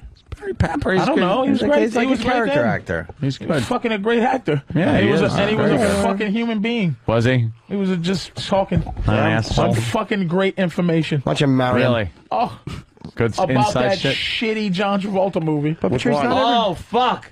What? Which one was that? What the worst movie The fucking- of all time? That Scientology movie. Oh, that fucking what? Battlefield Earth. Yeah. Oh. Battlefield Earth. Oh, so he was saying some Dude. shit. What was he saying? Like, John Travolta would go suck some dick you know what? before. Nah, but you know how you joke with a motherfucker, right? And he goes with a nice joke where you go, he had just came out, I think, with 40, what's that movie, 51 or something? That, Yeah, the baseball movie. movie. 61. 61, sorry. And he goes, 51 was no good because that was still 10 short of the record. and so he does that. But I just fuck with him, and I go, hey man, I loved you in Battlefield Earth. Thought that was the best. Oh shit! And you touched it, the reality of a motherfucker, by saying what evidently is the worst movie ever made, and Of said all you was time, rated. yeah. And if he had went, thank you, then I would have known this guy's a dick. Yeah. But he looked at me like, I'll fuck you up. You say some shit like he really was like, ugh. And I go, good man, good fucking man. And he just goes, that movie, and he just started yapping about shit. Yeah. And it was hilarious, dude. That's cool. He was Roger Maris, yeah. And then he asked Patrice a question because he thought he was a lighting guy. He had no idea. He was actually a guy who would go on the radio and say it. Nah, but I didn't say. That's what I'm saying. I'm not betraying what he fucking said. No, But, I'm teasing him. you know, I don't want I to. know. But fucking, but I knew he would because I only saw Ed Norton during the scene. He would after he said cut, he would walk away and go back into what he was doing. Yeah. And it was weird because it was all like those type of actors. They were all not. After cut, it was done. So it was like Anna Paquin and Not everyone Rosario wants Dawson. to yap like you do. It's not a yap. Oh, shut the fuck it. Wait, Just what do you fuck it. Comment your But is it a method actor thing, though? I It's don't know. not even. It's just. Oh, Dick Cheney's going to the hospital. Oh That's shit! what they said. Oh, no. That's news about. Yeah. Yeah. Now he's no big deal. It's always going So, on. how about Hoffman? Were you going to see him film? No, they were all. They were all actors. Meg Ryan. Any movie I've been in was just with actors. Like they do their And thing. it and wasn't Meg then- Ryan's the same thing? Yeah, just. She'd be in like that for. If I do like 14 takes, it was never like, hey, hi. Really? No. All right, now I'm into this. It's not even. It's not. So a it's not even an fucking acknowledgement yap that you're a thing. human being. All right, It's not well, a- I That's apologize about fucked the up. yap thing. It's man. not just a hey, how's the weather? Because I'm not that guy. There was no- you're I'm saying- an aloof asshole. So it was just like it was The just connection not a- thing, there was no connection, like hard to connect with them off the camera. Yeah, it was just absolutely. You would nothing. think they would actually talk a little bit about something. I got it Just- now. yeah. All right, I'm sorry. And Patrice. cut. Nice shoes. Nothing. It's like watching extras, with your bass. What happens is when Beginning. you're doing, like, especially when you're doing a series, Oh yeah, yes. Jimmy. you a lot of times will just do it and then you go back to your trailer for a little while. Like there were times I Back would- to your training. trailer. No, Oh, I thought but you training said was training. something I apparently have never had. Yes, If toilet. you've seen my work, sure I have. Open mouth, money up front. Stanislavski is the name of that fucking transvestite he sucked. Mr. Oslavsky. Hey, Stan. Why am I helping him with this? I'm chipping in on my own faggot joke. But yeah, I mean, it wasn't bad. I just knew he just didn't cut, and then the only thing he had to say was try it another way. And I did. Did he say, was he being trying to help you, or was Of he like course just he not didn't say, liking "Hey, it? you fat non-actor." No, Where but was he Spike? trying to help you, or did he not like it? You think, like, No, he didn't like it. Where was fucking Spike to just say? Spike I'm is the one that somewhere says- directing, and then Why wouldn't and he then, direct and in that? his one. I was so basically, I was doing okay at the time because Spike didn't say nothing. As soon as I did it his way, Spike goes, "What's that?" Were you changing? Because I shit? would laugh. Spike liked I was laughing at him for doing 7 years. For whatever reason, Spike thought my character should be like, damn, that's fucked up. Because that's how niggas would be. Yeah, yeah. Like, damn, nigga, you get ready to do 7 years? But in white method world, it'd be like, you should be more concerning. Because a white guy would go, dude. But a black guy goes, God damn, nigga. But because that's our way of loving you. It's like, yeah. nigga, you got AIDS? God damn, nigga, that's fucked up. Let's go out and chill, Yeah. But I was doing it just like that, like, So God he wanted damn. like, oh man, Like, sugar beats. oh, And, 7 years. So how'd you do it for when Edwards take? I cared. Like you were like 7 years, man. Yeah, and Spike was like, "What happened to the laugh?" I go, boop, boop, boop. What made it in the movie? Which version? I've never seen the movie. Forgot. Don't know. You didn't see it? What are you, fucking Spencer Tracy? You don't watch your own work? Nope. What's the matter with you? I don't. Jesus Christ. Guess who ate all the dinner? Holy shit. That's fucking funny. Let's do another runner-up. Line of the day. Webex.com. Here's another runner-up. We're only 5 minutes into the first period, and this is Willie O'Ree's 5th fight. And he hasn't even gotten off his own bench yet. Stupid Willie O'Ree. Yeah. First black hockey Who's the player. other guy? Pudgem? Pumpsy? Pumpsy Green. Pumpsy. Give me a Pumpsy. The fuck is this? Rolling, go Sabres, motherfucker. Go Sabres. Hey, can I get a copy of Go Sabres, motherfucker. Thank you. Pride and Joy. Pride and I wanted to talk about that Marvel thing, but that wouldn't have went. Like Marvel is the fact that he said that, it means Marvel is coming out. They're assholes. Marvel Comics.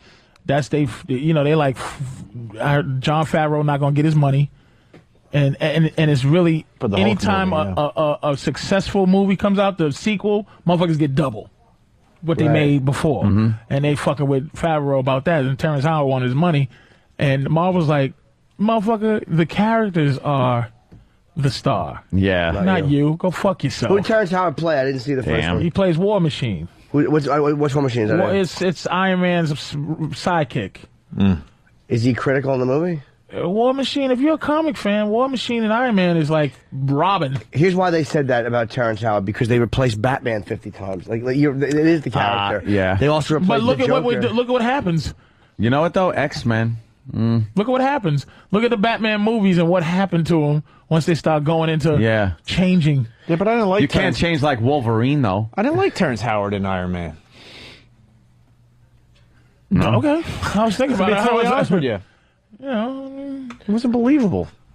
you're a fan of the. I love Cheadle and everything he does. I love both of those guys. Are I'm a amazing, fan of man. Terrence Howard, but I don't know. It kind of took me out of the movie a little bit. But do you know the character of War Machine? Hell no. It doesn't matter, right? I feel you. Hell no. Yeah, I mean that's that. I love the movie, by the way, but I could see why they might want to replace him. I wish. Well, they didn't replace him because he sucked. They replaced him because he wanted some money. Yeah. I wish Ludacris would want to talk more about Crash. I want to talk about Terrence Howard. He had nothing to do with Crash. How he should have fucking. Chris was barely in Crash. How he was actually really. He had a great moment It at was the end very too, where he important. fucking. He had a let few those Chinese very people go. important scenes. There was so many fucking. Matt Dillon should not have been nominated for that. As much as I like him, should have been Terrence Howard. Should have been the supporting Matt actor. Dillon was fucking great. He really was, but I thought the deeper role was fucking Terrence Howard playing that guy tortured by Hollywood and break it down and fucking fighting the breakdown for so long. Was Crash. Not as predictable. Crash was amazing. That's fucking. Don't like it. I'll argue what? Trees don't like it. I'll argue Crash with anybody. Cheadle, fucking I raped you. Stupid rolling his goddamn Rangers. Fuck the Rangers. And then he pulls her out of the car. I raped you. Now I save you. But that was a statement. No, that wasn't about him and her. That was kind of a statement about the duality of the way you look at cops. Where because Hollywood always paints the racist white cop asshole, but in this case they show you like, all right, there are this side of them, but then again, these are guys that fucking will crawl into a burning car to pull you out. It wasn't about the symbolism of him saving her was not him saving her. It was just about the duality of everybody. Everybody was painted stereotypically, and everybody was given redemption. Everybody. I love the fact that they show him being a fucking scumbag, because that's how you expect him to paint a white cop. And then you see the side of him holding his father, and you're like, oh yeah, there is another side that you don't fucking... Just like with Ludacris and the other dude. Yeah. I mean, the other dude is a fucking... They're robbing somebody, and then all of a sudden he's got the St. Christopher medal, and you see that there's a fucking gentleness to him. There's redemption for every guy. Don Cheadle, a motherfucker. But that's why The Wire is good. That's why The Wire is a great show. Because there is no... You know, when you pitch a show in a room and you go, hey, listen, I'm going to play a motherfucker that just says fuck you, right? So where's the... They call it this, the comeuppance. Where's the comeuppance? It's like, what comeuppance? Where does the character, for being what he is, end up suffering? That's what I'm saying. There is no. The Wire would write a death for a motherfucker who was really, really not supposed to die in Hollywood land. And I don't give a shit about redemptions. But I'm saying this is not. But it wasn't a politically correct redemption. It was they were just showing the fact that they showed the white cop being a fucking a scumbag is how you expect it. They showed things you didn't expect them to show, like the little girl when she was about to get shot. I was absolutely convinced she was going to get shot. Yeah. Because that's the big emotional scene, but they did it a different way. When Ludacris and the other guy robbed fucking them, they showed you know what? She's not some paranoid white suburban bitch who's just scared of blackness. You know what? There was a right reason for her to make that judgment. I'll go with, here's where, only thing I go with is this. Like, I'll go with you on everything except for it would have been cool if Matt Dillon had a finger popped, what's her name? Yeah. Like he did. And then another white cop saved her. Like, instead of him. It wasn't about saving the same bitch that he finger raped. It wasn't about her, though, and him. I think that you had Do you to... understand what I'm saying? Yes. I'm with you 100% except for the little girl, like the Ludacris and Lorenz Tate didn't have to rob her, the girl who was like, fuck black. Like, have another arbitrary black person do it, and then have them rob somebody who's not fucking her. And instead of right, all these the weird 6 degrees of don't forget, it is bug me. Don't forget. I mean, when you look at The Wire, which I mean is my favorite show ever, you have 5 seasons of development. When you look at a movie, you have an hour and 45 minutes to get your point across. Which is when you look at a guy like Matt Dillon, they didn't want to give redemption to all cops. They were just showing you an individual, almost like a little piece. And it wasn't necessarily if he would have rescued another black woman in a fire, you would have been like, who gives a fuck? But this was to kind of make the point a little bit clear. I didn't take it as literally as that. They were showing you like, yeah, this guy was a scumbag and he caused this rift. And then they showed you this fucking turmoil that these fucking 2 people have to go through in their marriage because of the shit he did. That it's not just, hey, they go home and don't care about it. You know what I mean? They almost destroyed the fucking marriage. I love the fact they showed what Hollywood does to black directors. Isn't he supposed to be the smart one? Like with Terrence Howard was fucking fighting to hold on to this thing and this. You know what I mean? It was like they really got in deep, I thought. But you had to juxtapose these people together for that to make sense. I mean, that was just Matt Dillon. Yeah, you should have diddled her when she was hanging by the fucking seatbelt. And you're loving it. I would have shown. You love it more than I hate it. So I'm like Norton loves it. His point is, which by the way is why I'm, Obama just because he's black. Because I don't want to be convinced otherwise. Because he might convince me otherwise. Like, cause his thoughtfulness is way outweighing my thoughtfulness of why I don't like it. I just didn't like it on just a fucking prehistoric level. Nobody explains it like an NYU film student. Yeah, but I really really just studied it. So that movie really hit me. Like most movies don't, because you so know the formula in all. You know what I mean? It's like what did they show recently where this is how they deal with stereotypes? Is they just put a black guy and a white guy and switch them with no thought to it at all. Like, oh look, the bad guy's white, the cop is black. It's like such a phony. Like I hated when they had Michael Clark Duncan as Kingpin. I'm a big comic book guy, and Kingpin is a big bad white dude in the comics, and I don't want to see a black Kingpin. Just because why? Like I don't want to see nothing black that's like, here's Negro for you. Like, please don't. I want to see white people where they're supposed to be. Look how good we are. We actually, we know it's a white guy. It's supposed to be a white guy. We cast a black guy in this. It was another great moment. Like Jaws will be played by a stingray.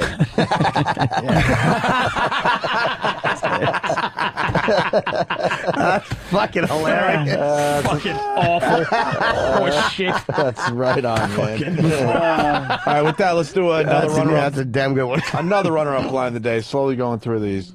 What did you say? It would look more realistic if he just wrote hair on a piece of paper and taped it to his head.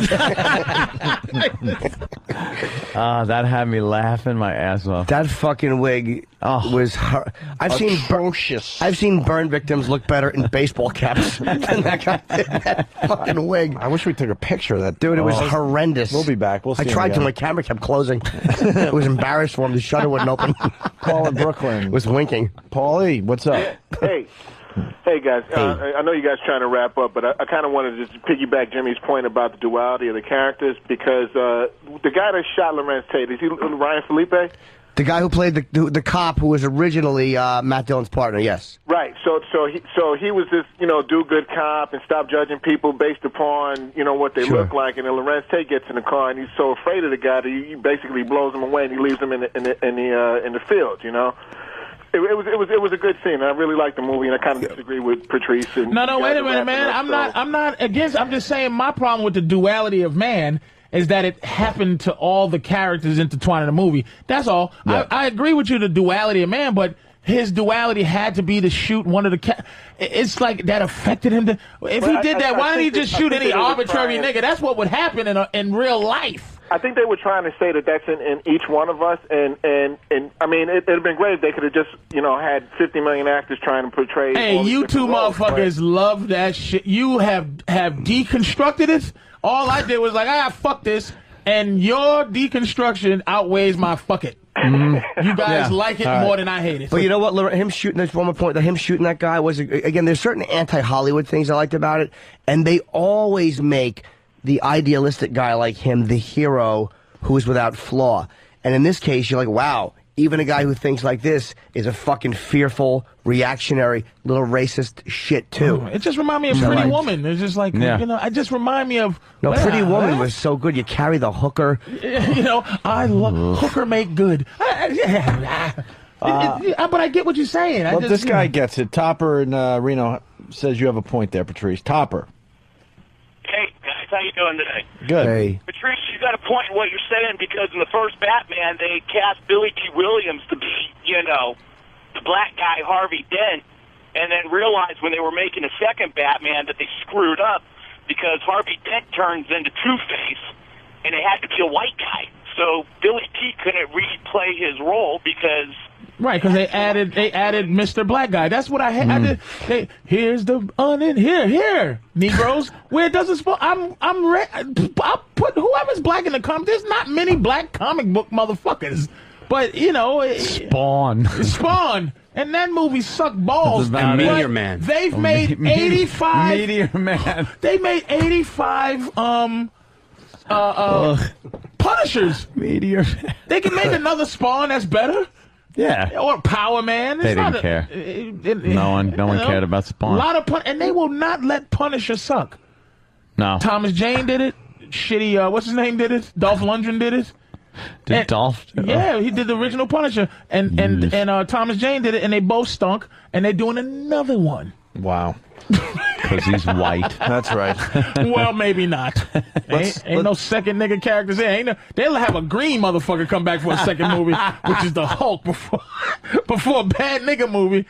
Ain't no Boys in the Hood Redux, motherfucker. Motherfuckers make me sick. Here's another runner-up. Comedy tomorrow. Here's another runner-up plan of the day. Watch Midnight Run. I'm prepared for the end of their career. Lawrence Taylor Chrysler. Come take a crack at our prices. We're breaking the legs of high prices. Oh, no. We gotta find some of those commercials. Yeah, find some bad acting and bad. The old football guys doing their car dealership commercial. It's like all sports guys go to that. Baseball players have done it, and there was one I saw. What's his name from Denver, from the Broncos? John Denver we played used on to our have show. one, yeah. No. Elway. Yeah, Elway. John Denver. He had a plane company. Boo. Yeah.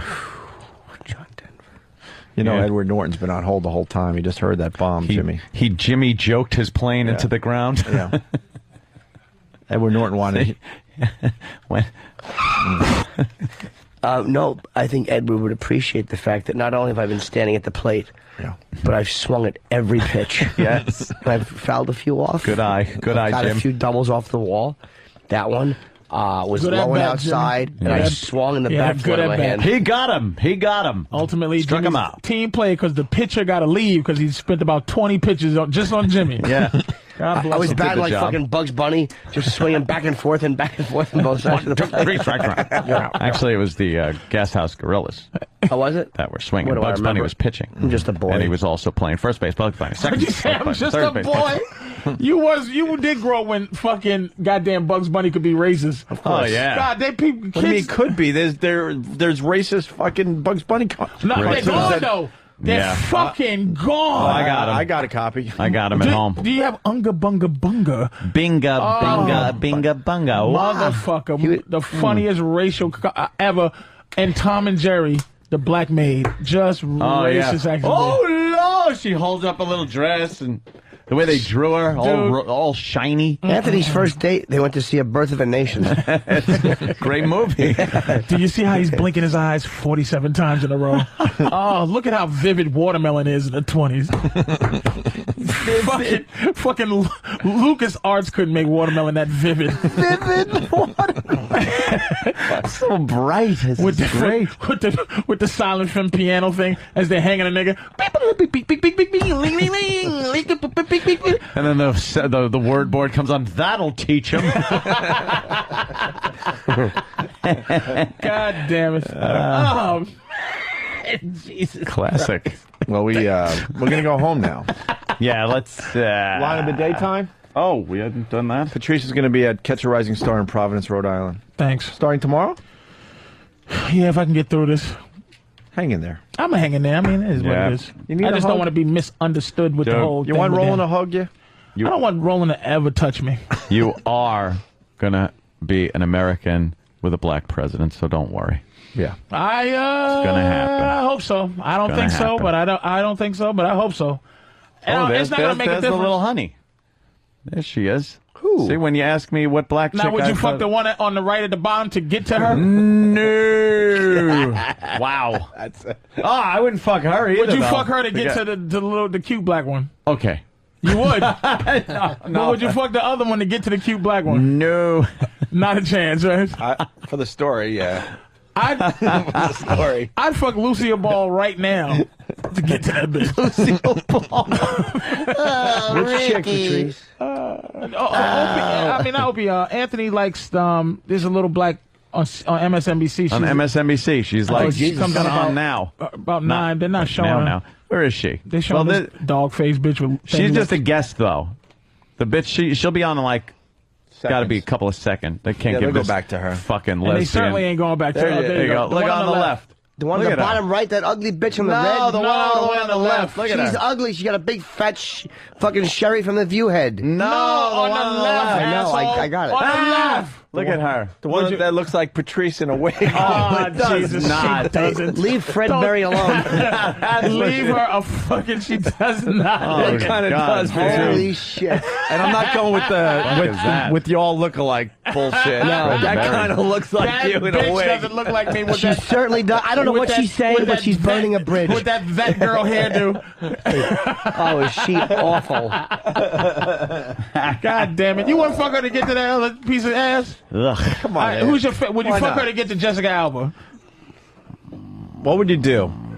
Let me think. Would you fuck her to get? To would get you to fuck this Jessica big black bitch to Alba? get to Jessica Alba? Jessica Alba's pretty hot. But you had to eat this fat chick's ass and she had a roid. Why do you have to add just? She has to have a roid. motherfucker.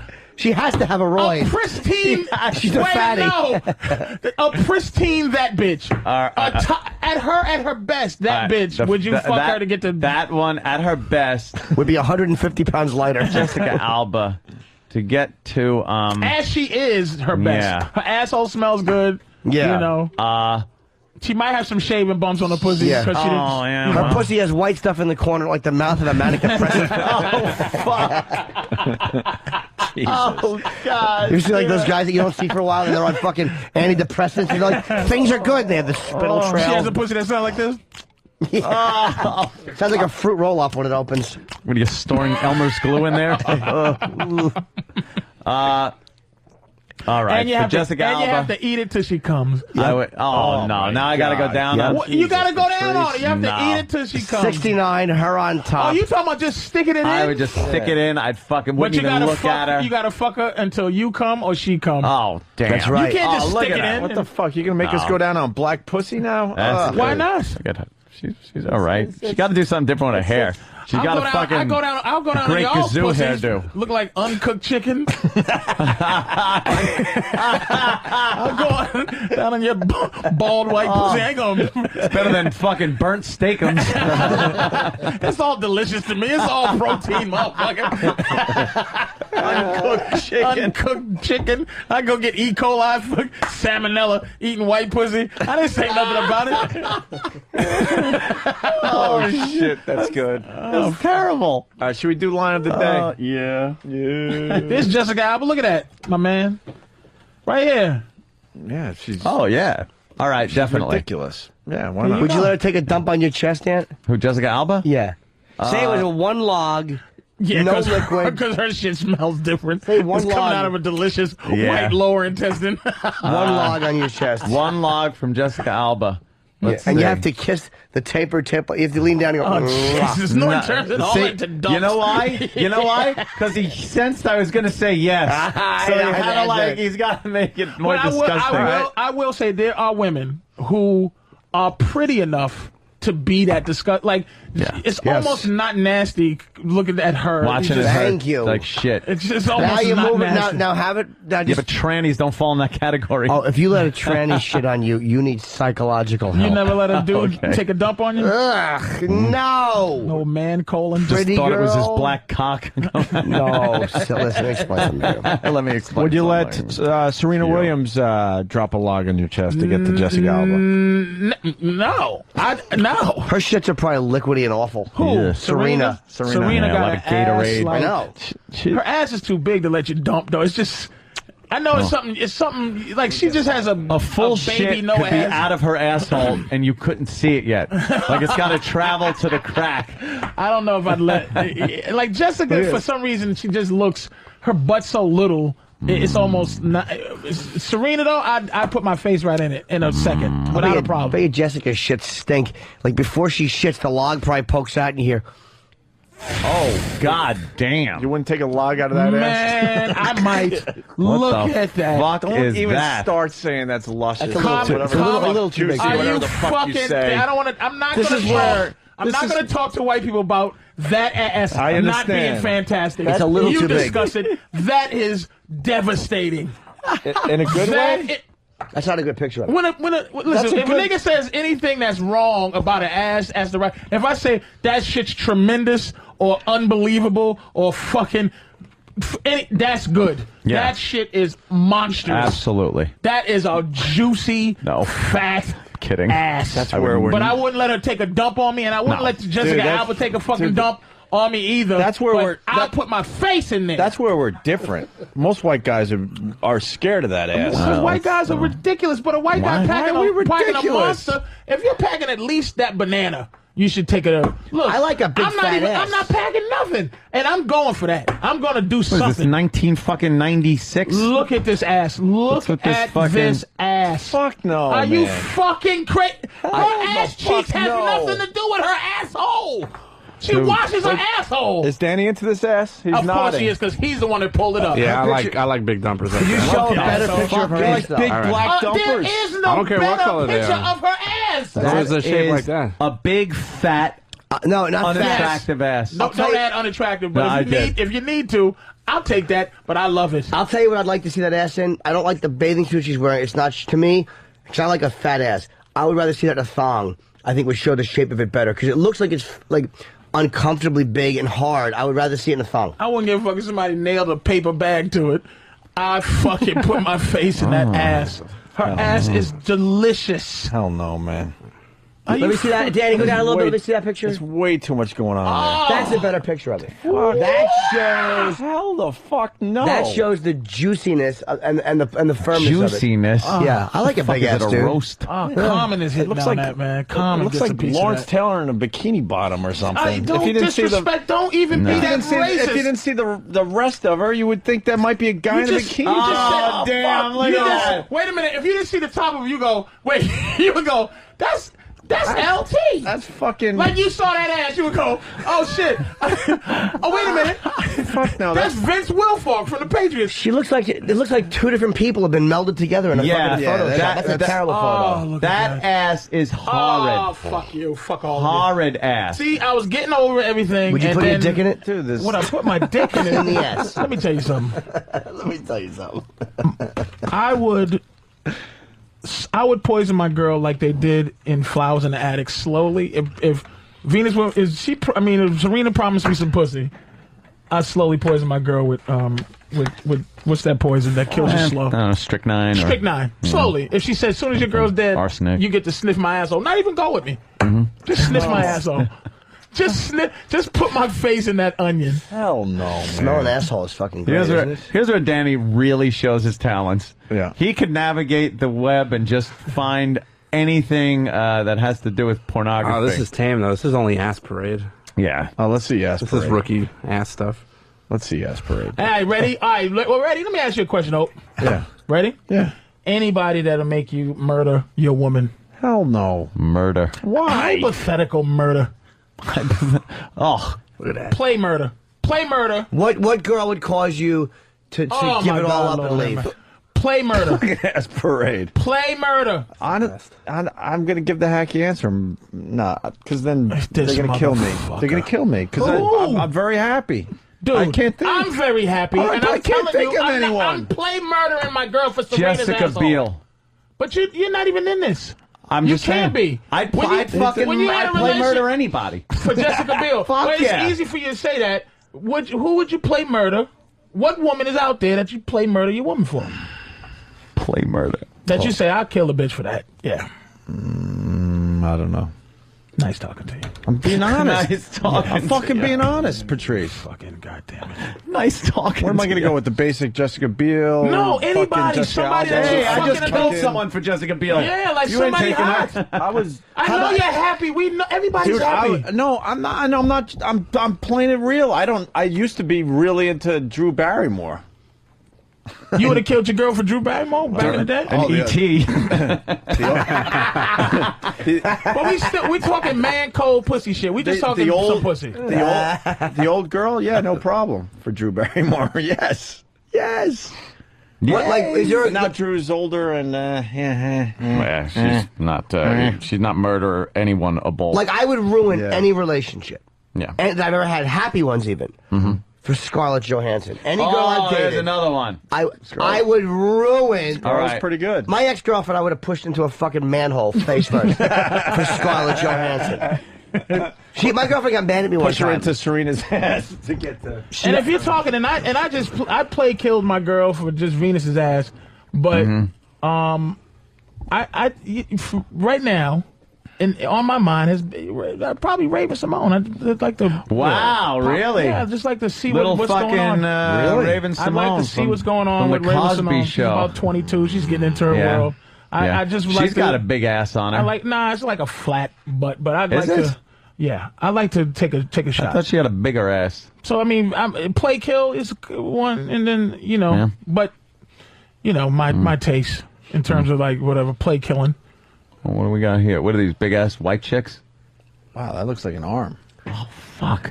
That looks like somebody's arm. That's bizarre. It's like fucking Siamese twin Uncle Festers. It's camera angle though. It's all about camera Is it? angle. Yeah, sometimes they make it look like a mosquito. And look how It's like the two okay. big bug eyes. Yeah. and look at her cute little asshole. Mosquito, two big bug-eyed butt cheeks, and a dick going in. Looks like the stinger. That's gonna make me laugh all day. Fucking Holy that's- shit. That's classic.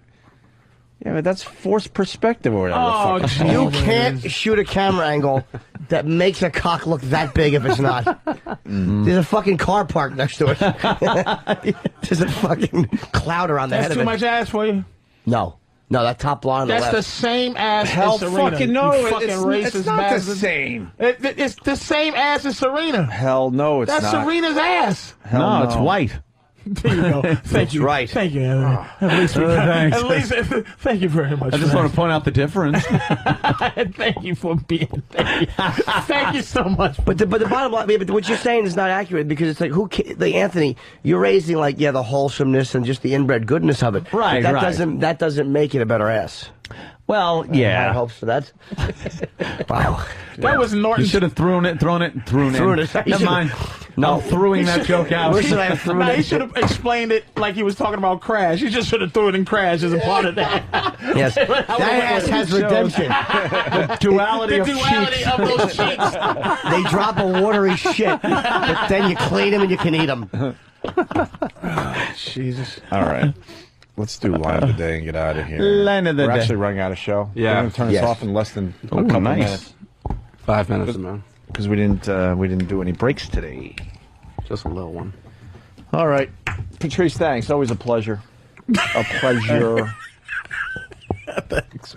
Fuck you. I didn't like that tone. Well, I know. I'm with you to a point. I mean, I'm the only one here openly admits that I got a thing for black girls, but the Serena Williams thing is that's I fucking fucked a way lot of too black much. chicks. That's too much. That's too much. That's too much shit going on. All right, well, let's see. So I fucked a lot. I have.